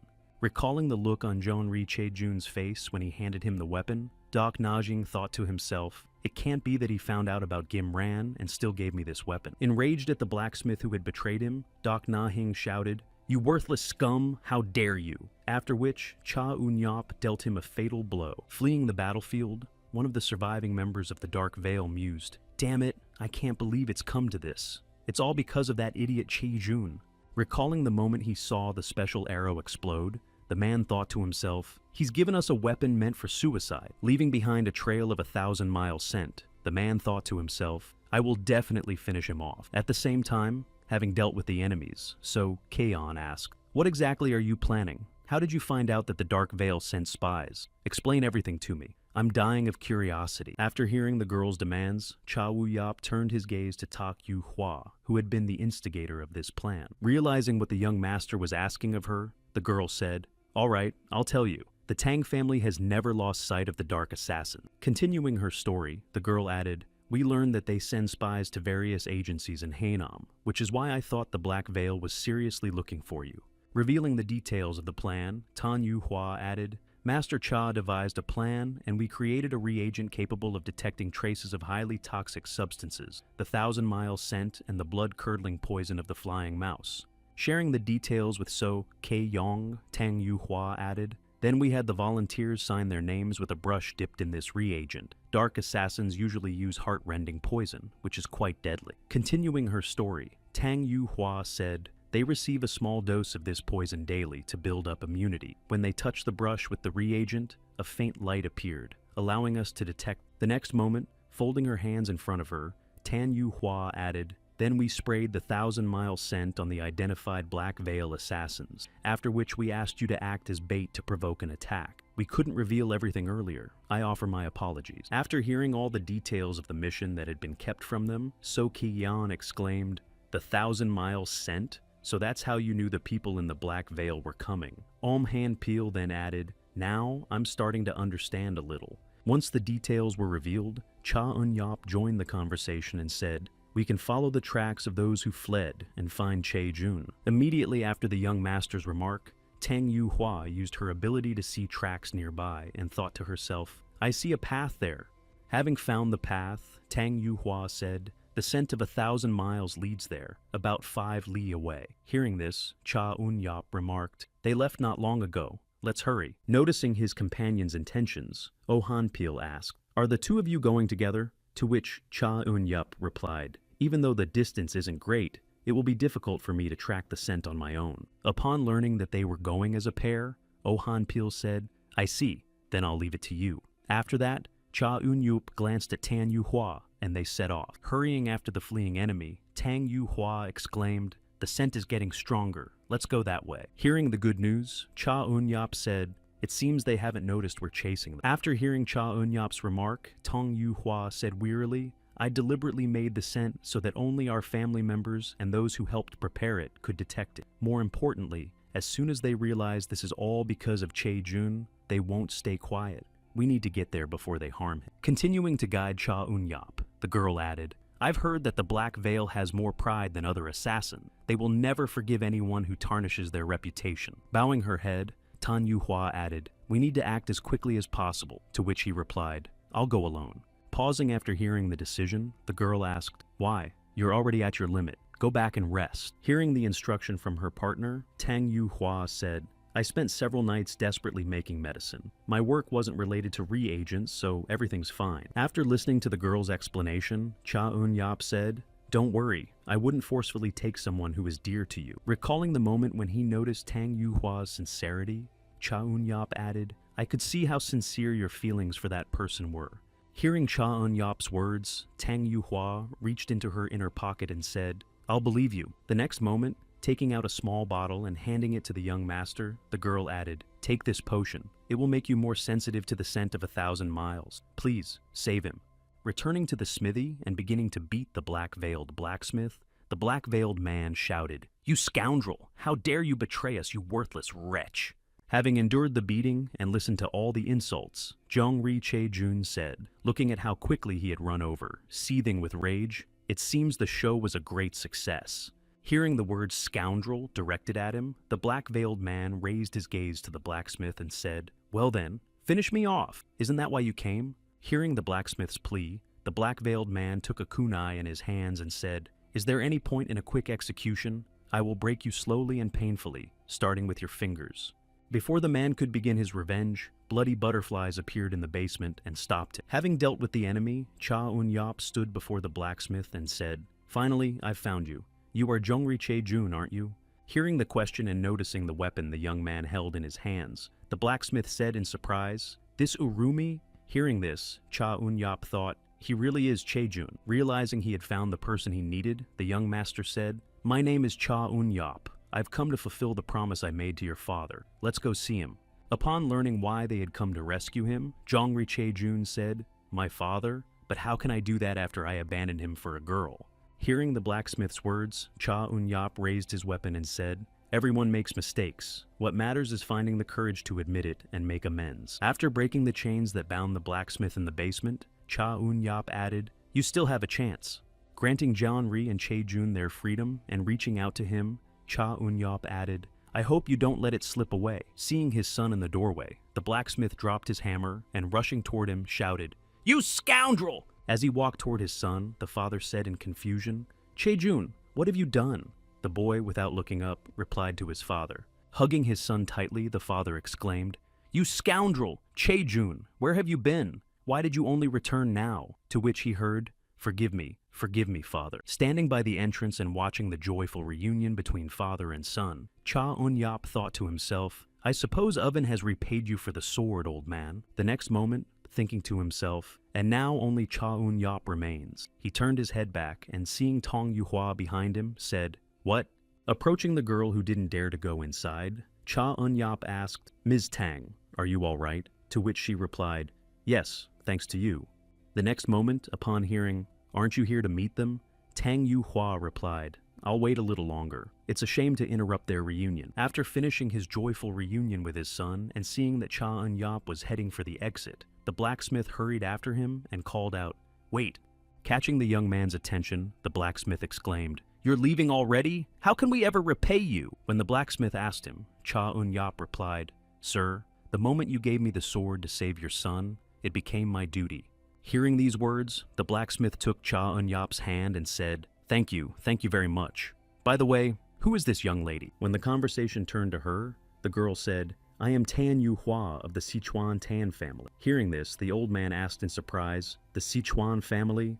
The next moment, bowing his head, the old man added in astonishment, "The very same family known for creating and using poisons and antidotes? And why would anyone from that family need me?" Hearing the old man's question, the young lady, feeling a certain uncertainty, lowered her gaze and said, "Well," seeing that the conversation had hit a snag, Cha Eun-yap said, "The young lady greatly helped in saving your son." Hearing this, the blacksmith asked, "Is that really true?" When the atmosphere had eased a bit, the blacksmith smiled happily and said, "Oh, there it is. I didn't even know." To which the girl replied, "Come on, I had to do it." After a brief pause, Tan Yuhua finally gathered her courage and said, "Sir, I'd like to discuss something regarding your son." Ms. Tan honestly recounted everything that had happened. While trying to find the master of the weapon they had received from the Black Veil, they learned of Cheonri Che-jun. Intrigued by him, they searched everywhere for him. Of course, the old man realized that the Sichuan family had come to them to take away his talented son and was bewildered. When all the details were revealed, Tan Yuhua said, "Sir, we respect the young master. If you trust us, the Sichuan family will ensure his protection." Placing her hand on her chest, the girl added, "We will never harm your son." Joining the conversation, Cha Eun-yap said, "Sir, as long as the young master possesses such talent, many will want to take him. In that case, sending him to a safe place wouldn't be such a bad decision, would it?" Hearing Cha Eun-yap add, "If that place will respect his talent and guarantee his safety," the old man replied, "I understand what you mean, but it is not for me to decide." Hearing that he must choose for himself how to proceed, Jeongri Chejun said, "I have disgraced my father with my actions, so I will do as he wishes to avoid repeating my mistakes." After hearing the blacksmith's and his father's decision, Tan Yuhua said, "Sir, I also craft weapons and understand the value of such talent. It would be an honor for me to work with the young master. Will you trust me?" After thinking it over for a moment, the shop owner said, "If you're certain you won't change your mind about him, then you may take him with you." Having received the old man's consent, the girl took his hands and exclaimed joyfully, "Thank you so much for your trust, father. I, Tan Yuhua, will do everything in my power to be of service to the young master." Standing aside and observing the situation, Cha Eun-yap thought to himself, "I hadn't really thought about it, but I doubt anyone thinks about Che-jun as much as this young lady does. In any case, it's her decision." Finishing his thoughts, Cha Eun-yap headed for the exit, when suddenly he heard the blacksmith call after him, "Are you leaving already?" Stopping and looking back, the young master asked, "What do you have to say to me?" Falling to his knees before Cha Eun-yap, Jeongri Che-jun said, "I considered myself an animal. I knew only how to swing a hammer and thought I would live my whole life that way. But when you broke my chains, I became human again. So this..." Hearing that the blacksmith was hesitating due to his uncertainty, Tang Yuhua said, "It seems the young master, Che-jun, wishes to honor you as his sworn brother." Realizing what was being implied, Cha Eun-yap asked his sworn brother, "Is that so?" His expression suddenly changing, Cha Eun-yap exclaimed in displeasure, "Why on earth would you suddenly call me brother? If you go with the Tan family, you'll be able to live better than anyone else. You'll gain nothing from a connection with a wanderer like me." Joining the conversation at a tense moment, the old man said, "It seems my son has felt a strong brotherly bond with the young master who saved him." Hearing the old man add, "Therefore I also ask you," Cha Eun-yap thought, bewildered, "to become sworn brothers." Recalling his past, Cha Eun-yap thought to himself, "Stupid family and brotherly bonds. Do you even understand how strongly all this can bind a person and weaken them? Looking at Zhongri and Chejun, Cha Eun-yup thought to himself, do you understand that I saved you because I had the freedom to ask me to do something so senseless? The next moment, thinking of Sol Subom, Cha Eun-yup thought to himself, great master, I remember the days when you treated me like a younger brother. I even thought you were trying to use me for Su-yeon's sake. As he began to draw his sword from its sheath, Cha Eun-yup thought to himself, after all, you already knew I had feelings for her. But what about now? Having made a difficult decision, Cha Eun-yup said, Zhongri Chejun, thanks to you making this urumi, my bloody butterfly technique is finally complete. And if it is fate that I saved you with this sword, then so be it. Hold out your hand. Swinging his sword and making incisions, Cha Eun-yup mixed his blood with the blacksmith's and said, now, we are bound by blood. Continuing to speak his vow, the young master added, from now on, anyone who so much as touches a hair on your head, I will dig them up from the ground and finish them off. I will cut them all down. After bandaging his hand following the ritual, Cha Eun-yup heard a sound from the street. It seemed to be coming from here. Standing at the shop's threshold, a couple of members of the Sichuan family said, please let us in. Seeing that her relatives had just entered the shop, Tang Yu-hua joyfully exclaimed, Grandpa, Uncle. When the girl recognized them, the two guests clasped their hands in front of them and said, it's a pleasure to meet you. I am Tang Moonjong, Yu Hua's grandfather, and I am Tang Chong-yi, the head of the Sichuan Tang family. Hearing who had just arrived, Cha Eun-yup thought to himself, if the Sichuan family is here, they could have used poison on the road to intimidate us and take Cheonri Chejun. Turning his gaze to the bewildered blacksmith, Cha Eun-yup thought to himself, it must have been the young lady's choice not to do so. I'd like to think it's none of my business, but now it concerns my brother. Continuing to watch what was happening, the young master thought to himself, if they had ignored my words, the young lady would have taken excellent care of everything. As they rode in the carriage together with the elder and the young master, the elder said, I heard from Yu Hua that you helped a great deal, and where is my grandson from? Hearing his name just mentioned, Cha Eun-yup asked discontentedly, my grandson, to which he replied, it seems my granddaughter and the son of the late Zhongri will soon become a couple. Doesn't that make us relatives? The next moment, Tang Moonjong added, when I first saw you, I thought this must be a faction that has historically established itself. Am I not right? Upon receiving this question, Cha Eun-yup sighed discontentedly and thought, just as I thought. He suggested they go together to ask this question, after which he said, not exactly a conspicuous place. Hearing the answer to his question, Tang Moonjong said, interesting, but judging by the atmosphere, it's actually the exact opposite. Realizing that it wouldn't be so easy to wrap things up, Cha Eun-yup looked at the elder and thought, I need to come up with the answer he wants to hear. Finishing his thoughts, Cha Eun-yup said, I am from the Moon Gate faction, which follows the ancient tradition of passing down the great yin breathing technique through apprenticeship. Upon hearing this, he asked, I've heard of the Moon Gate, where they study the great yin breathing technique. Who is your master? Closing his eyes and smiling feignedly, Cha Eun-yup asked, well, have you heard of Master Wan Sahu? Upon receiving this question, Tang Moonjong began stroking his beard and said, interesting. I think I've heard something, or maybe not. Hearing this, Cha Eun-yup thought, you're lying. I just made him up. Continuing his thoughts, Cha Eun-yup recalled a phrase from the book. I was born too weak, so I gave up everything to gain strength. He thought, if I think about it, this old man could be considered my master. Calling the one who wrote that, a master isn't so bad. Not wanting to give up so easily, Tang Moonjong said, but you know, grandson, this technique is very interesting. Will you let me take a look at it? Receiving the request from the elder, Cha Eun-yup thought, so he wanted a battle from the very beginning. If that's his nature, what a headache. It seems I have no choice. After which he said, all right, what should I do? Having received consent for the duel and a demonstration of strength, Tan Moonjong stopped the carriages. Lifting an iron ball in front of him, Tan Cheong-yi said, so that my father may fully understand your strength, you will compete in pushing the iron ball. After preparing everything for the demonstration, the family leader added, you must push the ball from its starting position. Once it reaches the line, you may stop. After hearing the rules, Tang Moonjong said, well, I'm ready. Let's begin. Hearing this, the judge said, then please. Enveloping his body in an aura and preparing for the contest, Cha Eun-yup thought, this is their way of measuring inner strength. Well, it wouldn't be bad to find out how this works in prestigious families. I need to take this opportunity to understand just how strong I've become with the help of the great yin breathing technique. Watching the progress of the inner strength demonstration, the judge noticed that the ball had begun to shift in one direction. Realizing that this was no coincidence and that the situation wasn't changing, Tang Zhongyi thought, "They're pushing my father away." Trying to somehow resist Cha Eun-yap's power, Tang Moonjong thought, "My inner strength is fluctuating and dissipating. This is the first time I've felt something like this." Without taking his eyes off the young master who surpassed him in strength, Tan Moonjong thought to himself, "It's so mysterious and refined, infinitely gentle yet at the same time powerful and graceful. I sense her uncontrollable, ominous qi." Continuing to focus on the competition, Tang Moonjong thought to himself, "Despite its public nature, it doesn't feel oppressive. It's refreshing and pure. I wonder if I should try it."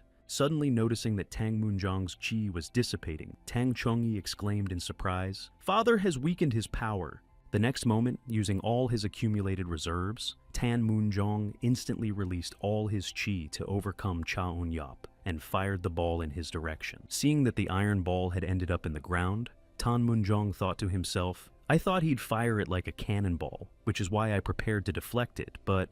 Turning his gaze back to Cha Eun-yap, who seemed capable of stopping even this, Tan Moonjong added in his mind, "What kind of power is this?" Arriving at the establishment for a bite to eat, Tan Moonjong, sitting at the table with Cha Eun-yap, said, "You say your master didn't teach you the final breath of the great yin technique, but why?" After finishing off a stack of drinks, Cha Eun-yap said, "I'm not skilled enough yet." Hearing that the young master lacked the necessary skills, Tan Moonjong asked in surprise, "So, if you master it, you'll learn all the secrets of the faction?" Upon hearing this question, Cha Eun-yap replied, "The final stage of the breathing technique has fatal consequences." Hearing this, Tan Moonjong asked in surprise, "Consequences? What do you mean?" Lowering his gaze to the table, Cha Eun-yap said, "Although the breathing technique grants great power, the more you master it, the more poison accumulates in your body. That is why, without the ability to neutralize the poison, even if you become a master, you will not be able to use it properly." After telling this story, Cha Eun-yap raised the cup of liquor to his mouth and, smiling slyly, thought to himself, "Of course, it's all just a fabrication." Hearing these new details about the breathing technique, Tang Moonjong asked in surprise, "Is that why your master isolated himself and never entered the world of martial arts?" To which he replied, "Yes." Without lifting his head so as not to reveal his smile, Cha Eun-yap added, "When he tried to become stronger, his symptoms worsened." Hearing this, Tang Moonjong said, "That's unfortunate." The next moment, upon hearing Cha Eun-yap say, "But my master saw an opportunity and entrusted me with a mission," Tang Moonjong asked, "What mission?" Continuing to share his thoughts, Cha Eun-yap said, "Any elixirs only have a temporary effect." He explained that the body must always contain something capable of providing a healing effect and preventing the loss of strength, even for a moment.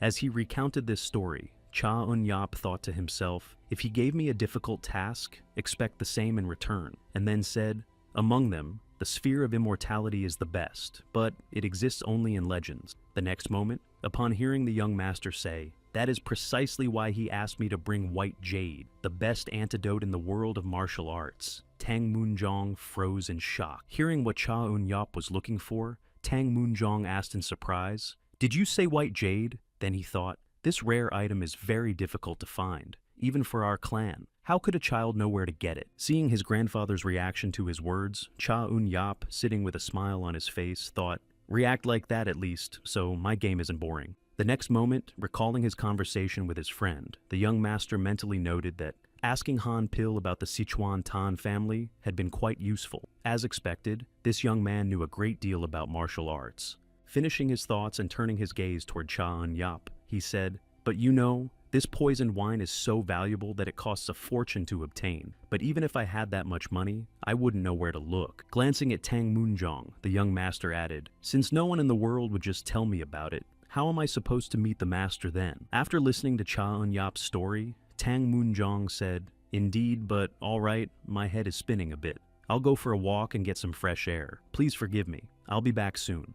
Hearing that Tan Moonjong was leaving him, Cha Eun-yap said, "Don't rush, I'll wait," after which he smiled slyly and thought, "It's not very pleasant to deceive an innocent old man." Watching Tan Moonjong, Cha Eun-yap added to himself, "But perhaps this is a chance to obtain white jade, poisoned wine, second in potency only to the elixir of life. Now, all that remains is to wait." the Golden City Escort Agency received a scroll with news. Upon opening it, Sagwan Jin-gol read, Classification, Secret, Recipient, Inspector Number 7, Sender, Dong Ho. The top 10 Hanam agencies have nearly collapsed, while the Blue Dragon Bureau, the Jinan Bureau, and the Pegasus Bureau are rapidly gaining strength. The three major bureaus secretly destroyed the rest and took over their bases. However, no evidence of illegal activity was found. All their movements and connections indicate that there is nothing unusual about their work. After rereading this report, Sagwan Jin-gol thought to himself, however, considering the timing of their emergence and the similar methods of absorbing the fallen bureaus, it seems they are acting in concert. I wonder what's in the second report. Opening another scroll, Sagwan Jin-gol read, two of the three companions of Song Yo-ju, leader of the Golden City, a man of large build, the sword demon Han Pil. The identities of the other two remain unknown. A month ago, on the day two of the three companions were hired, 10 assailants attacked the Golden City, but they were all destroyed by the two escorts. Later, during their journey, they were attacked by figures infamous in the past. The demon lord of the withered trees, the generous smile, and the demon of bloody fire. All three were eliminated by the escorts. After rereading this information in the report, Sagwan Jin-gol rested his chin in his hand and thought to himself, they defeated the demons of the northern forest. I can speculate about the swordswoman's origins, but it's hard to figure out who's using the Urumi. Is it because of them that the Flying Dragon Gate has been acting cautiously lately? That means they haven't fully identified their identities. The third escort agency, Golden City, is still located at the Dead Sea Bureau in Luoyang, and it has been confirmed that a large-scale battle took place there a few days ago. Thanks to the escorts, the enemy forces were destroyed, and with that, all activities of the Pegasus Bureau, which had expanded its influence in Luoyang, were suspended. Having read this, Sagwan Jin-gol thought to himself, at this moment, the capabilities of the Golden City are unmatched. Could these experienced people be the reason for Yoju's confidence? Recalling Cha Eun-yup, who stood out among the three escorts, Sagwan Jin-gol thought to himself, that guy definitely has a special aura. I sensed a strange energy. No matter how I looked at him, he didn't seem like an ordinary escort. Where did he come from? As he thought to himself, I must visit Luoyang, Sagwan Jin-gol heard Yo-hong burst into his office, shouting, Uncle! Seeing his uncle and catching his attention, Song Yo-hong exclaimed, Father, it seems he's looking for you. His condition has suddenly worsened. Arriving immediately at Son Il-san's side, Sagwan Jin-gol exclaimed, Brother, sit still. You mustn't overexert yourself. Yo-hong is here too, so don't worry. Not in the best of condition, Son Il-san, the former leader of the Golden City Escort Agency, said to Yo-ju. Holding his brother's hand and trying to calm him down, Sagwan Jin-gol said, Don't worry, Yo-ju. You're surrounded by good people. Then he thought, this is dangerous. Energy and blood are flowing in the opposite direction. We need to hurry. Standing behind his brother and beginning to channel energy into him, Sagwan Jin-gol shouted, Yo-hong, support your father. Using his energy circulation technique, Sagwan Jin-gol thought to himself, the blood flow is blocked more severely than I thought. If I can't reach the abdomen, then... Suddenly feeling a surge of energy and significant relief, Sagwan Jin-gol thought in surprise, could it be that this energy is restoring blood flow in combination with my technique? Turning his gaze to his nephew, Sagwan Jin-gol asked Yo-hong, did anyone look after my brother earlier? To which he heard, yes, one of the escorts was constantly by his side. Looking up at his nephew, Sagwan Jin-gol said, if you met my older sister, you most likely saw him. He's my age and is skilled not only with the sword, but also with inner strength. After listening to his nephew's story, Sagwan Jin-gol, recalling Cha Eun-yup, thought, he's definitely talking about that young man. Later, seeing that Son Il-san had drawn blood, Yo-hoon cried out, Father! Also seeing this and stopping the flow of inner energy, Sagwan Jin-gol, thinking of his brother, realized that the blood had been drawn out. The greatest obstacle blocking the blood flow had disappeared. This mysterious energy played a key role in providing aid. If only there were someone who could control his brother's life energy. After making sure everything was definitely fine, Sagwan Jin-gol said, everything's fine, Yo-hoon. We'll keep an eye on him for now. To which he replied, thank you, uncle. Seeing that his nephew had happily begun watching over Son Il-san, Sagwan Jin-gol thought, it seems the biggest crisis is behind us. Continuing his thoughts, Sagwan Jin-gol mused to himself, perhaps great masters like the righteous demon can wield such energy. But once again, folding his hands in front of him, Cha Eun-yup said, thank you for your hospitality. I will now go my own way. Hearing that their meeting would end there, Tang Zhongyi said, Wait, I have something for you. Reaching into his inner pocket and pulling out a medallion, the man added, "This token signifies your membership in our family." Hearing this, Cha Eun-yap thought, "Do these people even listen to me?" Reaching for the plate that had been handed to him, the young master said, "I told you I used to be a monk," to which he replied, "I have no intention of holding that against you." Trying not to press Cha Eun-yap too hard, the man added, "This plate not only symbolizes the family's support, but also serves as protection against poison." Continuing to talk about the object, Tang Zhongyi added, "Although it isn't made of white jade, it should withstand most of them. This is a token of gratitude for fulfilling my father's wish. With your skills, few will be able to defeat you, but..." Without taking his eyes off the man, Cha Eun-yap heard, "If you intend to cross the river with a sword in your hands, conflict is inevitable, but if you have the support of your family, no one will dare to act recklessly. That is the sole purpose of this gift. Please accept it." Putting the plate in his pocket, Cha Eun-yap said, "I appreciate your honest answer. I will gladly accept it." Then he thought, "Surprisingly, there are many simple-hearted people in the Sichuan family. I need not worry about Che Jun." The next moment, Tang Chongyi said, "If you need white jade, I'll get it for you. When you've finished your business, please visit us again." Noticing the surprise on Cha Eun-yap's face, the family leader added cheerfully, "If my niece and the son of old Zhong Ri become a couple, you will no longer be a stranger in our home. That is true." Having received the question from Tang Zhongyi, Cha Eun-yap thought to himself, "However, that doesn't mean I'll fall for all your tricks." Finishing his thoughts and folding his hands in front of him, Cha Eun-yap said, "Then, during my next visit, let's make an exchange." Hearing this, the head of the Tang family thought, "Interesting, an exchange. That's how you steer the conversation in a different direction." The next moment, a voice called out from behind the pair, "Hey, Cha Eun-yap!" Looking back and seeing the familiar cart, the young master wondered, "Why is the Golden City's cart here?" Also seeing the Golden City carriage, Tang Zhongyi said, "It seems the escort agency has been very popular lately. I think they came to greet you." After that, Seo Gyeong exclaimed, "It's been a long time. You must be happy to see us again." Seeing that the carriage had stopped, Cha Eun-yap thought, they've already decided to continue their journey. Then, Song Yeoju stepped out of the carriage and exclaimed, "Young Master Cha." Following the girl, Sagwan Jingol also stepped out of the carriage. Noticing him, Cha Eun-yop thought to himself, "This man..." Once inside the small restaurant, Song Yeoju, sitting at the table, asked the leader, "How did you find out where to look for me?" In response to the young master's question, the girl said, "After you and Mrs. Tang left, we hadn't heard from you for several days. So I asked Mr. Ji Gaol to find you, and shortly after I learned that you were with the Tang family, I came here." Upon learning exactly how they had found him, Cha Eun-yap asked, "But why did you have to gather everyone just to find me?" Hearing another question from the young master, the girl said, "The Dead Sea Bureau's affairs had been settled, so it was time to continue our journey. Just then my uncle arrived, and after discussing it, we decided to head toward the Namgung residence. Thanks to that decision, we were able to find the young master." Upon learning these new details, Cha Eun-yap thought to himself, "I see. So, from Ms. Sun's perspective, quite a few people have gathered at the Namgung family home, which makes this a great opportunity to support the Golden City." Continuing his thoughts, the young master added to himself, "Judging by the atmosphere,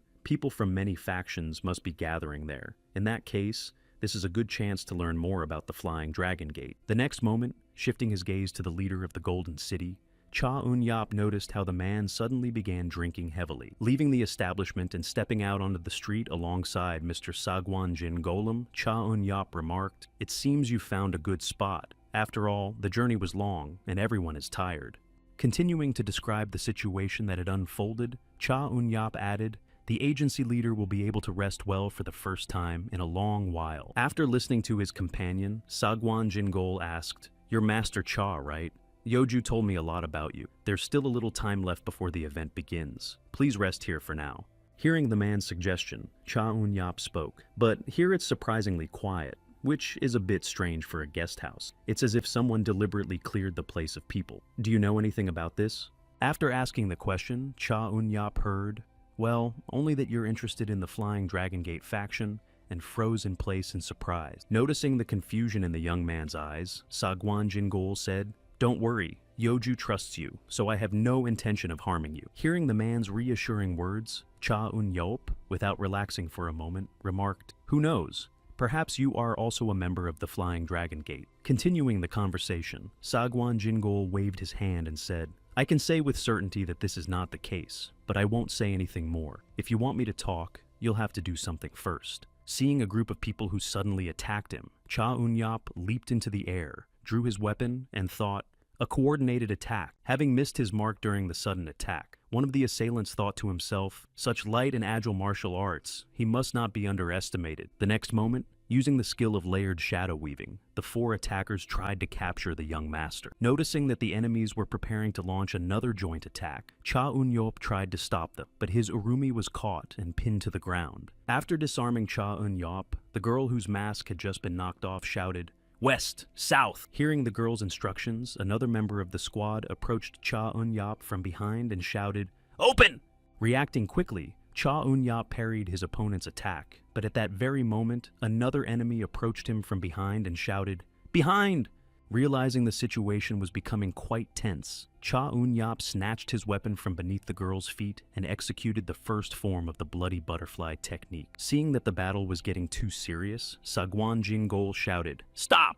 Putting an end to Cha Eun-yop's test, Sagwan Jingol exclaimed, "That's enough for now. Let's continue our conversation." Holding out a bottle of liquor to Cha Eun-yop, Sagwan Jingol said, "Have a drink, since I've dragged you out in the middle of the night. Let's talk after we wet our throats." Hearing the man's instruction, Cha Eun-yop, holding the bottle in his hand, said, "First you wound, then you heal. You have a strange hobby." Sitting down in the middle of the forest where no one would find them, Sagwan Jingol said, "I apologize. I know it was rude, but I thought it was the best way to assess your skills. Your reputation is well deserved. Now, I can confidently engage in dialogue." Paying tribute to Cha Eun-yop's skills, Sagwan Jingol, folding his hands in front of him, added, "Before we begin, I'd like to thank you." Turning his gaze to the man, Cha Eun-yop said, "Thanks to you, my foster brother survived his illness and is now on the mend. I am very grateful." Hearing these words, Cha Eun-yop asked, "Are you referring to the former leader of the Golden City? I simply shared my energy, nothing special." Despite Cha Eun-yop's explanation, Sagwan Jingol said, "A short while after I returned to the escort agency, my brother found himself in a very dangerous situation, so I immediately tried to redirect his QE flow." Without taking his eyes off his interlocutor, Cha Eun-yop heard, but at that moment, a strange energy in his body greatly helped in opening the blocked blood vessels. It was truly a mysterious energy. After hearing this account, Cha Eun-yop said, "Nothing special. It must be due to the former leader's resilience." He then thought, as I called him, Master Wan Sa-hu, the old man who devised this technique, must have been an outstanding master. I'll need to find out who he is. Finishing his thoughts, Cha Eun-yop turned his gaze to Sagwan Jingo and said, "I suppose you're all still asking questions, but will you answer mine?" Taking the initiative, Cha Eun-yop added, "You've probably already figured out that one of the Sword Demon's escorts, that burly guy, is a martial arts master, but he didn't recognize you. At the same time, you command subjects and are well informed, which means you're either from the ruling house or a secret organization." Continuing his train of thought, Cha Eun-yop added, "And it seems your last mission was in the Golden City. What do you say? Did I guess right?" Hearing this, Sagwan Jingol thought to himself, "Indeed, his insight is astonishing. I have nothing left to hide." The next moment, picking up a bottle of liquor, Cha Eun-yop added, "I don't think you'll say anything frivolous." Pouring himself a drink and raising the glass to his lips, Cha Eun-yop added, "What do you want from me regarding the Flying Dragon Gate? I'm listening carefully." Realizing the conversation was turning more serious, Sagwan Jingol said, "Danho, seal off the surrounding area," to which he replied, "Yes, sir." Seeing how the warriors immediately set off to carry out the order, Cha Eun-yop tilted his cup and said, "You have wonderful subjects. I never thought anyone would follow in my footsteps." To which Sagwan Jingol replied, "Yes, they are wonderful." After emptying his cup, Cha Eun-yop added, "If these 4 work together, they might even be able to fight the Sword Demon, though they're still far from my level." Hearing this, Sagwan Jingol thought, "I thought he was just aloof, but that's just his nature." Finishing his thoughts, Sagwan Jingol said, "I've been studying not only you and the Sword Demon, but also that lady named Soka Yon. I heard she single-handedly dealt with the Dark Assassins, and there are also rumors that the 3 of you defeated the 3 demons of the Northern Forest." Continuing to mention the rumors circulating among the people, Sagwan Jingol added, "Especially you yourself destroyed several forces that were tarnishing the reputation of the Hanam Bureau. Mentioning Chaeun-yap's other notable achievements, Sagwan Jingol added, among other things, you tracked down the dark assassins who were hunting So Kye-yong, uncovered their base, and eliminated the remaining members of the organization. Continuing to share well-known information, the man added, all of this happened in just a few months, and by a lucky coincidence, your actions align with what I'm about to do. Savoring a chicken drumstick, Chaeun-yap asked, so, are you trying to recruit me? Is that where you're going with this? I'm sorry, but even though I travel alone, I possess a sufficient amount of information. Hearing Chaeun-yap's remark, Sagwan Jingol, recalling his subjects, said, no, quite the opposite.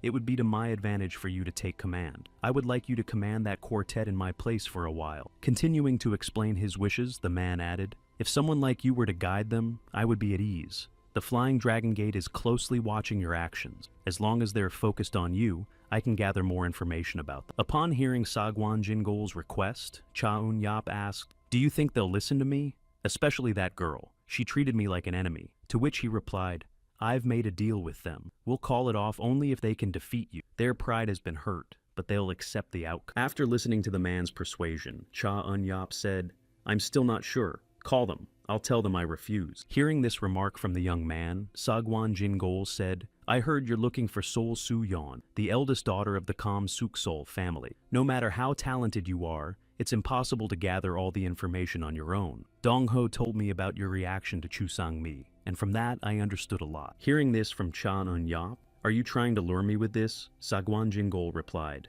it's just a guess without solid evidence. I can't even bring it up. I just wanted to show you what teamwork is all about. The next moment, calling out the subject's name and hearing him appear instantly, Sagwan Jingol said, I heard you spend all your time training. With such powerful energy and a talent for creating techniques, you'd change your mind if I offered this to you. Spreading out 4 martial arts books before him, Sagwan Jingol added, here is this secret martial art known as the 4 Great Demonic Techniques. Pointing to the first of the 4 books, Sagwan Jingol said, the first was left 300 years ago by a sound demon named Song Cho-gi, the soul sound technique. They say he could drive hundreds of masters mad with just a single flute. Pointing to the second book, Sagwan Jingol added, the next one was written by a man named Ta Mo Yul from an island in the East Sea, the diving into the Great Sea technique. According to legend, with its help, one can learn to control the currents of water. Turning his gaze to the third book, Sagwan Jingol said, the third contains the demonic techniques of Mosan, left behind by a martial arts master named No Dansi from the Mosan faction. It contains the unconventional techniques of the Mosan faction. Reaching the last book, Sagwan Jingol added, and finally, created by the illusionist No Jong-i, is a secret technique called 3 Tactics of Illusion and Evil. We recently acquired this book, so I have no idea what's in it.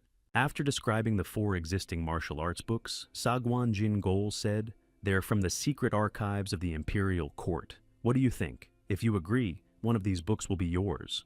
Upon receiving this offer, Chaeun-yap looked at the man and thought, damn, that's tempting. Why is he so persistent? But it's true that the Flying Dragon Gate will be sending ever stronger masters. That will definitely be useful. Continuing his thoughts, Chaeun-yap added in his mind, one day, even Oh Han-pil and Seo Gye-yong will leave. I need to become stronger. Maybe I should accept the offer. Finishing his thoughts and picking up the last book, Chaeun-yap said, all right, I agree. I'll choose this one. Seeing the young master's choice, Sagwan Jingol asked, the 3 Tactics of Illusion and Evil? Are you sure that's the one you want? After asking the young man the question, Sagwan Jingol added, interestingly, the other 3 are much better known and easier to learn. To which Chaeun-yap remarked, you said yourself that it was written by an illusionist. Surely there will be more spectacular techniques in it than in the orthodox manuals. Seeing Chaeun-yap's mood after receiving the intriguing book, Sagwan Jingol thought that with such talent, he could flawlessly master the techniques of the Mosan faction, or the sound of the soul, but he was interested in the sinister arts. Continuing his musings, Sagwan Jingol said thoughtfully, I wonder if he can walk the righteous path like a righteous demon. The next moment, holding out a dagger to Chaeun-yap, Sagwan Jingol said, well, a promise is a promise. Take this. It gives you the right to command the 4. When Chaeun-yap took the weapon in his hands, Sagwan Jingol added, with this golden dragon dagger, any order you give will be regarded as equal to an imperial decree. You must not use it to harm the imperial family or peaceful people. Apart from that, you are free to do whatever you wish. Hearing the man's words, Cha Un-yap asked, "So these four now follow my orders? Call them all here." The next moment, pointing his finger at the squad leader, Cha Un-yap said, "I hear your name is Dong Ho. It seems you are the leader of the four. Surely you all have subordinates as well." When asked by his new commander, Don Ho replied, "Each of us has four subordinates, who in turn have four subordinates of their own." Upon hearing the answer to his question, Cha Un-yap spread his arms wide, smiled, and said, "That's what I thought. Call them all here." When all the subordinates arrived at the assembly point, Cha Un-yap looked at the entire group and said, "You, Buck Ho, here, So Ho, and Nam Ho." After calling each subordinate by name, the young master said, "Nice to meet you. I am Cha Un-yap. From now on, I will be giving the orders." The next moment, pointing his finger at the squad members, the young man said, "I don't need any of you, so don't hang around me. That is my first order." Having shocked his subordinates, Cha Un-yap added a second. "Until your leader is here, you are all dismissed." Continuing to shock his subordinates, the young master added, "Under your leadership, there are many people, and your intelligence is likely excellent. I wouldn't want you to report everything to me, so just relax." The next moment, tossing the golden dragon dagger into Don Ho's hands, Cha Un-yap added a third order. "While you are on leave, all matters are transferred to Captain Don Ho." Relieved of the unnecessary burden Sagwan Jingol Cha Un-yap had placed on him, he headed off to attend to his own affairs and called out, "I'll be busy studying the manual for a while. That's all. Don't worry about it. I'll keep my promise when the time comes, and until then, get some good rest." Hearing the young man's instructions, Sagwan Jingol laughed loudly and said, "You've played a trick on me. I didn't expect him to answer that way. You may all go now. He said he'll keep his promise." Hearing the leader ask, "So, did you find out anything?" the subject, bowing before Yayul Sahan, said, "Just as you suspected, the Imperial family and the Morim alliance have been quite active lately." After listening to his subject, Yayul Sahan asked, "So, the one who led the Namgung family gathering was Sagwan Jingol, a dog of the Imperial family, and the Morim alliance is likely represented by an impartial elder, a master of intelligence gathering?" "That is correct," came the reply.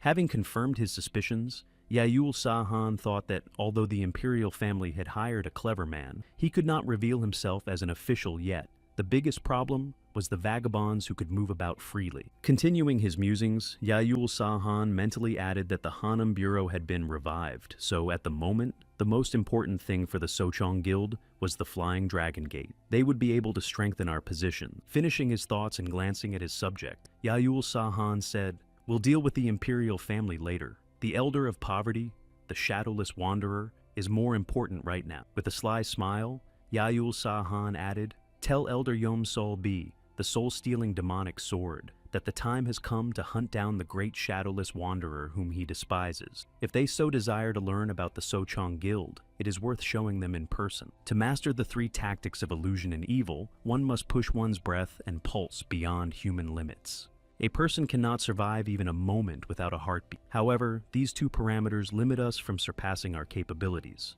If someone becomes free from them, they can become a superhuman.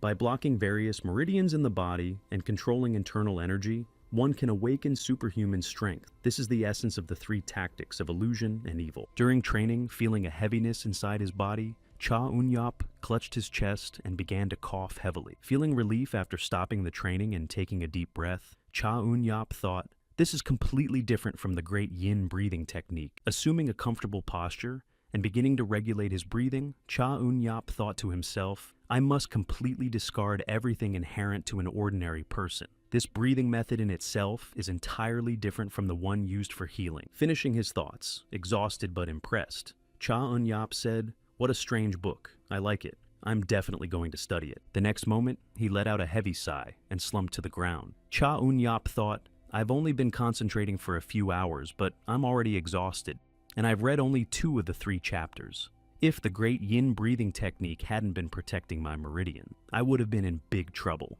Instantly getting up and starting to flip through the pages of the book, Cha Un-yap wondered to himself what was in the 3rd chapter. By mastering everything described earlier, one can achieve a state of instantaneous mental movement, where body and mind act simultaneously and attain the title of illusionist. After rereading this section and imagining how it worked, Cha Un-yap thought, instantaneous movements of the mind. If the trajectory of the bloody butterfly sword could accurately replicate my thoughts, then it would be possible to create techniques that far surpass what I have now. After pondering the advantages of the technique he was studying, Cha Eun-yap sighed heavily, stood up and thought, well then. The next moment, opening the window to the street and seeing Dong-ho there, the young master exclaimed indignantly, "Why are you here again?" When Dong-ho jumped into the room, Cha Eun-yap asked, "I sent you on leave," to which he replied, "Impressive. How did you spot me so quickly?" The young master retorted, "Impressive or not, why are you loitering here?" After receiving the question from the young man, Dong-ho took out a golden dagger and, showing it to Cha Eun-yap, said, "I can go wherever I want as long as I have the golden dragon dagger," to which he replied, "Indeed." After answering the question and noticing the young master's condition, Dong-ho asked, "By the way, did something happen to you? You were gasping for breath." Hearing this question from the young man, Cha Eun-yap thought, "It seems there are more side effects than I expected," and then said, "Don't worry about that. What did you want?" When the conversation turned to business, Dong-ho said, "Please help us save someone." Upon learning the reason for the man's visit, Cha Eun-yap asked, "Under your leadership, 12 people. Why are you asking me?" To which Dong-ho replied, "Everyone has their own duties. It's hard to gather everyone in one place." After explaining the reason for his request, Dong-ho added, "I heard that the Sochong Guild is pursuing the Elder, the representative of the Murim Alliance. In about half an hour, they'll be passing by us. Sagwan has left, so it'll be hard for us to stop them on our own. If possible, could you also call the Sword Demon?" Hearing yet another request from Dong-ho, Cha Eun-yap snorted in displeasure and said, "Forget about that bear. He meddles too much in my affairs, and if you get involved too, you'll just be a nuisance." Hearing this, Dong-ho asked in surprise, "What did I think? You all joined forces at the gaming house and traveled together, aren't you close?" Receiving the question from the man, Cha Eun-yap glanced at him and said, "Each of us has our own goals. I'm not in the Golden City for no reason. Why should I help you? I've already received the secret manual, so I can just escape at the right time, right?" Hearing that his request had been refused, Dong-ho headed for the exit and said, "When I was studying you, I decided that you valued loyalty and duty. I must have been wrong. Let's forget this conversation." Seeing how quickly Donjo left him and walked away, Cha Eun-yap watched him go and thought, "He gave up faster than I expected. It seems he's thought about this a lot." Standing by the window, Cha Eun-yap drew his weapon and said, "Well, it would be better for me if they just wore each other out in a fight. I guess I need to go tell them that I don't live by such trivial concepts as loyalty." After encountering a shadowless wanderer fleeing from pursuit and defeating a dozen enemies, the girl shouted, "Hold on a little longer." Hearing the shout from one of his allies, the Elder of Misery thought, though these masked men are experienced, if those individuals are under that boy's command, they won't be able to handle it. The next moment, assuming a fighting stance, the great shadowless wanderer, the Elder of Poverty, shouted, "All of you, be ready to fight and die together. You must not fall into their hands alive." Hearing his opponent's shout, Yom Sol-bi laughed and said, "Cool as always, shadowless wanderer. I was actually curious. If I catch you and interrogate you, will you become hostages?" Smiling slyly as he appeared on the battlefield, Yom Sol-bi, the soul-stealing demonic sword, added, "Considering the torment I've inflicted in the past, this time, I must take you alive." Aiming his weapon at the shadowless vagabond, the soul-stealing demonic sword spoke, "Stand down. Neither the Imperial family nor the Murim Alliance will stop us." At that very moment, bursting onto the battlefield and seeing what was happening, Hong-ho thought, "Damn it, they've already caught up to us." Sensing another person approaching from behind, Yom Sol-bi smiled slyly and said,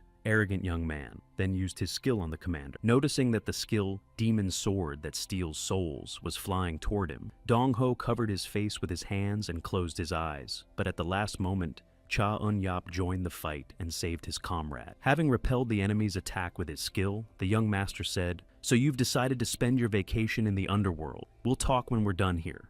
Continuing his fierce battle with Cha Eun-yap, Yom Sol-bi asked, "So you're the one who defeated me?" With a magnanimous smile, "But you won't defeat me." Pushing Cha Eun-yap aside and attempting to break through to the shadowless wanderer, the demonic sword that reaps souls added, "I would have dealt with you, but I wouldn't want my prey for today to escape." Seeing that the shadowless wanderer was still on the battlefield, Cha Eun-yap thought to himself, "This old man can't even run away properly." Having dealt with yet another enemy and rushing to escape, the Elder of Poverty thought to himself, "What incredible swordsmanship this boy displays." Seeing that the old man had managed to escape, Buk-ho exclaimed, "We must protect the Elder. What should we do?" To which she replied, "Leave him be. If we keep this man here, everything around us will be fine. Having prevented the soul-stealing demonic sword from pursuing the shadowless wanderer, Cha Eun-yap thought to himself, he is strong. Finally, unable to restrain himself after being thwarted several times, Yom Solbi shouted, "Enough games! I'll destroy you all instantly." At that very moment, the demonic sword that steals souls unleashed its kiai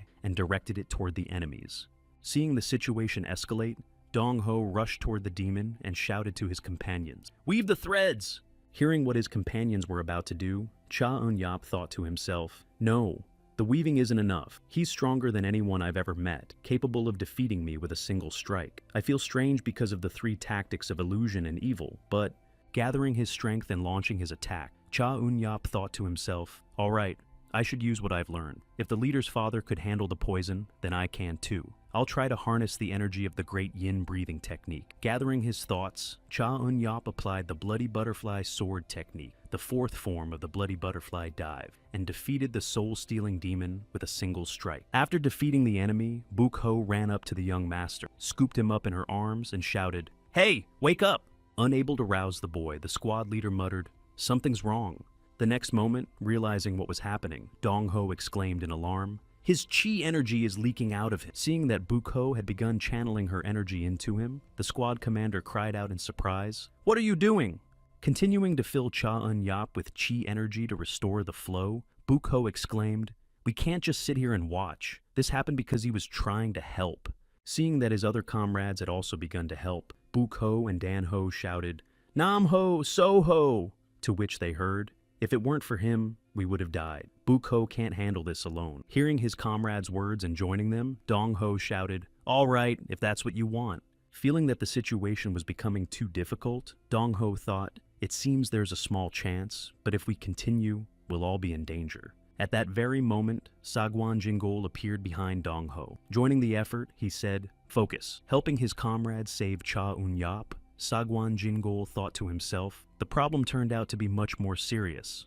Recalling the moment he arrived to help, Sagwan Jingol added in his mind, "Everything happened much faster than I expected. I'm late again." Continuing to channel his energy into his companions to save the young master, Sagwan Jingol thought to himself, if this keeps up, every one of us will be poisoned. I can't lose all of you. We have to survive. While in a coma, Cha Eun-yap saw his very first memory of his parents, who, leaving him at the gate of the Sol family, said, "You won't go hungry here, Eun-yap." The next memory that appeared in Cha Eun-yap's mind was of Sol Sang-hee and Sol Sang-il, who had beaten him. The next moment from his life in his delirium was about how grandfather Huang nursed him back to health after he was beaten by members of the Sol family. Also, in his delirium while unconscious, Cha Eun-yap saw a memory of Oh Han-pil, who asked, "Do you like swinging a sword so much? Let's go already." The next memory was of Jongri Chejun, who wished to become a sworn brother to the young master. Following that was a moment when Cha Eun-yap was talking with Sagwan Jin Golem while drinking. While in a delirium, Cha Eun-yap felt a touch on his hand and heard Sol Subam's voice saying,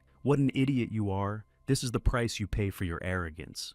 Looking down on the boy who had gotten too carried away, Sol Subam added, "No matter how smart you are, not everything in this world is as easy as you think." Continuing to scold the boy, Sol Subam added, "After meeting the person who could see through you, the mask you were wearing cracked. So, what are you going to do now? Will you be able to find Su-yeon?"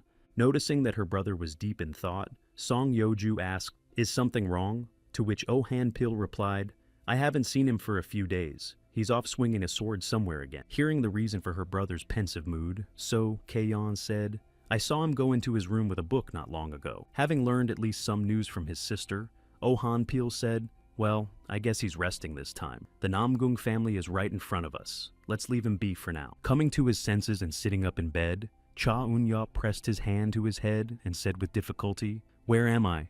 Seeing that the young master had finally woken up, Buk-ho said, "Don't worry, this is one of the rooms we use." Hearing where he was, Cha Eun-yap asked, "Did you save me?" To which he replied, "Thanks to the fact that you defeated the demon, we're alive too." The next moment, hearing the conversation, Sagwan Jingol entered the room and asked, "Are you awake yet?"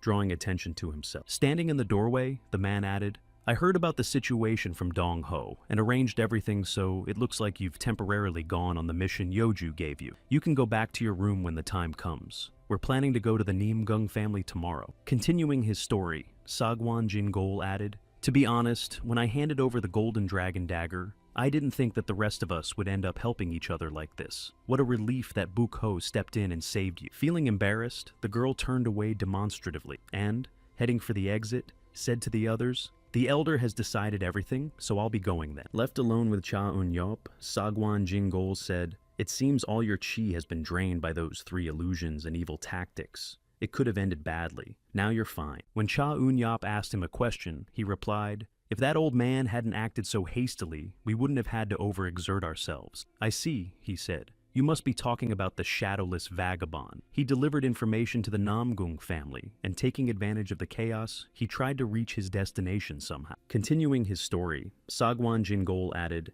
"Just like us, he was simply doing his job. Thanks to that, he should already be there." Hearing this, Cha Eun-yop snorted in dissatisfaction and said, "Because of that old man, 6 people were on the brink of death. Of course, that's how it should be." Continuing to voice his dissatisfaction, Cha Eun-yop added, "As expected, such things aren't for me. This time, I've gained power, so for now, I'll keep my promise. But, Mr. Sagwan, you know that the golden dragon dagger belongs to Dong Ho, so when the time comes, I'll simply leave. I plan to repay my debt to these people as soon as possible." Walking away from Cha Eun-yop, Buk Ho, seeing her comrades nearby, called out, "Captain Dong Ho, is everything okay? Why are you all gathered here?" Hearing the question from his partner, the commander replied, "Buk Ho, we're fine. Actually, we're much better off." After that, the girl asked, "What are you talking about?" Hearing the question, Buk Ho Nam Ho, placing his hand on his neck, said, "My neck has been hurting for a long time, but now I'm fine." After that, Dong Ho added, "Cha Eun-yop's energy that Sagwan was talking about, it seems to have affected us." As he began testing his abilities after recovering, Cha Eun-yop thought to himself, "Incredible. Even though I'm not breathing at all and I'm blocking my meridians, my body is naturally absorbing the energy." Feeling the changes in his body, the young master thought to himself, "It seems I've almost lost my chi. It was worth it. Traveling was a good idea. So many interesting things are happening." The Namgung family arrived at the square, and upon seeing guests nearby, a member of the Namgung family exclaimed, "Well, look who's here." Pointing his finger at the guests, Namgung Seong-yu, the elder of the Namgung family who had arrived with Namgung Hee-jun, the leader of the Namgung family, exclaimed, "The old monster of the Sichuan family is still alive." Outraged by how he had just been addressed, Tong Moon-jong shouted, "Idiot! When you see your senior, you must bow immediately. What are you staring at?" Stepping closer to the guest, Namgung Seong-yu added, "I thought you'd become a better person after 30 years of imprisonment, but how have you changed at all?" To which Tong Moon-jong exclaimed, "Look at him. He'll die without ever growing up." At that very moment, Tan Yu-hua, who was standing behind them, coughed, drawing her grandfather's attention and forcing him to calm down. Realizing that the conversation had gone a bit off track, Tang Moon-jong pulled himself together and, pointing to the blacksmith behind him, said, "Some of you may be seeing this man for the first time. Allow me to introduce him. This is Jong-ri Che-jun." Hearing this, Tang Moon-jong added, "He is our family's honored guest, Namgung Seong-yu," and the young man spoke up. Taking a closer look at the young man who had just been introduced, the Namgung family elder stroked his beard and thought, "At last, we've met the man who will fulfill the ancient wish of the Sichuan Tan family. Soon, this family will become even more prosperous." Finishing his thoughts and approaching Tong Yu-hua, Namgung Seong-yu asked, "And how did you two meet?" To which the girl replied awkwardly, "Well," recalling Cha Eun-yop, thanks to whom all this had come to pass, Tang Yu-hua said, "By pure chance, I met him thanks to a priceless benefactor." Hearing this, the elder asked, "A benefactor?" Hearing the surprise in the elder's voice, the girl said, "He'll also be coming to the Namgung residence, so I'll introduce you to him." At that, Namgung Hee-jun interrupted the conversation and said, "Well, you must be very tired. Let's go inside and continue our conversation there." After making his suggestion, the head of the Namgung family led the guests inside the building, but Tang Moon-jong remained where he was, along with Namgung Seong-yu. Seeing that they were left alone, Tang Moon-jong asked, "So, what is the current situation?" Receiving the question from his companion, Namgung Seong-yu said, "A great shadowless wanderer arrived yesterday. Your fears were correct. It seems we also need to be on guard." Upon learning the details of the situation, Tang Moon-jong, recalling Yayul Sahan, said, "That's right, they're starting to get serious." Finding herself at the celebration, So Kei-yong, turning her head in all directions, exclaimed in amazement, "Wow, how cool! I never would have thought there was a place better than the Golden City. The next moment, realizing she was behaving too wildly, So Kye-yong covered her mouth with her hand and said, "Oh my, I sound like a country bumpkin." After that, Sun Yeoju, trying to calm the girl down, said, "As expected of one of the most prestigious families of the Central Plains, this place is incredible." While the girls went ahead, Cha Un-yop, remaining behind with his phantom sword, said, "Hey, handpill." Having caught the man's attention, the young master said, "You're quite well known here, so uphold the dignity of the Golden City. We must show respect to the leader of the Namgung family." Hearing this, Oh Han-pil asked in surprise, "What?" And Cha Un-yop replied, "Behave yourself." So Kaon, realizing where this was going, nodded approvingly. After sending Oh Han-pil to Sun Yeoju, So Keon, left alone with Cha Un-yop, thought to herself, "He's quite skilled." After getting rid of a couple of people who might get in his way, Cha Un-yop pointed in a direction and said, "You and I need to survey the surrounding." Turning his gaze to the diverse surroundings, the young master added, "This place is full of all kinds of people." The next moment, hearing Brother Master Cha ring out behind him, Cha Un-yop felt a shiver run down his spine, while Soka-yeon turned around and said in surprise, "What?" Seeing Zhongri Che-jun and Tan Yu-hua nearby, who were waving happily at Cha Un-yop, So-kae-yong asked who they were, but received no answer. Glancing back at the couple of young people he had caught sight of, Cha Un-yop thought, "How annoying. I need to say hello and get out of here quickly." Also arriving at the celebration, Uiji Jong-hang, a member of the Uiji family from Hebei, looked around and said, "My goodness, there are so many people here." As he continued on, Uiji Jong-hyun thought to himself, "Most likely, this is because all the influential families of the Central Plains have gathered to discuss an important matter. I hope nothing bad happened." The next moment, catching up to the boy walking ahead, Ping Ying Lee from the Ping family of Hebei joyfully exclaimed, "Brother Uiji!" Seeing the girl who had just called out to him, Uiji John Hein rushed into her arms and exclaimed happily, "Oh, look who's here. It's the cutest youngest child of the Ping family, Inri." To which the girl remarked, "And my brother is just as sycophantic." Convinced that Uiji John Hyun hadn't changed at all, Peng Inri asked, "You must be looking for Tan Yu-hua, right?" To which the boy froze in place and asked in surprise, "What?" Convinced that she hadn't been mistaken in her guess, Peng Yin-yi said, "I recently saw her walking with a man I didn't know. They were talking with a boy and a girl." Hearing what Peng Yin-yi had just told him, Uiji Jong-han thought to himself, "A stranger? Could she have a lover now?" Finishing his thoughts, Uiji Jong-hein said, "I think I should go say hello to them. Will you walk me over?" Meanwhile, Peng In-ear, noticing Cha Un-yop nearby, exclaimed, "Oh," pointing to So Kae-yeon, who was pestering Cha Un-yop by shouting, "How many rooms are there here? 1, 2, 3. Wow, that swordsman looks so strong," Peng Inri said. "Those are the ones Tan Yu-hua and that young man were talking to." Looking in the direction the girl pointed and seeing Cha Un-yop, Uiji Jong-hein thought to himself, "Could it really be them?" and headed toward them. Approaching the pair of escorts and folding his hands in front of him, Uiji Jong-han said, "I beg your pardon, are you the guests who arrived with the Tang family?"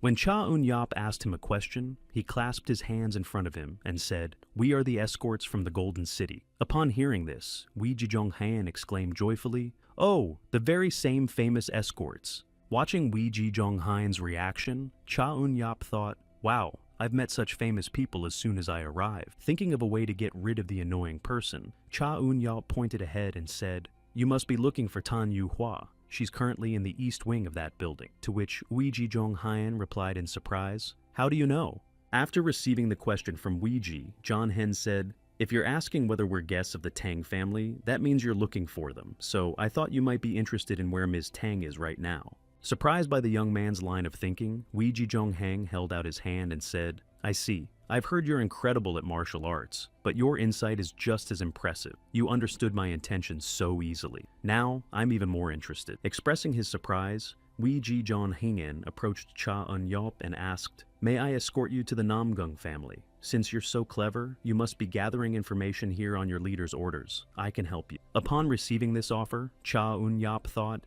"This guy is no slouch either. The Central Plain is indeed vast." After which he smiled and said, "Thank you, I'd be grateful." On the way to the Namgung family, Uiji Jong-hang said, "So that's what happened? You're incredible." To which Cha Un-yop replied, "But the situation turned out well in any case." Uiji Jong-hang then added, "You're very modest, Master Cha." As he continued to escort Cha Un-yop to the Namgung family, Ji Zhonghayan added, although the leader of the Golden City has already paid her respects, you should also greet the members of the Namgung family. Look, they're receiving guests from all over. Following Ji Zhonghang, Cha Eun-yop looked back and seeing the servants thought, these are the Namgung family's servants. There are so many of them, far more than in the Kamsuksol family. The next moment, upon seeing a little girl helping a servant, Cha Eun-yop immediately recalled a moment with grandfather Huan from his childhood. At that very moment, approaching the group of guests nearby, a member of the Namgung family said, I am so grateful that the Gonya family made the long journey here. Hearing the words of gratitude for the visit, the head of the Gonya family said, how could I not come to the celebration of the 80-year birthday of the great master Namgung? Especially as the head of such an influential family, of course I had to come, haha. Hearing what the guest had just said, a member of the Namgung family forced a smile and thought, an influential family? More like a den of thieves. Finishing his thoughts and bowing before the head of the Gonya family, Namgung Hee-jun exclaimed, thank you. We, the influential Namgung family, gratefully accept the kind wishes of the Gonya family. Feeling somewhat offended that they were being ignored, the man exclaimed, our influential Gonya family will gladly join the celebration. Watching the situation unfold from the sidelines, Cha In-yop asked, who are these people? Bandits? To which Ji Zhonghang replied, bandits, yeah. Pointing to one of the three members of the Goni family, Ji Zhonghan said, this Hulk with two axes, Chok Pal-si, is known as the axe-wielding bruiser. He possesses great strength. They say his body is impenetrable to most swords. The next moment, shifting his gaze to another member of the family, Ji Hyun added, the big man with the iron hammer, Mok Yom Tae, known as the Iron King. He is a martial arts master, and earned his nickname because dozens of people have died by his hammer. After pointing to the last of the trio, Ji John-hen said, however, the most terrifying of them is the family leader, Goni In-nak. He is known as the Plates of Chaos because he uses two plates. Recalling Gonya, In-nak's skills, Ji Zhonghang added, though they are the size of a palm, once he launches them, they skillfully fly into the enemy's throat. The plates' movements are impossible to predict unless one has encountered them before. After hearing the story about the Gonya family trio, Cha Eun-yop thought, they don't look like masters of traditional or demonic arts. How do foreign masters fight then? Noticing Ping In-ri's surprise, So Kae-yong, who was standing behind her, remarked, this friend of mine is always interested in other people's fighting skills. The next moment, glancing at the young man who was giving him the tour, Cha Eun-yop asked, Mr. Weiji, do you know them? Hearing this question, Ji Jonghyun thought, so he's the type I like. Soon after, a voice rang out nearby, saying, who's here? Could it be that I've met Weiji here in Hanam? Quickly heading toward Ji Jonghyun, Sun Moon Bae exclaimed, let's stick together. If not me, then who will look out for you? Hearing the young man's suggestion, Ji Jonghyun said, it's been a long time, young Master Sun Moon, and then thought, of all the possible places, we met right here. Continuing his thoughts, Ji Jonghyun, recalling the person he had encountered, added to himself, Somun Pei, the third son of the Somun family, uses the power of his older brother, Somun Dok Yang, who holds a position in the administration, to constantly harass prestigious families, resorting to the most despicable methods. Approaching Ji Zhonghai, Somun Bae smiled cheerfully and said, I'm so glad to see you, but you don't seem to feel the same way. Hearing the voice and seeing Somun, So Kae-yeon pointed at him and exclaimed, it's you! Recognizing the girl as well and thinking, it's because of this girl, Somun Pei clenched his teeth and thought, he sent mercenaries after me because of her. Drawing even more attention to herself, So Kae-yong shouted, that bastard sent assassins after me because of some nonsense. Since we've met by chance, I'll turn you into a filthy dog. Hearing the shouts and noticing that people were starting to stare at him, Somun P thought, she's disgracing me in front of everyone, if that's the case. Assuming a fighting stance and lunging at the girl, Somun P shouted, I was drunk back then, but not now. Do you think you'll get away with this again? Stepping in to defend the girl and pushing the attacker back, Cha Eun-yop said, watching how you get into a fight without assessing your opponent, you're no different from a filthy dog. Seeing that Somun Pei had just flown into his axe, Chok Pal-si said, God, you fly so easily, it seems like someone didn't eat enough porridge. The next moment, grabbing the guy who had just flown into him by the collar, Chok Pal-si shouted, hey kid, did you ask if we're gangsters? Hearing the question that had just been directed at him, Cha Eun-yop thought awkwardly. He heard that even though we were talking quietly off to the side, and then said, you have sharp ears. Laughing heartily at Cha Eun-yop's praise, Chok Pal-si exclaimed, I see now. I finally figured out what I was doing over 10 years ago. Your powers of observation are impressive, and besides, you're straightforward. I really like that. Hearing Cha Eun-yap's words, So Tae-yong, who was standing behind him, exclaimed in surprise, "What do you say, my young friend? Maybe we should grab a drink somewhere?" Having received an interesting offer, Cha Eun-yap thought, "What a lucky guy I am. I've so easily gotten the chance to learn about external martial arts." After which he said, "Actually, I'm not opposed to it at all." Standing aside and watching as So Tae-yong pointed at herself and shouted, "Hey, and I'm Wiji Jong-hyun," I thought to myself, oh my, it seems he's closer to that side than to ours. The So-moon family won't just let this slide. It looks like this could turn into a big problem. Once they were in a secluded spot, Chok Palsi exclaimed, "We rarely drink with others, but Cha Eun-yap, I don't know what kind of person you are, but I really liked your fighting style." Mok Yom-tae then added, "A man should speak not with his mouth, but with his fists."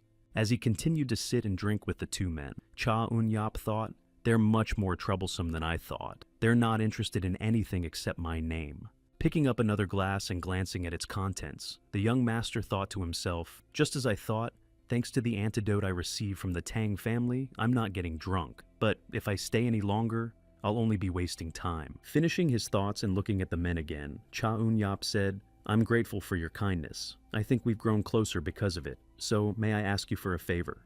Hearing the men say, "Of course, what do you want?" Cha Eun-yap replied, "I'd like to practice external martial arts, but I have little experience. May I learn a few techniques?" Upon hearing Cha Eun-yap's request, Chok Palsi said, "So that's what you want. Unfortunately, I have to refuse you. Look at us. If we start a fight here, foolish rumors would spread about the Ganya family." Continuing his speech, the man added, "I don't want to listen to complaints from these chatterboxes. It's much better to drink quietly in the corner, don't you think so?" After that, Mok Yom-tae added, "For now, let's just drink. If you ever visit the Ganya family, I'll gladly face you in battle." Having learned something interesting for himself, Cha Eun-yap tipped back another shot and thought, "So, they're actually that simple-minded. In that case, I'll have to back off." The next moment, exclaiming, "All right then, let's make a bet on who gets drunk faster," Cha Eun-yap added silently, "But to make it easier to deal with them next time, I need to break their spirit a little." The next morning, upon learning something interesting, people began to talk among themselves. "No way! Did you hear?" said one of the Golden City's escorts. "He drank with the giants of the Goni family. Those drunks were completely out of it." Waking up after the evening drinking session, Cha Eun-yap said in surprise, "I drank so much, yet there's not even a hint of a hangover. This stuff really works."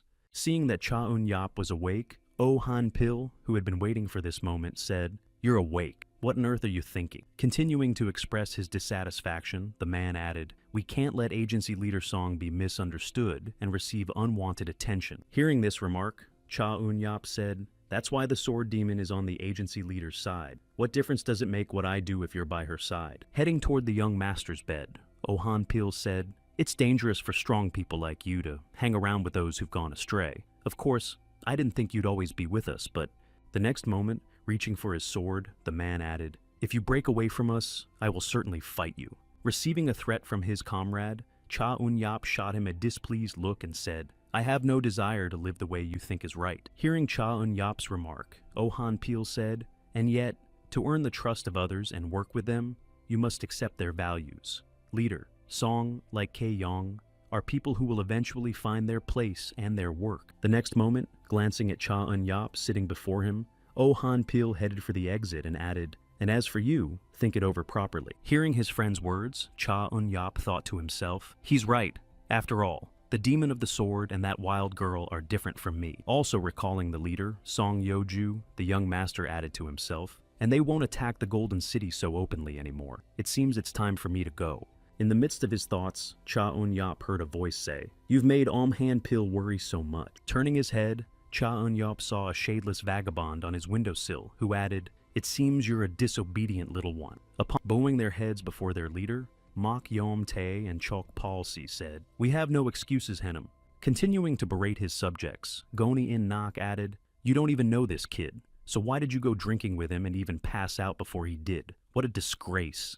Having calmed down a bit after his outburst, Gonya In-nak added, "It doesn't matter. Upon learning more about this boy, it turned out he's an escort who revived the Golden City Escort Agency. What's more, He's here as a guest of the Namgun family, and this kid knocked a member of the Soman family to the ground. Well, the situation couldn't be better. Glancing at his subjects again, Gonya In-nak added, "This time, he played a major role in provoking the Soman family, and you've become drinking buddies with such an impressive man. This could work to our advantage." Placing his hand on his forehead, Gonya In-nak added, "He may help us someday, but for now, we'll just observe the situation." Gathered around the table with the extended families, one of the participants spoke, "On this wonderful day for the Namgun family, I apologize for appearing here in connection with an unpleasant incident." Continuing his speech, Soman Dokjo of the Soman family added, "As you all know, yesterday my third nephew was brutally mistreated by an escort from the Golden City." Turning his gaze to the Namgun family, Somun Dokjo added,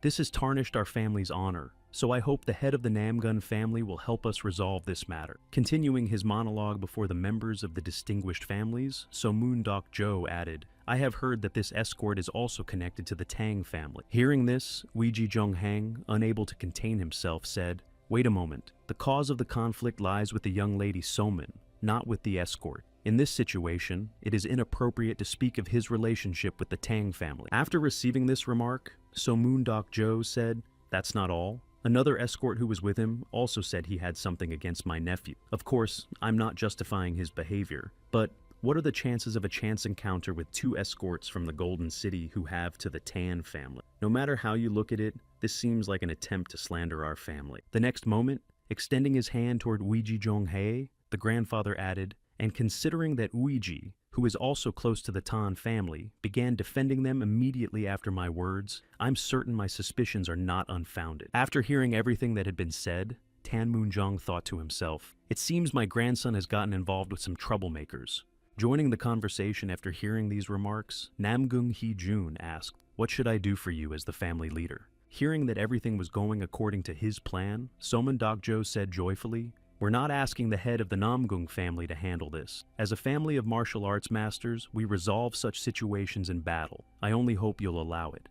The next moment, with a sly smile, Soman Dokjo added, "We, the Soman family, want to avenge yesterday's defeat, so we challenge the escort of the Golden City to a battle." Looking at the old man who had appeared on his windowsill, Cha Eun-yap exclaimed in surprise, "The great shadowless wanderer." Without raising his gaze, the old man who had come to visit asked, "Are you truly a servant of the Kam-suk Sol family?" Hearing that no one knew anything about him, Cha Eun-yap said, "They say you know all the information about the Murim. That's impressive." With a sly chuckle after the young man's words, the tall, shadowy vagrant said, "Do you think I wouldn't know what Sagwan Jin Gol knows?" Still sitting on the windowsill, the tall, shadowy vagrant added, "In any case, I'm in your debt, which is why I'll give you some useful information in return." Watching the old man, Cha Eun-yap heard, "Somun Juchi, the second son of the Somun family, will be looking for you. He wants revenge for yesterday." Continuing his story, the tall, shadowless vagabond added, "You shouldn't underestimate him. Somun Juchi has mastered all the techniques of the glass sword. Speaking of the second son of the Somun family," he added, "this sword, transparent as glass, is capable of deceiving an opponent's vision. Even if his swordsmanship isn't perfect, he has defeated many masters with his technique. You should be especially careful when the position of the sword's blade changes from horizontal to vertical." After listening to these stories, Cha Eun-yap thought, "He acts as if he's looking down on me from above. That's why his kindness seems feigned." He then asked, "Who is this Sagwan Jin Gol?" Upon receiving the young man's question, the great shadowless wanderer asked what he had said about me, to which he replied that I was a shady character who possessed all sorts of information, and also mentioned that I would be hosting the Namgung family gathering. Upon learning what was known about him, Cha Eun-yap, the great shadowless wanderer, said, "I'll put it plainly, Sagwan Jingol is the leader of a secret organization acting on the Emperor's orders, and the Golden Dragon Dagger is proof of that." Continuing his story, the great shadowless wanderer added, "At the moment, we are working together to expose the dark forces encroaching on the Central Plains." Sharing information with the young master, the great shadowless wanderer added, "And the gathering will take place because we have received information regarding a key figure in these forces." Getting to the heart of the matter, the old man added, "The unrivaled leader of the Sochong Guild, known as the monster of the secret sect Ga-ma Rip, we suspect he is the main culprit behind what is happening." After telling about the leader Sochong, who is the prime suspect, the great shadowless wanderer added, "That is all I can tell you." After listening to this story, Cha Eun-yap said, I have a question. If you know me, you may have heard something about a man named Sul Subom. Hearing this question from the young man, the great shadowless wanderer, heading for the exit said, I can't say for sure, but he's clearly not on the righteous path. Seeing how the tall, shadowless vagabond had just left his room, Cha Eun-yop smiled and thought, the great young master has strayed from the right path. Recalling the image of Sul Subom in his mind, Cha Eun-yop added silently, a man who always suppressed his anger and lived honestly. Envisioning the worst possible scenario, Cha Eun-yop added in his mind, if such a person were to master the demonic arts, it would be quite terrifying. When it was time to celebrate and everyone had gathered around the table, Namgung Seong-yu picked up a glass and joyfully exclaimed, what a wonderful day. Holding out the cup of liquor in front of him, the birthday boy added, so many guests from the martial arts world have gathered here for my 80th birthday. I feel like I've gotten 50 years younger. To which Tong Moon-jong remarked, you haven't matured at all. No wonder you feel that way. Receiving this remark from his friend, Namgung Seong-yu joyfully exclaimed, I'm just a lucky man to have lived to this age, so please forgive me if I get a little tipsy today. Please enjoy yourselves. To which the crowd responded, long live Mr. Namgung. The next moment, taking the floor, Namgung Hee-jun said, as the head of the Namgung family, I would like to sincerely thank everyone who came to celebrate my father's birthday. Continuing his speech, Namgung Hee-jun added, we were concerned about how best to welcome guests who would travel such a long distance, so we prepared the finest drinks, food, and music. But no matter how delicious the drinks or food might be, or how good the music is, it would be a shame not to witness martial arts in a place where the greatest masters of the Central Plains have gathered. Stroking his beard, the Namgun family leader added, of course, we cannot ask our guests to fight at the festival. And while I was pondering this problem, the Somoon family, having learned of it, kindly offered to arrange a match. Hearing the words of the Soman family leader, a couple of guests began whispering in surprise. The Soman family? Those arrogant people who think the world revolves around them? How unexpected. When the spectacle was announced, Namgung Seong-yu, patting Tang Moon-jong on the back, joyfully exclaimed, what great news! If the Somoon family hadn't offered this, I would have stepped up myself and settled the score with Tang Moon-jong. The next moment, upon hearing that the opponent chosen by the Somoon family was Cha Eun-yop from the Golden City Escort Agency, Cha Eun-yop of the Golden City and Somoon Ju-chi of the Somoon family were asked to please come onto the stage as soon as they were ready for the match. All members of the Golden City were shocked. After announcing the match, the leader of the Namgun family silently said, I'm sorry, son-in-law of the Tan family, but he thought that the Somoon family wouldn't cause any trouble in a public place. Recovering from the shock, Oh Han-pil exclaimed, what the? While Cha Eun-yop, who was sitting next to him, thought, that shadowless vagabond made it sound as if they were going to attack me in the woods at night, but it's much simpler than I thought. That old man is really overreacting. Rising from his seat and ignoring Oh Han-pil's exclamation, Cha Eun-yop thought to himself, it seems the Namgung family, who are close to the Tang family, has intervened. I'm grateful to them, but I don't like to remain in their debt. As he headed toward the stage, Cha Eun-yop heard whispering behind him, and turning around, he noticed two young ladies there. Leaning toward her friend, one of the women whispered,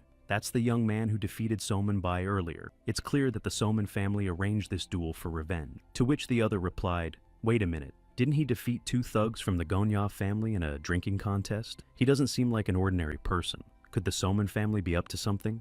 As he continued walking onto the stage after hearing the whispers, Cha Eun-yop thought, it's natural that the stronger you become, the more attention you attract. But as Oh Han-pil said, the situation involves the Golden City and the Tang family, so we can't let rumors spread. Once on stage, the young master thought to himself, it's best to leave right after the banquet, and then heard, is that you, Cha Eun-yop? Reaching for his sword, Soman Ju-chi of the Soman family said, my brother wants to repay his debt to you. Hearing the provocation and drawing his weapon, Cha Eun-yop cheerfully said, don't bother, save that talk for later. You'll soon have a debt of your own, which enraged his opponent. When both fighters were in the arena, the judge rang the bell and, giving the signal, shouted, let the duel begin! Realizing the battle could begin, Soman Ju-chi immediately rushed at Cha Eun-yop without a second thought. Dodging his opponent's attack, Cha Eun-yop saw a transparent weapon above him and thought, a glass sword!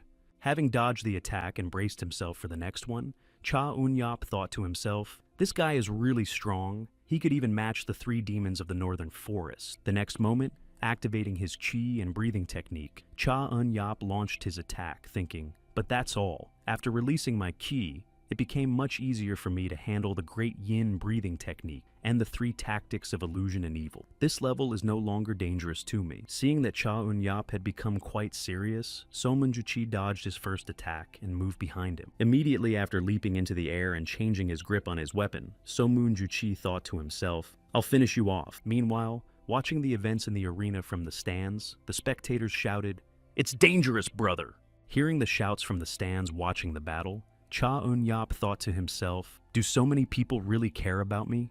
The next moment, recalling Sol Subom, Cha Eun-yap thought to himself, "I'm tied to far too many people. Young master, you must have felt the same way." Remaining motionless as the enemy approached, Cha Eun-yap thought to himself, "It seems I won't be able to wait until the banquet is over." Finishing his thoughts, Cha Eun-yap employed the Bloody Butterfly sword technique, the 4th form of the Bloody Butterfly dive. With a single strike, defeating So Moon-ju-chi, breaking his weapon, and drawing everyone's attention to himself, Cha Eun-yap thought to himself, "I need to leave this place right now." Turning her head toward the shocked subjects, Song Yeoju said, "Young Master Cha has indeed become stronger." While Oh Han-pil mused, "This boy has mastered a new martial art. His aura is completely different from what it used to be." Recovering from the shock, the leader of the Namgung family exclaimed, "The victory goes to Cha Eun-yap. Thank you both for the fight. You may return to your seats." Standing on the stage, Cha Eun-yap heard the crowd murmur, "What an unusual way to wield a sword. I've never seen such a technique." "It's not just a technique. Didn't you sense anything strange in his energy? I didn't expect such a stunning victory." Hearing the spectators' murmurs, the young master thought to himself, "It seems everyone was thrown off by the 3 tactics of illusion and evil." The next moment, bowing before the leader of the Namgun family, Cha Eun-yap said, "I am grateful to the Namgun family for the opportunity to demonstrate my skills." With a sly smile after his thanks, Cha Eun-yap added, "However, the difference in our abilities is so great that this cannot be called a good match. The Soman family needs to work harder." Having provoked the Soman family even further, Cha Eun-yap bowed and added, "I hope you enjoy the rest of the banquet." Seeing the young man leaving the arena and the banquet, Song Yeoju cried out in confusion, "Young Master Cha, where are you going?" Before the girl could get up and follow him, Oh Han-pil said, "He's trying not to cause you any trouble. You don't need to go after him." Also seeing what had happened and exclaiming, "Brother Cheon-ri, Chejun Saw Tan Cheon," I extend his hand in front of him and say, "Let him go." Standing somewhere in the crowd and also watching what had happened, the tall, shadowless vagabond thought, "That kid." Watching Cha Eun-yap head for the exit, Wee Ji-jong Hyen thought to himself, "Did Master Cha provoke him on purpose so as not to harm those around him?" Continuing to follow the young master with his gaze all the way to the exit, Wee Ji-jong Hyen added in his mind, "He truly has a free spirit." Leaving the banquet and sitting down on a tree nearby, Cha Eun-yap thought to himself, "The wind is cool. It's gotten much colder, though it was worse before." The next moment, a voice rang out near the boy. It was Buk Ho who said, "Young master, what are you doing alone in such a spooky place?" Turning his head toward the girl and recognizing her in that outfit, Cha Eun-yop exclaimed, "Buk Ho? What is that outfit? What task did they give you?" As soon as the young man jumped down, Buk Ho snorted in displeasure, turned her head away and said, "Do you think I only follow orders? I just decided to attend the banquet." Upon learning the reason for the girl's outfit, Cha Eun-yap thought, "I see. It seems she, just like me, has nowhere to go alone." Finishing his thoughts and finding a perfect moment to do something, Cha Eun-yap said, "I heard from Mr. Sagwan that you were the first to come to my aid." Folding his hands in front of him, the young master added, "I didn't have a chance to thank you properly. It's late now, but thank you." Feeling a bit awkward after receiving his thanks, Buk Ho, without looking away, said, "You saved us too, so it's all good." After thanking her for the rescue, Cha Eun-yap asked, "But seriously, why are you here?" To which the girl exclaimed indignantly, "I told you, I just wanted to check out the banquet." Looking at the girl, who was actively showing her displeasure, Cha Eun-yap said, "By the way, Buk, is that really your name?" Catching the girl's attention, Cha Eun-yap added, "If you're not here on a mission, then you're off duty now, and I don't need to address you by a pseudonym." Glancing at the young master, Buk Ho asked, "If I don't have another name, then why not come up with one right now?" To which she replied, "For example." Without hesitation, Cha Eun-yap said, "Buk Mi. How about Buk Mi? Since you've been using a pseudonym for so long, it's become part of your identity. You can add beautiful at the end." Instantly looking away and folding her hands in front of her, the girl exclaimed, "Fine, if you want to call me that, I agree." The next moment, looking at Cha Eun-yop again, the girl asked, "But are you sure everything's okay? Just abandoning the duel like this? What will you do about the consequences? Upon receiving this question from Buk Mi, the young master said, I've been looking for someone for a long time. It's time to set out on the search again. Turning his back to the girl and already preparing to leave, Cha Eun-yap added, Since our paths have crossed by chance, it would be better if I left quietly until we meet again. But before he could take a step, Buk Mi said, Perhaps you're looking for Sol Suyan, which caught the young master's attention. Hearing the familiar name and immediately approaching Buk Mi, Cha Eun-yap placed his hand on her shoulder and exclaimed, Do you know anything? When asked, Buk Mi replied, There is a place called the Sect of the Goddesses. I was there for a while myself. As she shared what she knew, Buk Mi added, Women with nowhere else to go gather in that place to study martial arts and basic sciences. Senior Sagwan suspects she might be there. Looking at the surprised Cha Eun-yap, the girl added, Although the goddess sect doesn't have a fixed location, it's winter now, so they've probably stopped somewhere to wait out the cold. Therefore, there must be a way to find them. Having received useful information, Cha Eun-yap removed his hand from Buk Mi's shoulder, walked away, and said, Thank you. As he set out to search for the girl, Cha Eun-yap thought to himself, In such a short time, I've seen the world, met intelligent people, mastered powerful martial arts, and even felt a sense of kinship. Hurrying to find the girl, whom he now knew where to find, Cha Eun-yap added in his mind, When I meet Ms. Suyan, I'll have so many stories to tell her. After the celebration ended, all the distinguished guests gathered in the Namgung family's meeting hall. Taking his seat in the center, Namgung Seong-yu said, I would like to thank everyone for traveling such a long way. Since we don't have much time, I'll get straight to the point. The next moment, as the words, Shadowless Wanderer, Elder of Poverty rang out, the leader's gazes fixed on Namgung Seong-yu. Surprised by the man's statement, one of those present said, It seems to me that he isn't here. Hearing the remark from one of those present, the man sitting next to him said, That's not the point, and grabbed his cloak. Immediately after shedding his disguise, the Shadowless Wanderer said, Since everyone is here, let's begin the discussion. Drawing everyone's attention to himself, the Shadowless Wanderer said, Thanks to the self-sacrifice of our comrades, and because time is on our side, we've managed to gather information about the dark force that has set its sights on the Central Plains. Continuing his story, the Elder of Poverty added, The name of this organization is the Sochong Guild. The main faction of this guild is the Gate of the Flying Dragon, and it seems they are gathering great strength within the Murim Alliance with its help. Recalling everything he knew, the Shadowless Wanderer said that within the structure of this guild, Gama Rip is its supreme leader and founder, and the position of deputy leader is held by his first follower. Continuing his story, the Shadowless Wanderer added that beneath them are 4 groups: the Blue Dragon, the White Tiger, the Phoenix, and the Black Tortoise, all of them followers of Gama Rip. The next moment, recalling the only known figure, the Elder of Poverty added, At this moment, the only name known to us is Yayul Sa-an. He is the leader of the Black Tortoise group and the son of the guild leader, So-chong. He is also the last disciple who studied directly under the leader, Gama Rip. After hearing part of the story, one of those present said, How complicated it all is. After which a woman from the Tang clan remarked, The safety of the Murim hangs by a thread, and we haven't a clue. After receiving feedback from those present, the Shadowless Wanderer said, It may already be too late, but we must devise countermeasures. Allow me to suggest this. A decade ago, the great martial arts masters, who knew of a possible threat, hid something within 3 jade Buddha statues. 2 of them have already been found. The third is still hidden. Upon hearing this, the Elder of Poverty, Tan Moonjong, asked, 3 jade Buddha statues? To which came the reply, The time has not yet come to reveal what is inside the statues. When we gather all 3, we will learn of it from the Alliance leader. Continuing to discuss countermeasures, the Shadowless Wanderer added another factor concerning the 2 greatest martial arts masters, the Evil Hero and the Righteous Demon. Mentioning this pair, the Elder of Misery added that the existence of these 2 was a major obstacle for the Sochong Guild. They had not come forward until recently because they lacked the confidence to face such powerful masters. Hearing this directed at him, the Shadowless Wanderer replied, That means the fact that they've begun to act means disaster is inevitable. Expanding on his answer, the Shadowless Wanderer said, We suspect they've already infiltrated the Heavenly Fortress. Hearing this, Namgung Seong-yu exclaimed in shock, What?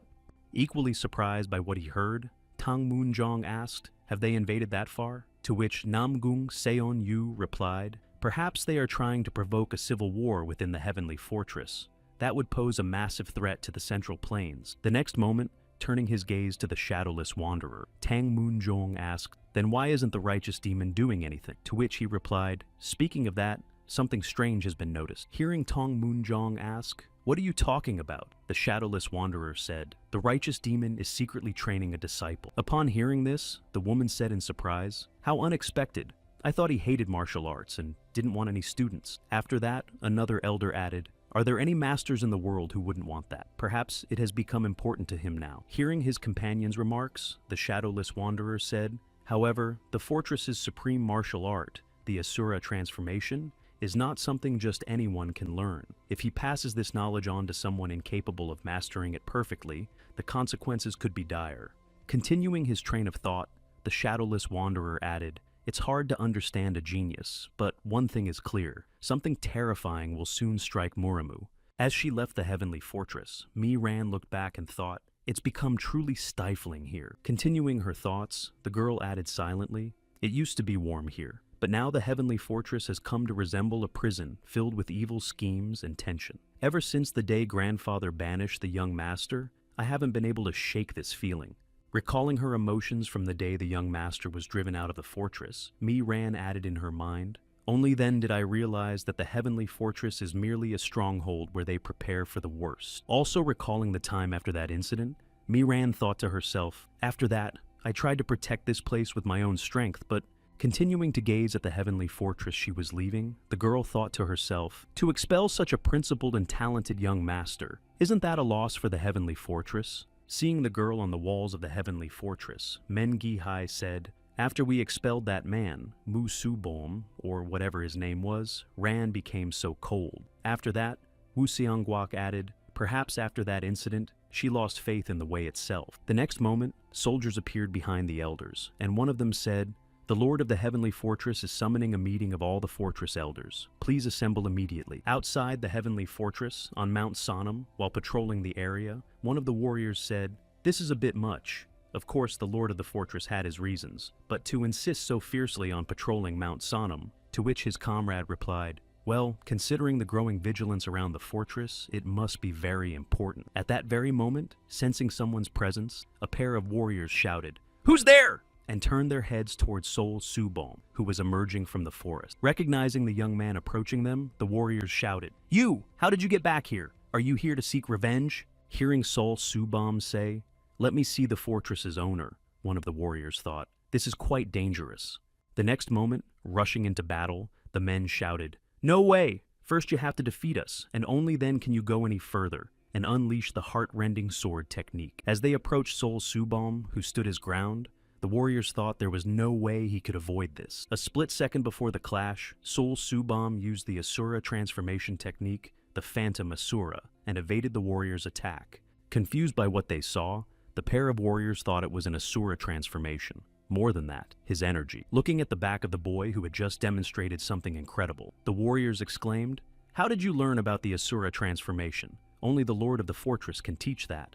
Upon receiving this question and glancing back, Sol Subom thought, "It was similar to the master's technique. I was curious if I was trained enough, but hearing this, I'm satisfied." Finishing his thoughts and turning back to the guards, Sol Subom said, "I need to discuss something important. Please take me to the Lord of the Fortress. Do this quietly so that no one in the Heavenly Fortress knows about it." Seeing a considerable number of elders from the Heavenly Fortress before him, the righteous demon said, "It seems everyone is here." Opening the meeting, the righteous demon added, "I imagine you were surprised that I summoned you so suddenly. We need to discuss an important matter concerning the Heavenly Fortress."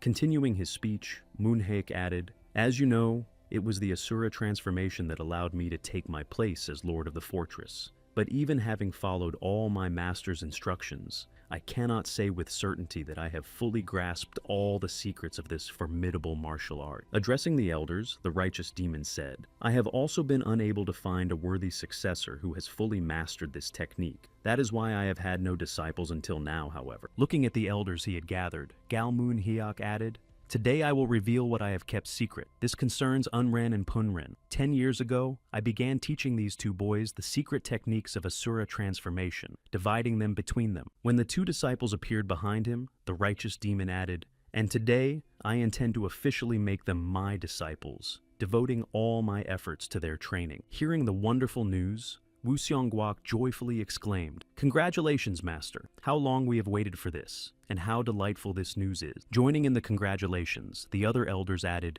"Indeed, now we have nothing to worry about. If the Asura transformation is passed down in this way, then the heavenly fortress will become the strongest in Murim." While everyone was rejoicing over the transmission of the secret technique, Yan Hua Xiong, the elder of the heavenly fortress, stroked his beard and thought, "It seems something else is happening. I suspected there were suspicious individuals in the heavenly tower, but this cunning fox, who has shown no interest in the world all this time." Casting his gaze once more upon the righteous demon, the elder mused to himself. He suddenly announced the heir publicly. What on earth is he planning? Waiting until nightfall, Sol Subam, sitting in a private room, thought, "As expected, they let me in. All I had to do was show my abilities." Continuing his musings, the young master thought to himself, "Surely the lord of the fortress knew I would return and prepared himself." When suddenly he heard a voice in his head. "You've returned." Establishing a connection with the righteous demon sitting on the other side of the wall, Sol Subam said, "I have come to meet with you."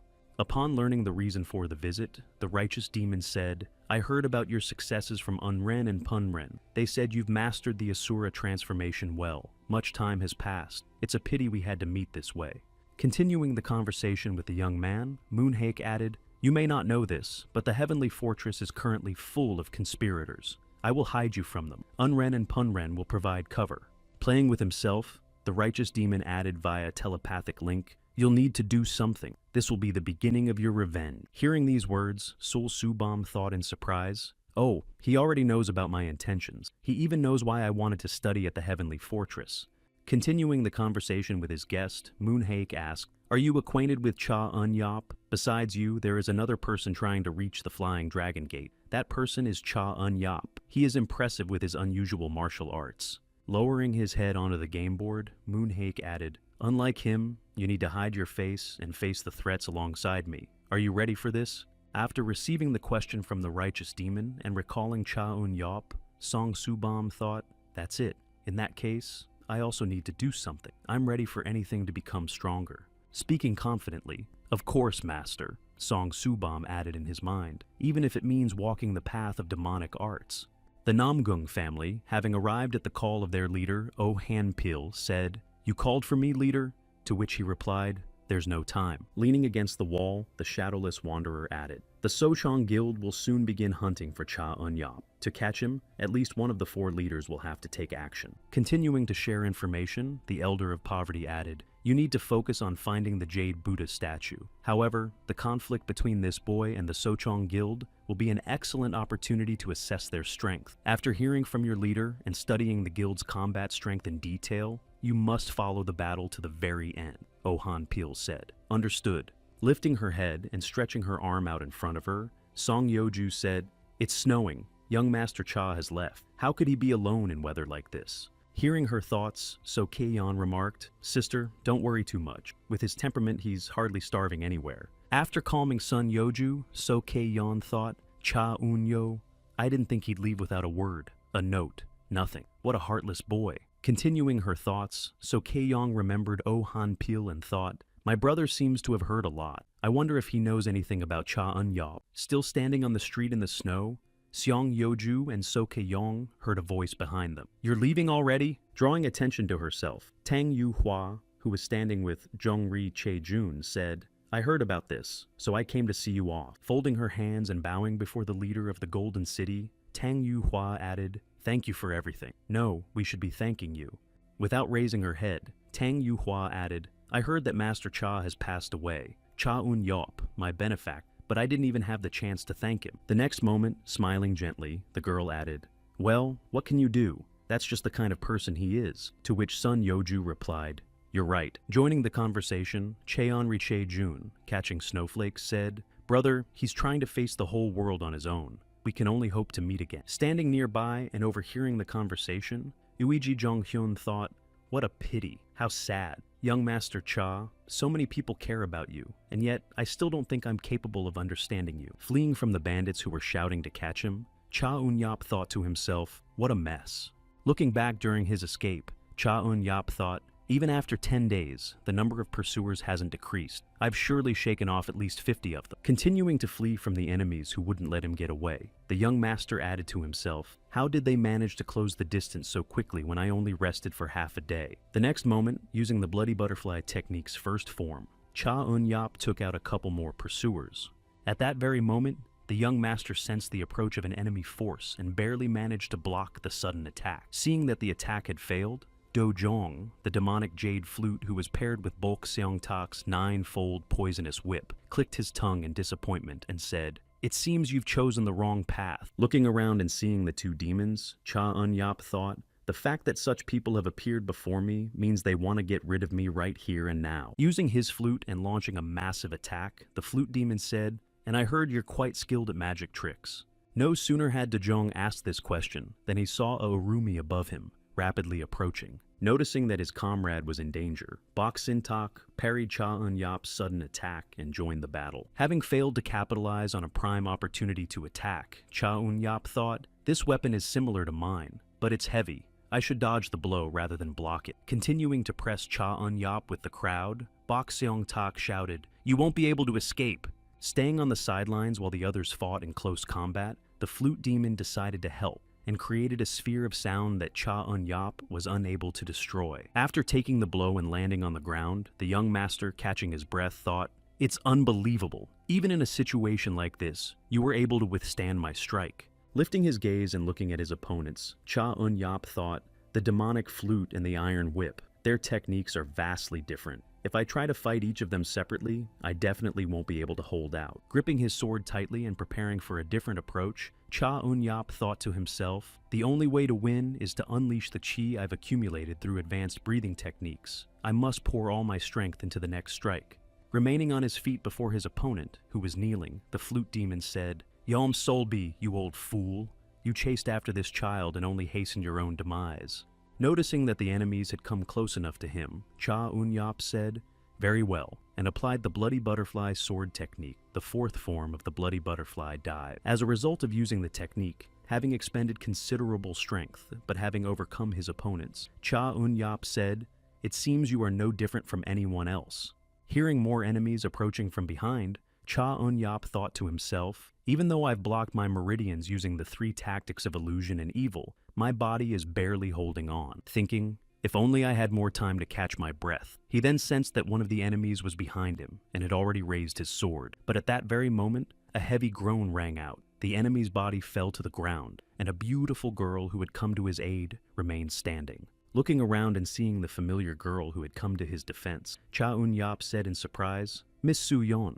Hearing that she had been recognized, the girl said, "We'll talk about this later. Right now, we need to get out of here." Holding out a pill to Cha Eun-yap, Su-yeon said, "Here, take this." Hearing the enemies who had reappeared shout, "Stop right there!" the girl added, "We need to hurry." When the enemies got too close, Su-yeon used the white crane technique and dealt with them. At the same time, Cha Eun-yap swallowed the pill she had given him, and, feeling a surge of strength, joined the battle as well, using the first form of the bloody butterfly technique. After fending off the enemies who had surrounded them, Cha Eun-yap, with Su-yeon's help, began to flee to a place where they could hide from the enemies. Having broken free from the pursuit, Su-yeon began healing Cha Eun-yap and said, "We had to buy some time. It won't be long before we need to gather our strength." At that very moment, placing his hand over Su-yeon's, Cha Eun-yap asked, "Is that really you, Ms. Su-yeon? It doesn't seem real to me." Hearing the boy's question, Su-yap replied, "You've become quite strong, even stronger than I imagined." The next moment, squeezing Cha Eun-yap's hand and pulling him toward her, Su-yeon added silently, "I really missed you, Eun-yap." After the treatment, feeling relieved, Cha Eun-yap thought, "Thanks to the pill, I've recovered. Now I need to figure out how to get rid of my pursuers." Noticing that Cha Eun-yap was feeling better, Su-yeon asked, "Can you move?" To which he replied, "Thanks to you." Standing up and preparing to go on his way, Cha Eun-yap said, "Most of their masters are dead, so they'll make their move soon. If that's the case, the next one will appear." Realizing the danger that lay ahead, Cha Eun-yap placed his hand on the girl's shoulder and said, "Miss Su-yeon, you need to run away. If they see me, they'll chase after me, and then you'll escape." Hearing this, Eun-yap looked worried. Trying to somehow convince the girl to listen to him, Cha Eun-yap added, I'm just bait. I'm not connected to either the Murim alliance or the Imperial family, so I have to deal with them on my own. Looking at the girl standing before him, the young master added, if you know where I am, you must assume where the Grandmaster is. Find him, and I will certainly follow you. Throwing herself into his arms and hugging Cha Eun-yap tightly, Su-yeon said, I've been waiting all 3 years, hoping your name would be known throughout the world. I've only met you. Soon after, sensing the enemies approaching and hearing footsteps, Cha Eun-yap, seeing that they were surrounded, said, they're already here. Drawing his weapon and preparing for battle, Ham Jin-gyun said, I didn't think you'd stop in a place like this. It wasn't easy to find you, but next time, there won't be a next time for you. At that very moment, sensing something unusual approaching, Cha Eun-yap thought to himself, this energy, there's no mistaking it.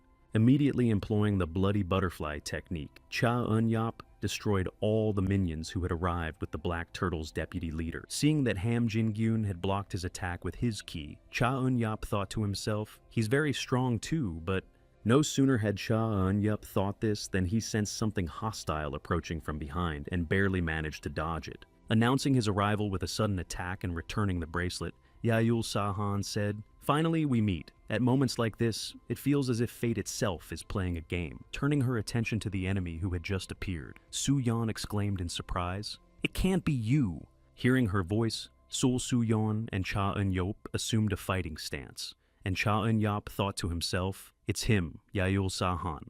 Turning his gaze to the young master who had caused him so much trouble, Yul Sahan added, it must be you, Cha Eun-yap. Smiling slyly after this encounter, Yul Sahan said, to meet you like this, it's as if you were looking for me yourselves. Convinced that this person was extremely dangerous, Cha Eun-yap shouted, Miss Su-yeon, please run away quickly. Looking at the young man trying to protect her, Su-yeon heard, you're wise enough to understand the full danger of the situation. Hearing Cha Eun-yap's instruction, Su-yeon thought, I also sense this man's terrifying inner strength. It will be difficult for Eun-yap to handle him while protecting me, but glancing at the back of the boy who was looking out for her, Su-yeon added in her mind, is abandoning Eun-yap and running away really the best thing I can do right now? Realizing that the girl was hesitating about the correctness of her decision, Cha Eun-yap said, don't worry, I will definitely survive and find you no matter where you are. Hearing these words from Cha Eun-yap's lips, Su-yeon, having resigned herself to the order, began to flee the battlefield so as not to get in the way. Seeing this, Yayul Sahan smiled slyly and said to his subjects who wanted to follow her, let her go. Staying put after the leader's order, Ham Jin-gyun heard, once we're done with him, finding her won't be hard. I've waited so long for this encounter, and I don't want to rush. Clenching his hand into a fist and anticipating an exciting battle, Yayul Sahan added, this man held out for a full 10 days against the Sochong Guild. Just wait, if he dies, won't Su-yeon give herself up?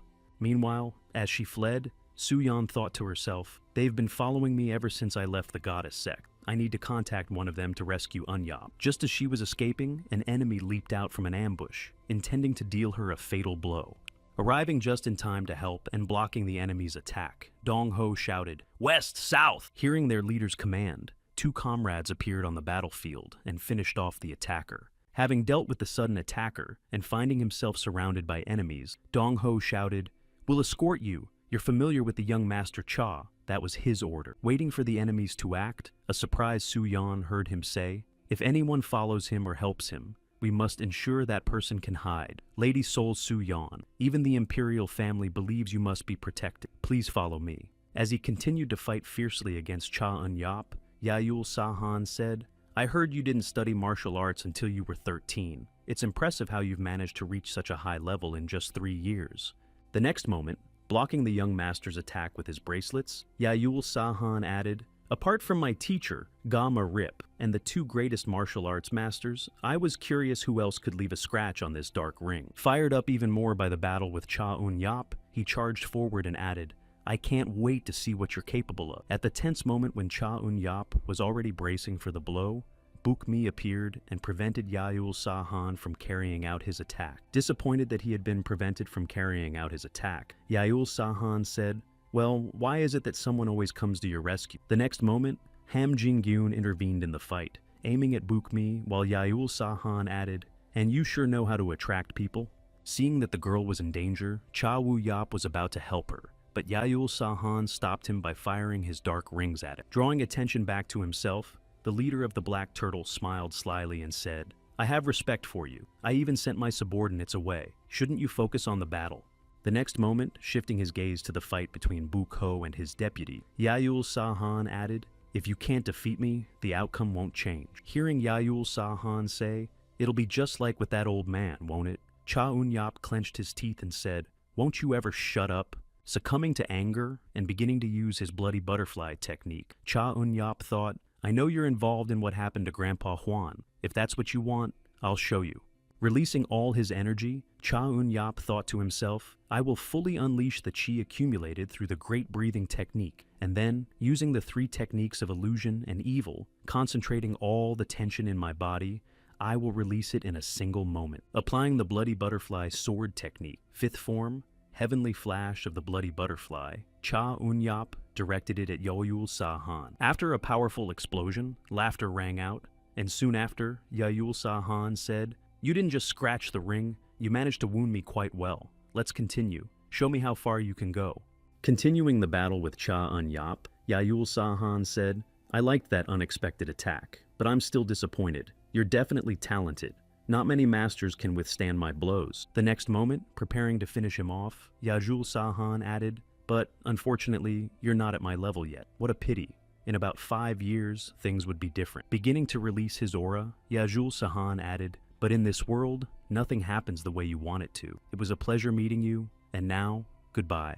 Seeing that their leader was preparing to use his skill, Ham Jin-gyeon shouted to the side. After using the skill, seeing only a piece of Cha Eun-yap's clothing where he had been, Yayul Sahan said in surprise, he ran away. The next moment, turning his gaze to his subjects, Yayul Sahan said, Ham Jin-gyeon, run after Sol Su-yeon, and I'll find this man and sort everything out, to which they replied, Yes, sir. When the subjects set off after the girl, Yayul Sahan smiled slyly and said, I was waiting for me to use my technique to escape. I don't like it when people treat me this way. At the same later, seeing a river ahead of him and a small boat on it, Cha Eun-yap joyfully exclaimed in his mind, So there it is. Jumping onto the boat and letting go of the girl, the young master heard Cha Eun-yap say, Hurry! To which he replied, No, wait.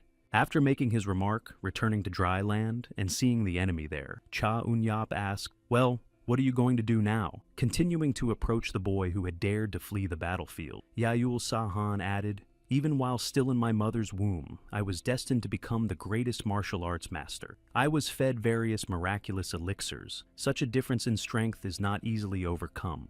Continuing to approach the boat, Yayul Sahan added, But you were able to wound me so quickly?